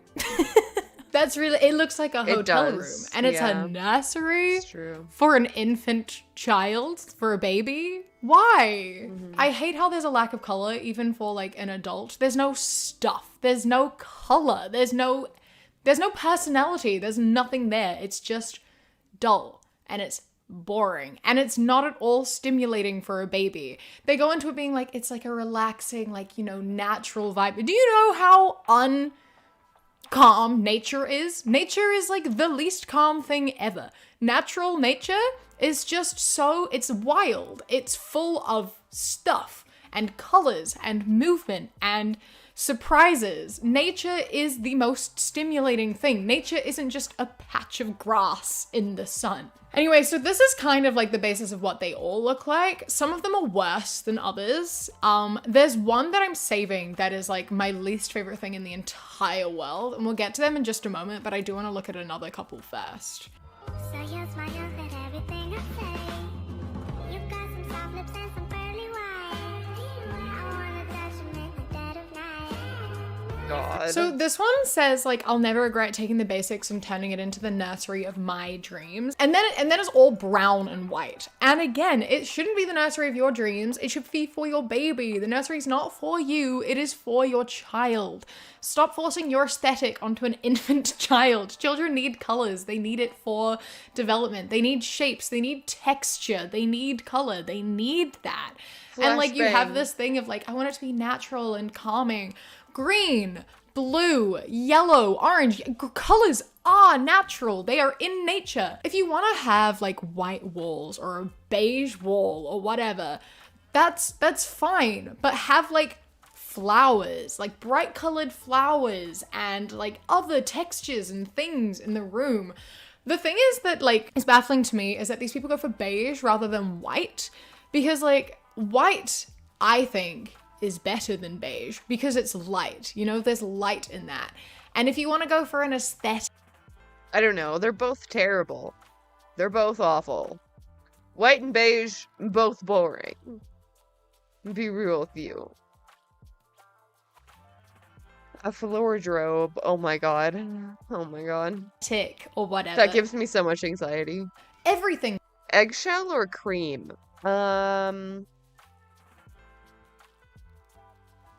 If I had to choose, probably cream. Yeah. Same color, just different ages. Why does that kind of make sense? Goes with white. You can have white, and then you can also have green and pink and yellow and orange and any other color, and it looks like it fits because it's white. You can't put something wrong with white because white is, it's literally just nothing. It's just space. So anything can go with it. So if you want to have like an aesthetic or a vibe for the room, white, and then nothing can ruin that. You have beige. The only thing that can go with beige is beige or like a particular shade of green. That's true. it. You're very limited. It is hard to mix colors with beige. That is a good point. And it's like, it's dark. There's nothing there. It's empty, but like with darkness. Beige is the worst color, especially for a baby. It's so funny because it reminds me of, I don't know if any of you ever watched Imagination movies. It was my sister's favorite show when she was a kid. So like it was like a popular kids show in like 2000 6-ish, I would say. I don't really remember it exactly well, but it was like a group of guys in like this colorful sort of place, and they were using their imagination and they were making stuff happen, and there was lots of color and all that. And then next door they had this like grumpy man who like worked at an office, and everything he had was beige. Everything was beige, and this whole thing was like this dude was so boring and strict and just living this really dull life because he refused to have any color and he refused to use his imagination. Everything he had was beige. And the So whole commentary sad. was about how sad and boring that is. It's so fucking sad. And how you need color. And these parents are like deliberately out here being like, my child loves beige. No child loves beige. Now we are going to move into what I have been saving, which is, this is an entire house. I looked at this account and like they're called like the Boring White House or something. So at least they're acknowledging it, but they are doing it to like make fun of people criticizing them. But like, just like hold on to your horses for a second here, because like I am so like baffled by this house.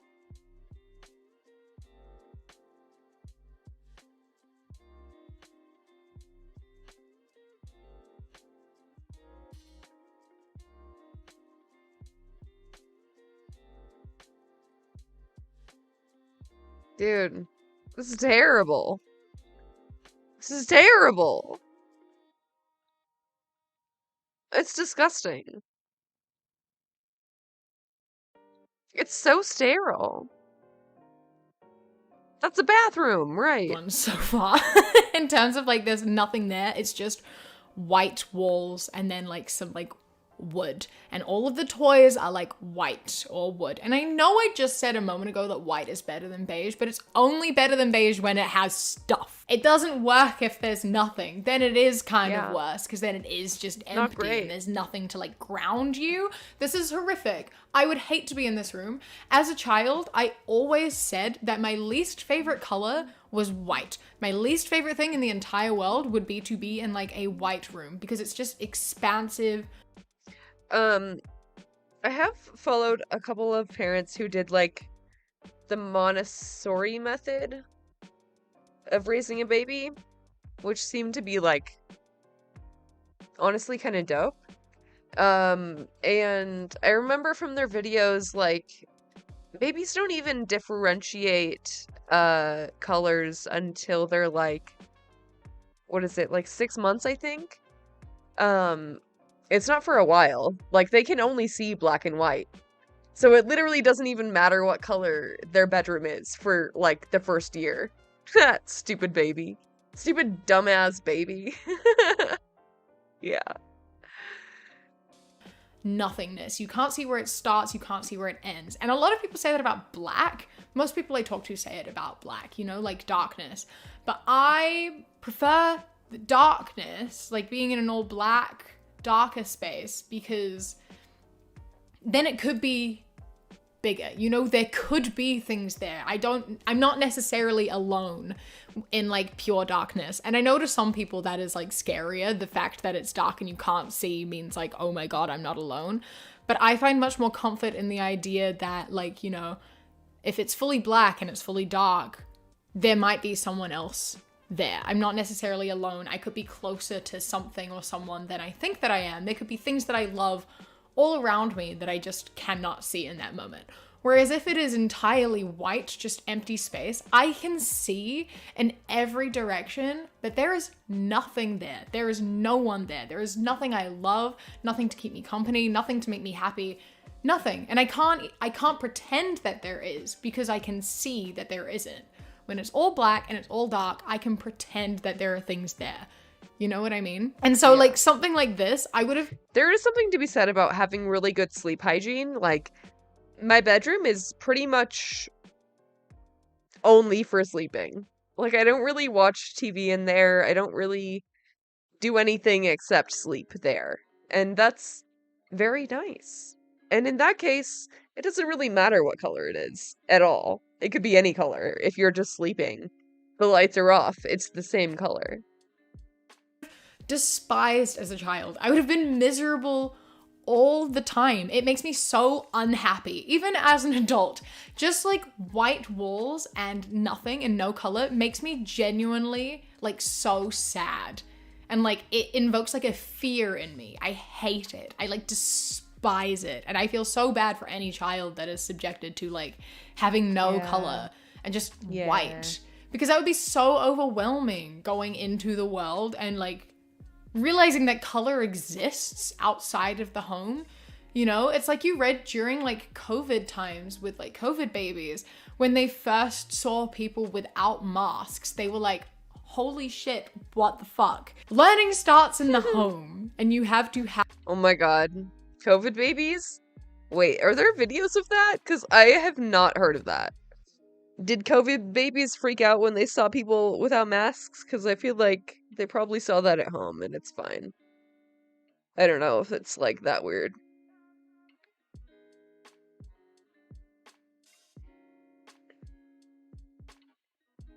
Have the things that a child needs for development, and depriving them of color is like not cool. I don't care about your aesthetic. It is not okay to deprive your child of necessary things they need. This one's the worst because it extends so far out into their actual home. They said this, POV, the aesthetics will be ruined when she gets a baby gate. And she's like, no, look, we got like a clear baby gate, so it didn't ruin the aesthetic. Oh my god, I sleep surrounded by devices and sound and sometimes light. So it's a terrible place. Oh my god.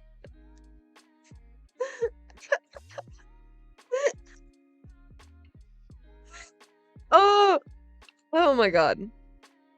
I mean, sometimes I fall asleep watching a stream, but it doesn't really keep me up usually. Not anymore. I do sleep with the light on. Just because I'm afraid. I'm a scared ass bitch. Aesthetics, look at this. It's so dystopian. It's so weird. I hate how empty it is. And then they show their house, and it's literally just white. There is nothing else. Often unrecorded, because it doesn't happen. Yeah, sometimes I go through periods of insomnia and nothing can help me. That's the worst. Serial killers. Everything is white in the whole house. It makes my skin crawl. It makes me so uncomfortable. And there's a baby. Dude, life expectancy because of this is medically terrifying. Yeah. Yeah.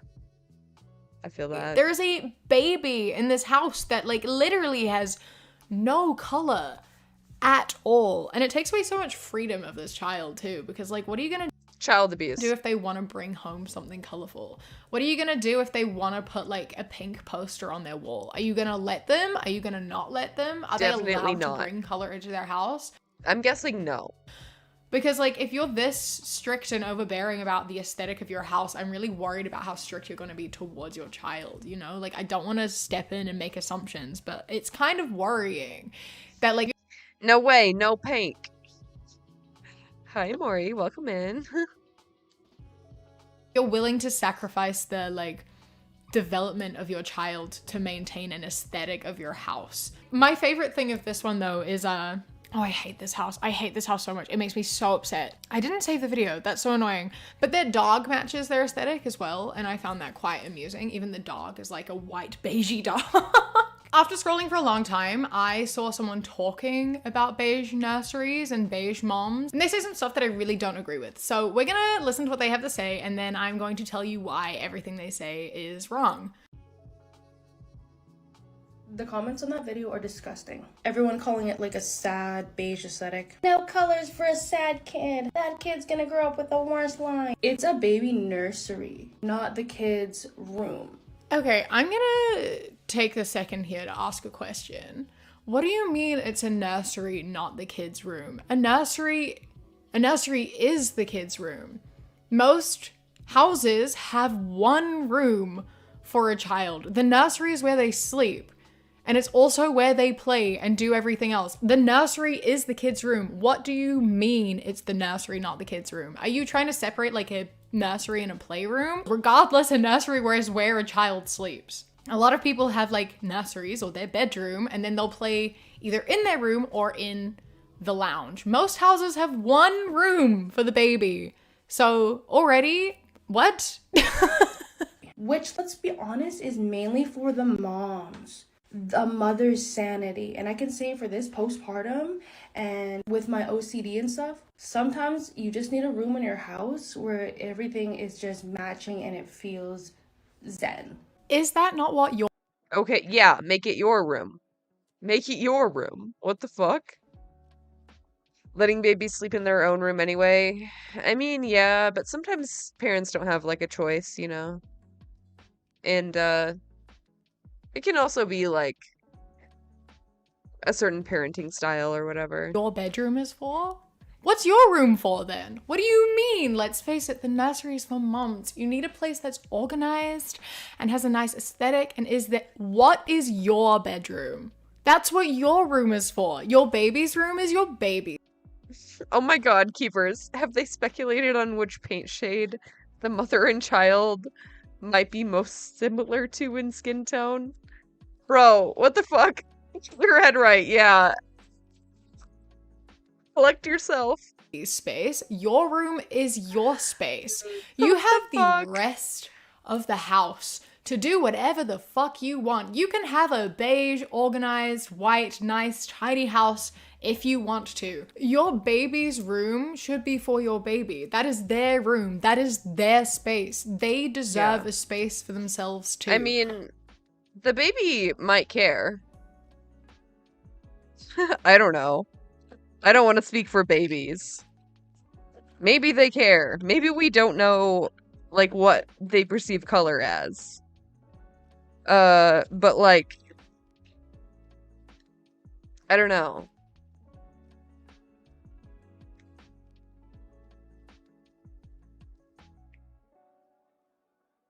Colors are, like, good. Good for growing brains. I don't know. Like, it seems like a thing that you would want, but I don't know. I'm not, like, a child psychologist or anything. When they wake up in the morning, they should wake up in their space. When they are tired, they should be in their space. We all need our space. Why are you taking away your child's, like, personhood and need for personal space and their own place? They need a place to wind down. They need a place that is their own and that is safe. That's not your space. That's their space. And yes, you will spend time in there, but, like, deal with it. It's their space. A lot of the time, babies will play in the lounge outside of their nursery. The nursery is primarily for, like, sleeping and, like, nursing and such. And, like, you know, most kids will play in the lounge and places like that. And you can have that be whatever aesthetic you want. That's the rest of your house. Do whatever.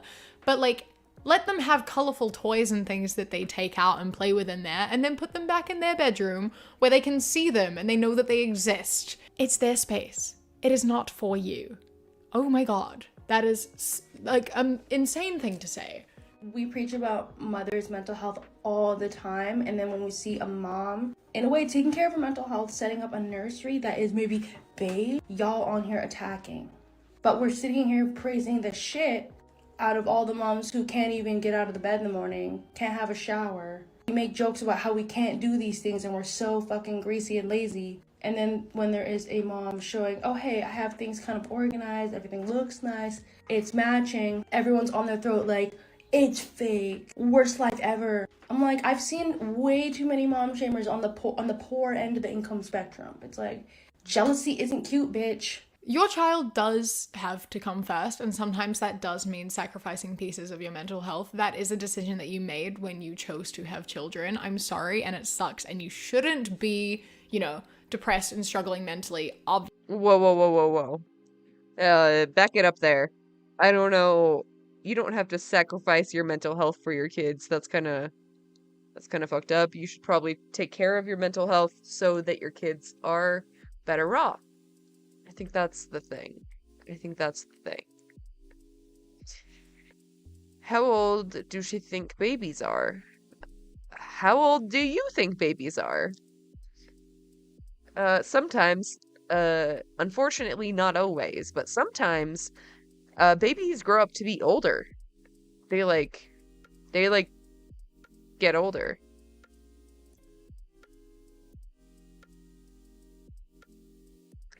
I mean, I believe it's 24 or 36 months when they actually switch to years, so...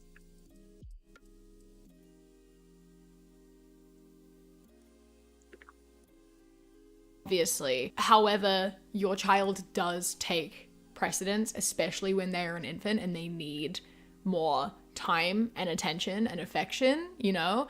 And like, you have to make small sacrifices, such as you have to deal with the fact you're... I mean, yeah, it's a big difference. But like, if you're only gonna have a gray room for like 6 to 12 months, why wouldn't you just make it colorful in the first place so that your child has a healthy early childhood development? Your house isn't going to always be tidy. You have to deal with the fact that you have to change your aesthetic and you have to change your lifestyle to accommodate for a child. You can't keep living your life exactly the same way before having a child and after having a child. That's not how it works, and you can't expect it to. And you can't expect a child to adapt and evolve to how you want to live your life and how you lived your life before you had a kid. You have to adapt and evolve your life to accommodate to having a child who is their own person and will develop their own personality and their own interests and is a person. You have to accommodate for them. I mean, yeah, the parents can decide, but that doesn't mean the decision isn't going to impact the child in a negative way. They don't have to accommodate for you. I'm sorry. I know it's hard, but that is what you signed up for. And like, no one is praising moms and saying, it's so good that you didn't get out of bed, I'm so proud of you. It's more saying like, being a mom is fucking hard. It's a draining, exhausting job. And I am sure there are days when you just do not want to do it because it is a lot and you do have to make sacrifices. And some days, even without a kid, getting out of bed is really, really hard. It's hard to take care of yourself, let alone take care of another human being. So when parents struggle to get out of bed and then they manage to, it is like a, yay, good job. I'm proud of you for taking care of yourself and for taking care of your kid. That is a lot of work. You can't do what you want to do without considering how it's going to impact a child. I don't care if color is not something that you want in your house. You have a kid, you put color in your house. So yeah, that's what I have to say about that one there. Yeah, you have to make sacrifices if you have a kid. You have to prioritize their development and their needs over yours because, you know, you can figure it out. You're an adult. You have the understanding of how things work and you understand what sacrifices are. You understand object permanence. You understand all of that. Babies do not. And you have to be accommodating and you have to acknowledge that and you have to do things for them. And it's hard. It is. And I'm sorry that you have to jeopardize your aesthetic of your house. It's one room. It's one room. Please get over it. And as we were saying, a lot of people want to have like natural calming nurseries, you know? They want to have rooms that are like nice and calming for babies. And there is one person who did this really, really well. And I want to share an example of if what these beige moms want is like a nice aesthetic room that's got like calming, nice vibes, they can do that. And there are ways to do that. And this is... there are lots of calming colors, like blues and greens are very calming psychologically. The playroom is a lot more important than the nursery. Yeah, that's the thing though, is that like a lot of people don't have the money for both a playroom and a nursery. For many people, the playroom and the nursery are the same room. One of those ways. I finished my daughter's nursery this weekend, so I wanted to share it because, I'm sorry, this is the most beautiful room in the whole world, and I cannot be argued with. I mean, just look at it.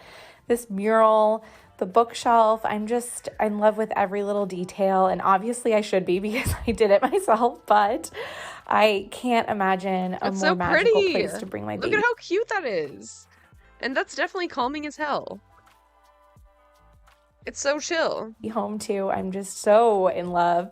If you have any questions about where anything's from, I am more than happy to answer them, and I will be totally transparent about how I feel about them. So just let me know in the comments if you're curious. You see? That's all like natural calming vibes, but it's more like nature. There's texture, there's different colors, there's things happening. It's not just blank space. There are things to look at. They had the colorful toys like hidden away, but they're also still like viewable and easy access if you want them, and the child can get them themselves and just like pull them out. There's like flowers. The wall has like trees and things on it. The wood is such a nice, deep, textured, bright wood. Like she said, it's very warm, it's very inviting. It's so nice, and it is so calming, and it is natural, but like in an inviting way. It's not like cold. Like all of the other rooms are. Okay. Because I'm not a parent and I don't really know about childhood development. I just wanted to look into this a little bit. Let me zoom in for our mobile viewers. Okay. Color is everywhere. By the way, this is from Psychology Today. Color is everywhere. From the color of our skin to the shade of our color and the tint of our walls, color is all around us. The Secret Lives of Colors, written by Cassia St. Clair, tells us the story of colors from fuchsia to ginger to indigo. Dude, I love fuchsia. I think that's a beautiful color, by the way. Just like people, colors have histories and stories behind them. Like people, colors are always interacting with one another. Colors influence how we feel and how we process the world. How do children feel about colors? How might the colors of toys increase play and discovery? Is there a science of color that shows us how that infants and children relate to the world through color? Do infants see color? It is often thought that babies see in black and white. When infants are born, their visual acuity is not fully developed. However, even newborns see and distinguish among colors such as red, blue, green, and yellow. Primary colors appeal to children. That's why all the toys are always in primary colors.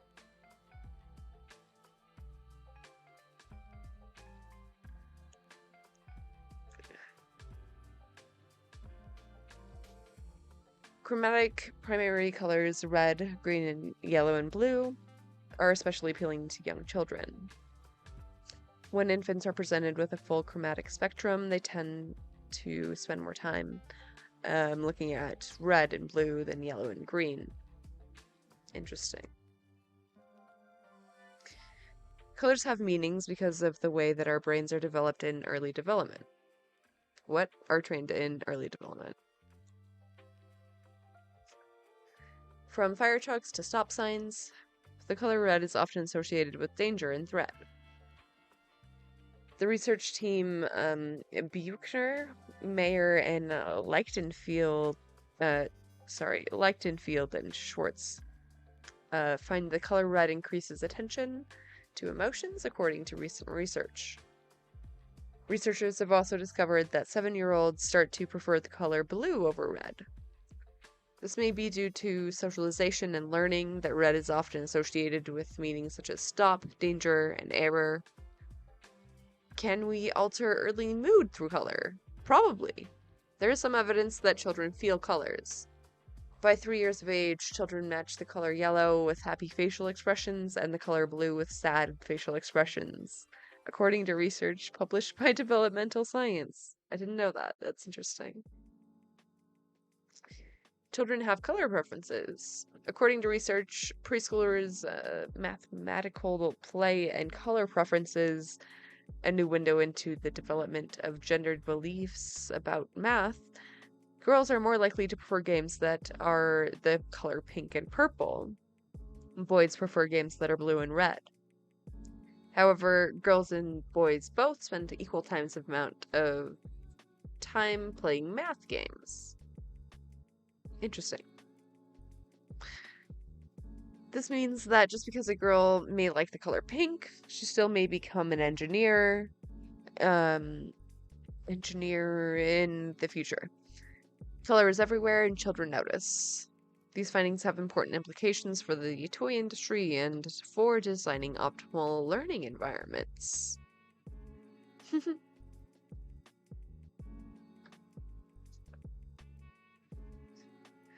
So cold. Like I said, they made me sad and they made me feel empty and almost like isolated and afraid. Whereas this feels very warm and friendly, like a hug, you know? And so whenever these beige moms are like, oh, I just want it to be natural and calming, you don't, because there are ways to do that you can do, and you didn't because you just want it to fit an aesthetic that looks good on your Instagram or whatever. You know, kids need color, kids need texture, kids need stimulation. They are developing human beings, and depriving them of such basic human necessities is so, it's just not fair. You can't do that. It's so sad. Yeah. It makes me sad. And the grayish beige aesthetic, it just makes me feel like we are literally living in fucking 1984. It is 1984. And we all have gray ticky-tacky buildings. It's just drab. Bad.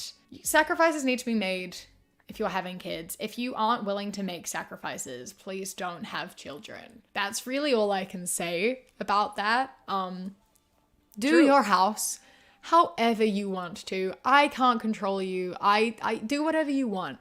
But your baby's room, your child's room, that is their space, and you have to design it for what they will like. You know? And I know that they're babies and they aren't able to make that decision for themselves. The Chrome episode of SpongeBob, oh my god.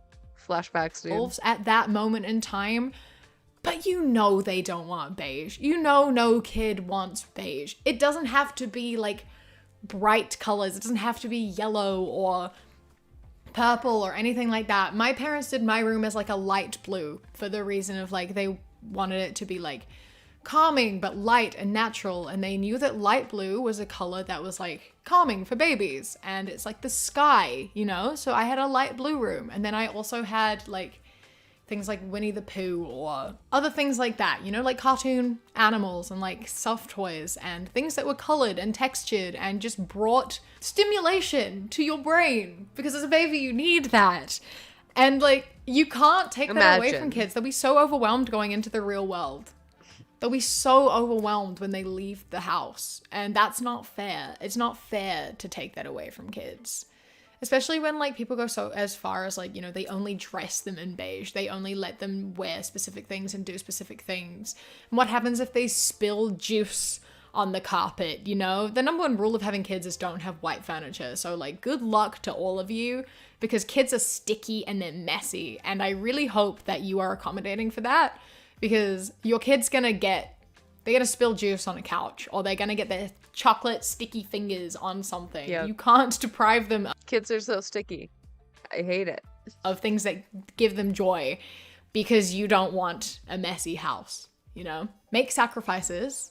Your kid comes first. Take care of yourself, obviously. It's important to have time for yourself. And that's why we should have the right to safe abortion. Because if people aren't willing to make the sacrifices required to be a parent, then they shouldn't have to. It's important to heal. So it's important to have help, you know, whether that be from a partner, a friend, or anyone else. It is important to have help should you need it. It is important to take care of yourself. No, I forgot to change the stream title again. No. It is important to have time for yourself. It is important to have your own space. Absolutely. But if your baby doesn't have their own space, they're going to make your life harder too. Because they need to be happy, and they need to feel comfortable, and they need to be able to keep entertained as well. They are a person. Well, I think that this is the end of my video. This was way longer than I thought it was gonna be. That keeps happening. I hope that you did enjoy. Let me know your thoughts on colors and beige moms and such. Keep making it an inflatable bubble. They love it. Because it's an interesting conversation. Maybe people won't like the way I talked about being a parent. I am not a parent, so I can't comment on it, but I am someone who suffers from childhood trauma and like neglect issues. So I feel like, you know, the way I talk about parenting is the way that I Fair. would parent, or at least the way I would like to believe. I mean, someone doesn't have to be a parent to have basic empathy or a basic understanding of childhood development. Like we just went over a whole article about how children need color. Would you like another one?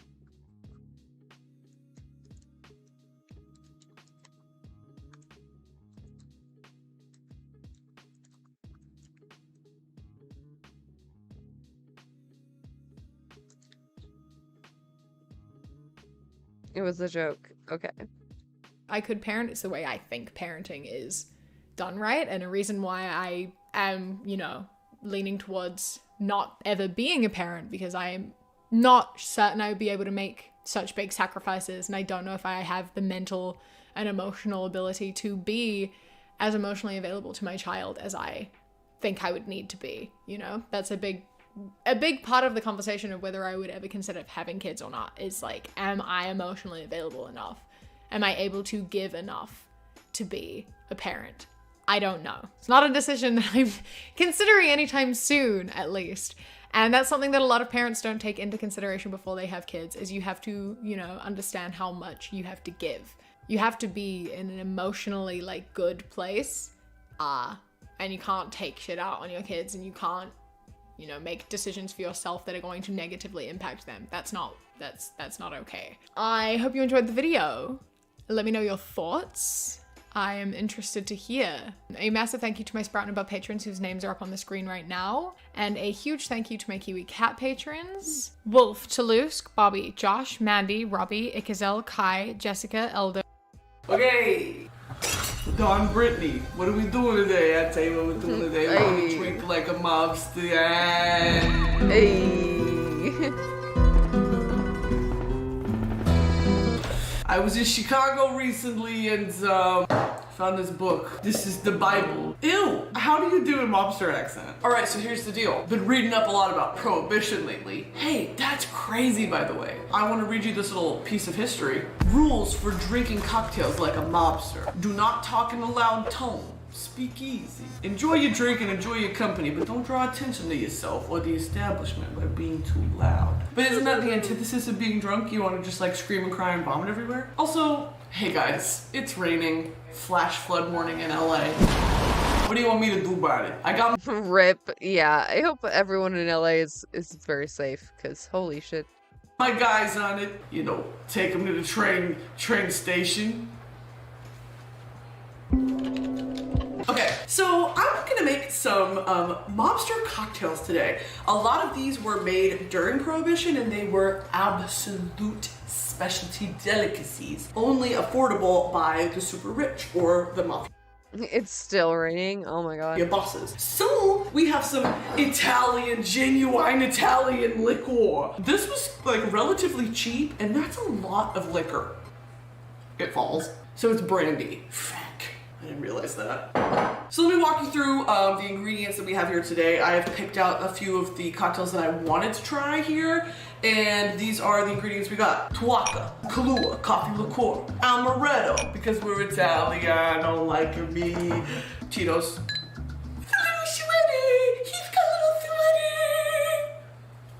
So cute. Ginger beer. Now this was, I wanted to make a dark and stormy. If anyone knows what that is, dark and stormy Jenner Scott. They were out, you have to do it with Gosling's black rum. They didn't have black rum, they just had ginger beer, so you win some, you lose most, okay? Moving over here, the cherries, the pineapple juice, a Pepsi, orange juice, Cointreau, sweetened lime juice, and my shaker. Hey. So let's like get into it, because honestly, I'm using this as an excuse to pregame for a party I have to go to today in about 2 hours. So let's go for it.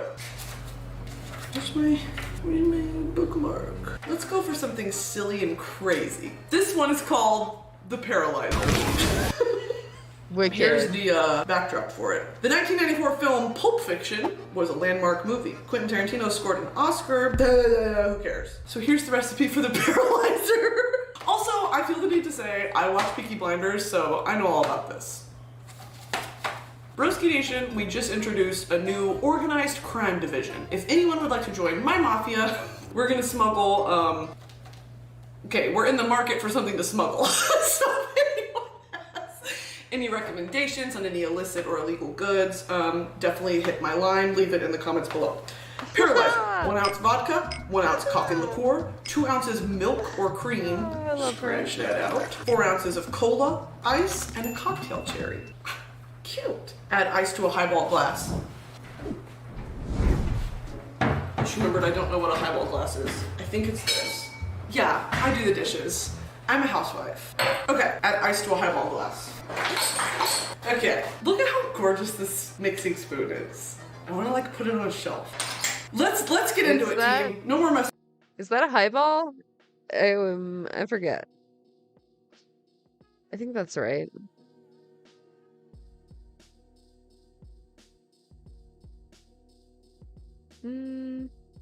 Yeah, more or less. Pass it around. Add vodka, 1 ounce.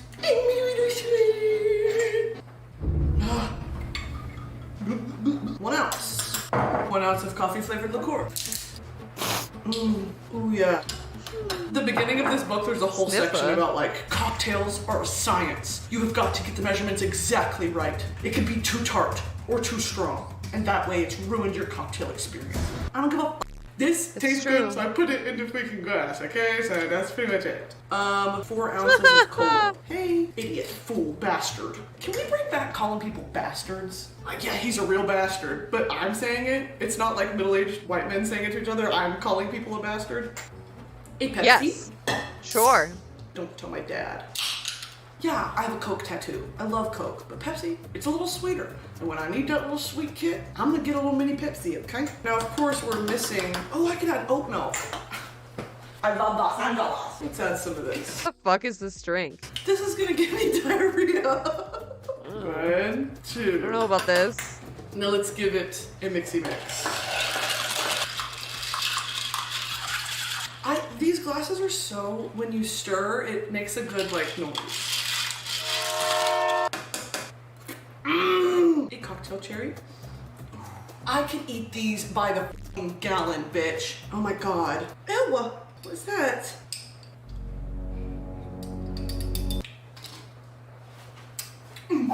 Okay, here we I found a study about colors and infants for any parents in chat. It's an actual scientific journal study. We have the finished product. All right, let's give it a taste test. To the motherland Italia and to the Prohibition era. Long may it be at rest. Yeah, of course that's delicious. That's a root beer float. Oh my god, that'll do it every time. That literally, that's just Pepsi and milk. Sounds f***ing gross. Going up to the bar as a full-grown woman, you guys got any Pepsi and oat milk? What? Do you want like liquor in that? Delicious. I give the Paralyzer an 8 out of 10. Let's move on. Also, if you guys remember, I've done one of these before where I made celebrities' favorite cocktails. Because the next one is a Greyhound Salty Dog. I've already made a Salty Dog. That's Josh Kiska from Greta Van Fleet's favorite cocktail. Okay, so go check that out. Now this one, oh my god, I'm so excited. Okay, wait, let me chug this. As I chug this, let's read some mobster trivia, team. I'm a barkeep. You know what I want to buy for myself? One of those, the black bar mats, when you spill something and it goes in it, and then at the end of the night, you take a shot of it. And you know how at the end of the night. What? Is that a thing? Oh my god, is that a thing?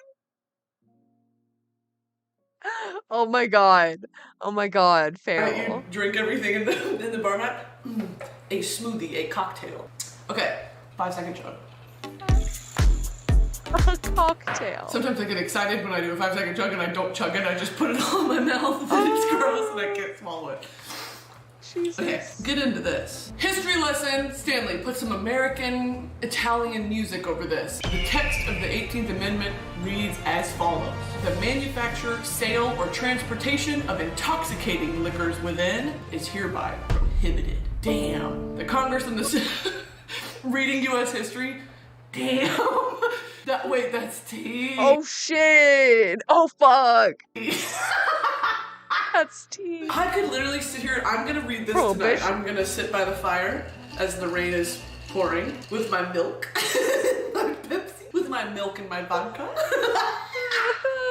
Okay, let's move on. Let's make the gangster martini. Are you guys so excited? Are you guys having fun? Guys, are you having fun? Insecure YouTuber.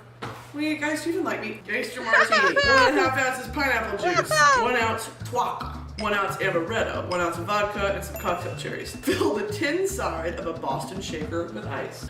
Ease doink. Okay, pineapple juice. 1.5 ounces. Bad idea to start with the milk. Incredibly awful idea. I love pineapple juice. If you're ever unsure of what to order at the bar, if you're like freshly 21, get a pineapple vodka, okay? Now, will you have a hangover? Maybe. Yes. But it's so good, I can suck 40 of them bitches down. That tastes like childhood. 1 ounce of vodka. The way that I don't need all of this. This is Pineapple is so good. as big as my head. Nervous. We're feeling really Italian here. This is, I will admit, this is part of the gender gap, okay? Why can boys make really good machine gun sounds? Boys can beatbox really well, they can make really good gun sounds, explosion sounds. I want to do that. I want to make really convincing, like my brother, Jack, is so good at imitating sounds. I want to do that. Whatever. Amaretto. I also want to do that.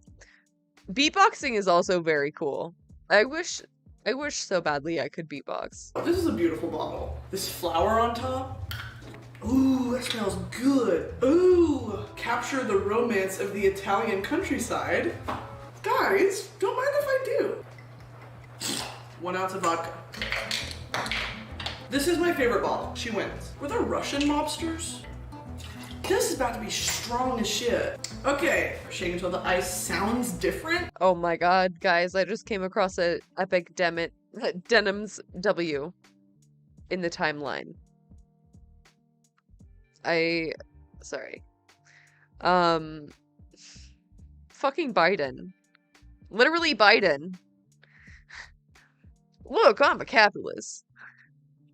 I have no problem with companies making reasonable profits, but not absurd levels of on the backs of working families and seniors.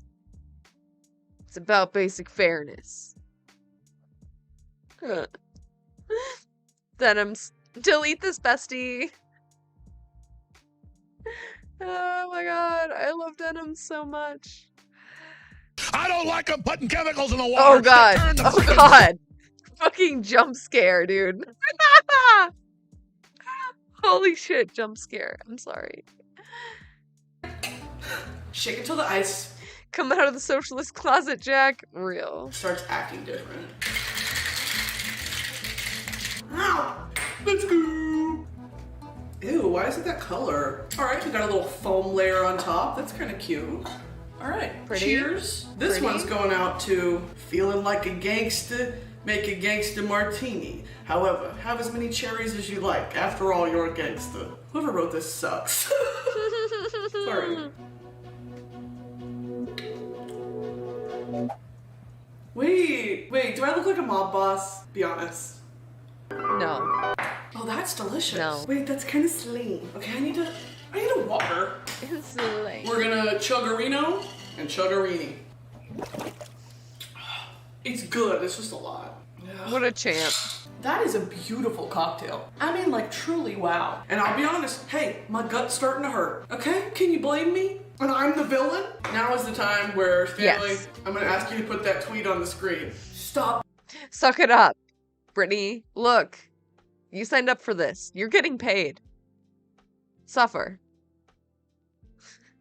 Clap if you think she should suffer. I'm kidding. Joking about the mafia. They can kill you. And then someone replied to the tweet and said, I'm cooking a pizza. Okay, let's go next. If you guys like gin, you're sick in the f***ing head. This one goes by many names. screwdriver, Harvey Wallbanger, and a jackhammer. Okay, fill a highball glass with ice. Add vodka and then orange juice. I mean, it's hard to f this one up, you know? 1.5 ounces of vodka. Hey, let's go for 2. I'm feeling I'm gonna regret that. I have to leave for this party in like 30 minutes. Have 7 shots of liquor in my stomach. Orange juice. Oh my god. You want to combat scurvy? She's fucking wasted. This is gonna give me diarrhea. Now, that looks delicious. That's just a glass of orange juice. Cheers. Cheers to actually my gut doctor who told me nothing was wrong with me. You're a cheat and a liar. Yum. That's a golden combo right there, okay? And this isn't that bad either. Okay. That sounds pretty good too. Alright, I'm gonna chug these, and then we'll come back. Oh, they're berries. Delicious.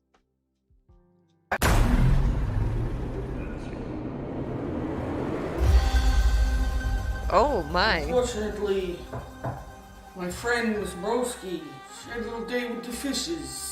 So I've taken the liberty of commandeering the channel. This is amazing! Showing you my favorite drink. The character work. There are things to be learned about messing with the organization. The voice! The famiglia. There's certain things you just don't do. And Ms. Broski learned the hard way. That tweet was never funny. And it never will be funny. Hey. So now, let's get on with the show. Let's get the show on the road. That's show business. We don't need a recipe. This has been in my family for generations. I'm fucking drooling. First, I'm just gonna consult. I'm gonna go smoke a cigarette outside really quick. Definitely not look at the recipe book. Alright, my friends, this is what we call, where I'm from, a gimlet. This is gonna be a favorite of the Prohibition era, where I'm from. Pardon me, my henchman did not provide me supplies. I sound like JFK.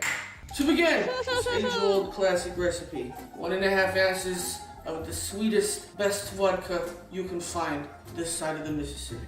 We're gonna hit it with 1.5. Make a little mess. Life gets messy. 1.5 ounces of vodka. So I don't true. venture much into the kitchen. It's women's work. I like to stand outside, have a cigarette, fire a weapon. Next, we're gonna hit it with 1/2 ounce of Rose's sweet lime juice. Rose is a dear friend of the family. Gonna give this good old Manhattan shake.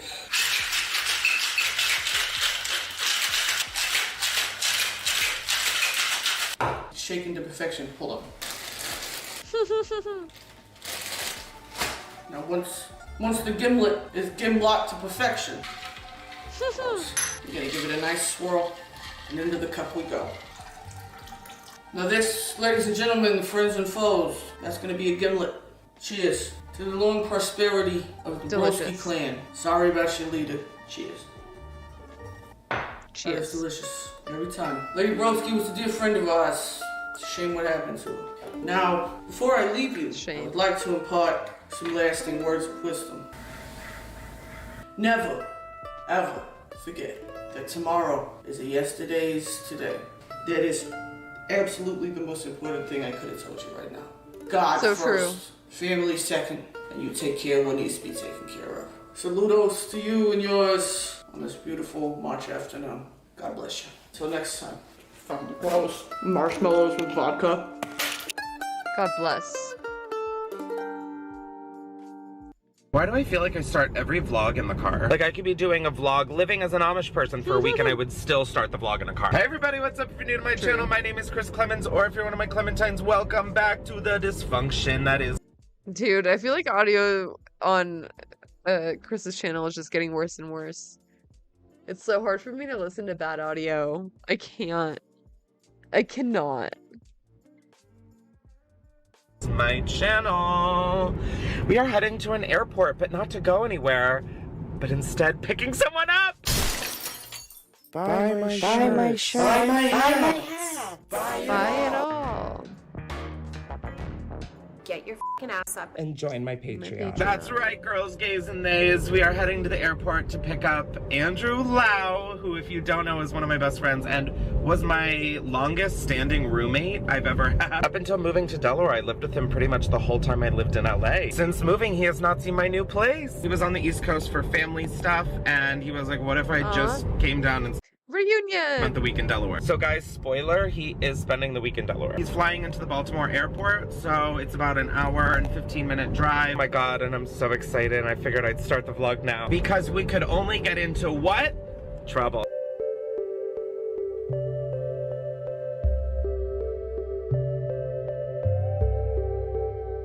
So I was telling Andrew I don't have any instruments to partake in some activities, but I was like, oh, we can get some when you get here. I stopped to charge my car and there was a smoke shop and I got some cute ones that I think I'm gonna do like a little glass haul on my Patreon. Anyways, we do have to run because he is like about to land and I'm still like 40 minutes away.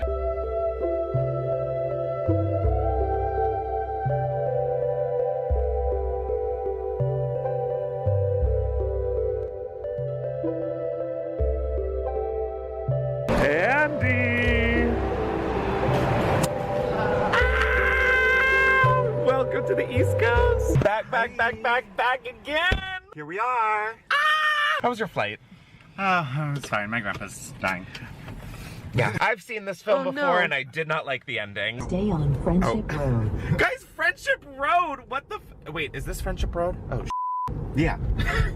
This friendship's gonna get rocky. We just got home and I was showing Andrew around, but then I got Booger out and Booger has not seen Andrew since we've moved out. And so we're gonna film the reuniting. Do I have a surprise for you?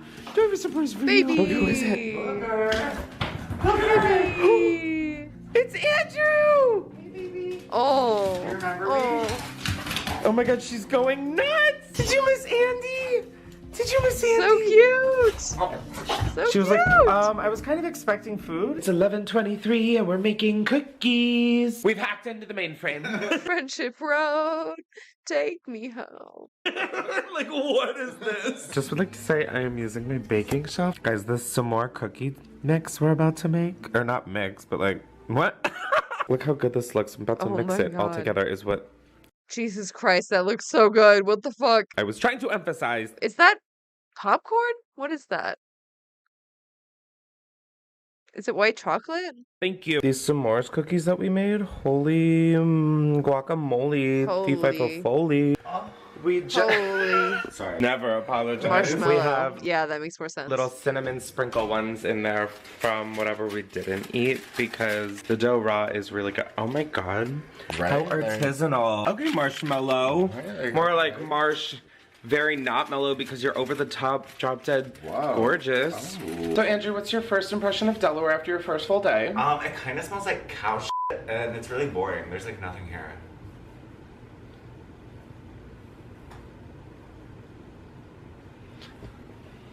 Rip. Rip. Okay. I'm kidding. No, f you, I don't care. We went to New Jersey to get some stuff, which you guys can see on my Patreon. I'm gonna do a little haul. It's drugs. I'm calling 911. No, I'm not being vague about it for authorities, girl. I'm being vague about it for the little website I put this shit on. Anyways, we're about to go to dinner, and we're going to a place called Bardea Food and Drink, I think it is. It is so good. Guys, we're going to the new Vanderpump restaurant. Oh my god. Speaking of oh my god. Oh my god. Are you a little mush after our walk? Are you a little mush after our walk? Oh, I love the way you kiss the camera every time. There are some people who watch the videos and they were like, Joe Biden who? And I'm like, so true. Anyways, that was a lot funnier because my pen got me f***ed up.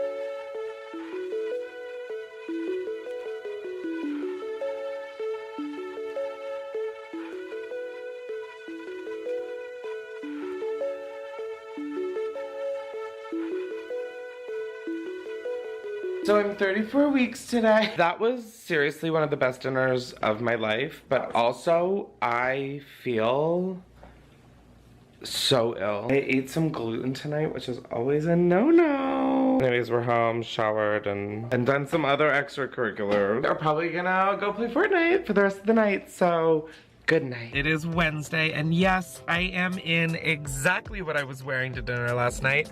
Thank you. Oh, I didn't even notice. God bless your heart. We are heading to Goodwill right now. Oh my god. I love Andrew, but what is happening with your hair, bestie? How did Chris let him go out like this? What is this? What is that? What that?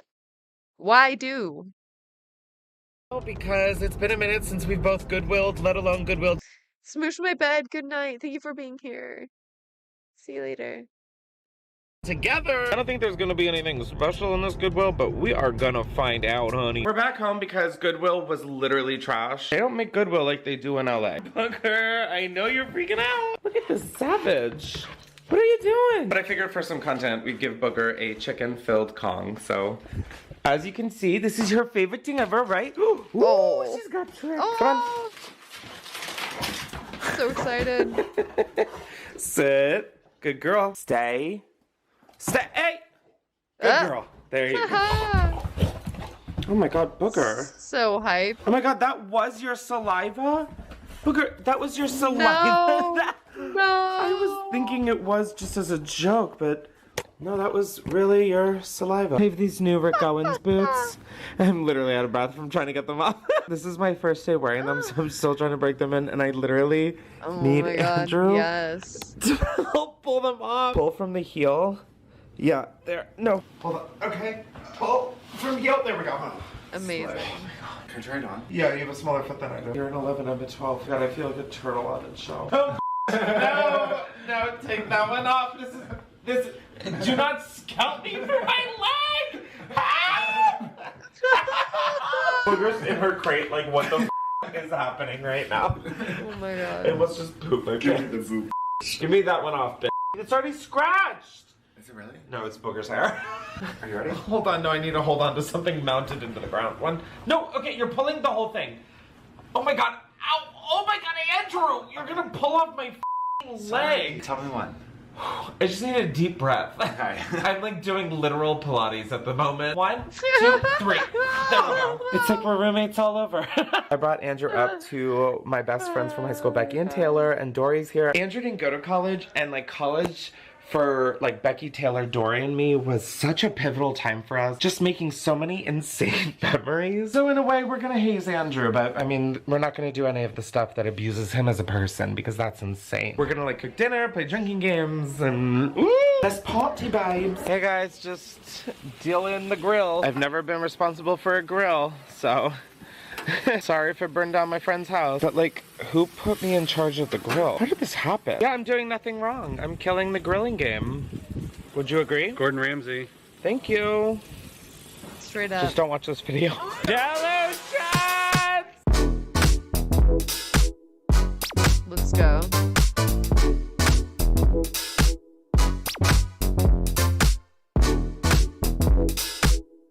Guys, it's Andrew's last day. Finally. Let me drive you to the airport now. Just as I was about to give you a little present, too. You're gonna give me a present? Yes, I have a present for you. Close your eyes. All right, Andrew. Oh my god. You're a legendary legend, baby. Why do you have that? Oh my god, I got a legendary legend star. It was literally an ad on Instagram, and I was like, well, you got me, sis. Bought it. You bought this legendary legend star? I bought one for you and one for me. Guys, mental illness is thriving in this home. We are on the couch watching the new RuPaul, but I ordered us Ritas. I know that they were like more locations, but oh my god, I love this shit, and I never know how to explain it.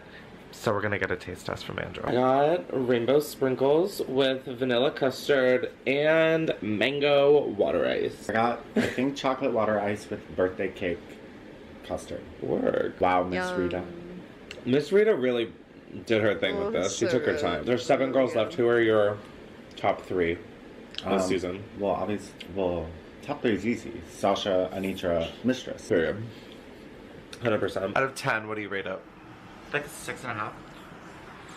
Oh my god. It was like a homicide. So it's Saturday and I just dropped Andrew off at the Philadelphia airport. I totally meant to vlog, but I forgot my camera because it was a 7:30 departure in the morning. But I had such a fun time with Andrew visiting and seeing my house. It was just so fun, and sorry if the vlog was kind of scattered slash doesn't really contain much. Andrew and I were just living in the moment, being present, playing Fortnite. It was just overall a very fun week. Now Booger and I are heading up to New Jersey to go to my Nana's house to help my mom and my aunt clean things out. And so that is gonna be where the vlog ends because I've cried enough on camera, guys. Yeah. Okay, I know I'm not invited to the Oscars, but Oh, it's gonna be a good one. I'm pretty tired though. It's kind of late. Yeah.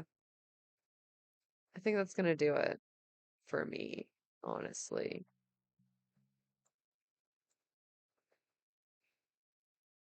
We aren't better because we want to be. Because the road to hell is paved with good intentions. Thank you for being here.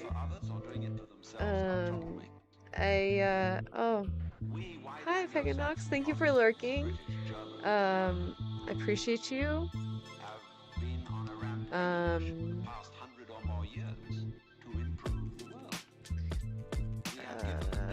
Let's see, what day is it? Oh yeah, I have to edit tomorrow for Catter Day. I have more cat content coming for you very soon. Get hyped for that. My cats are so cute. I wish I could have them out here, but because I smoke out here, I just don't.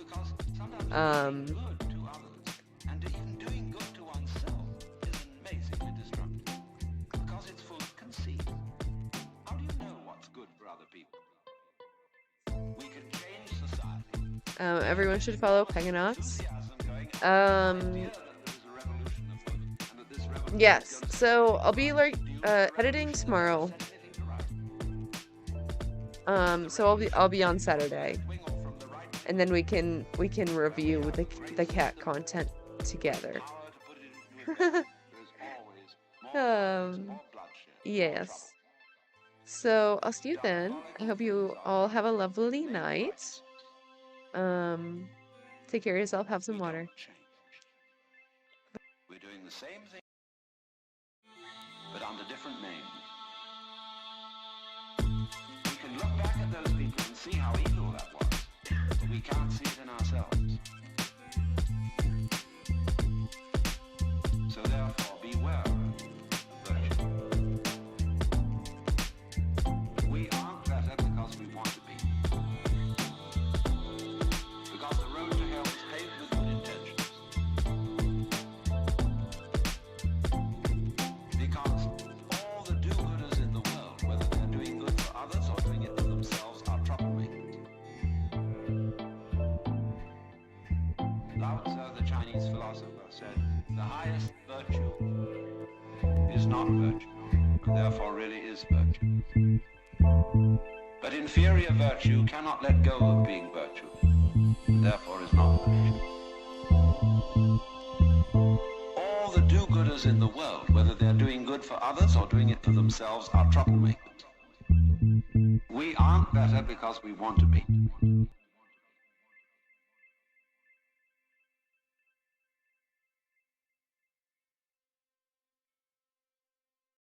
They say, rock, rock, rock. You say, blah, blah, blah. Talk is cheap, homie. Talk is cheap, homie. Blah, blah, blah, blah. Can't be no one else but yourself. You the best at being yourself. Remember that and never doubt it.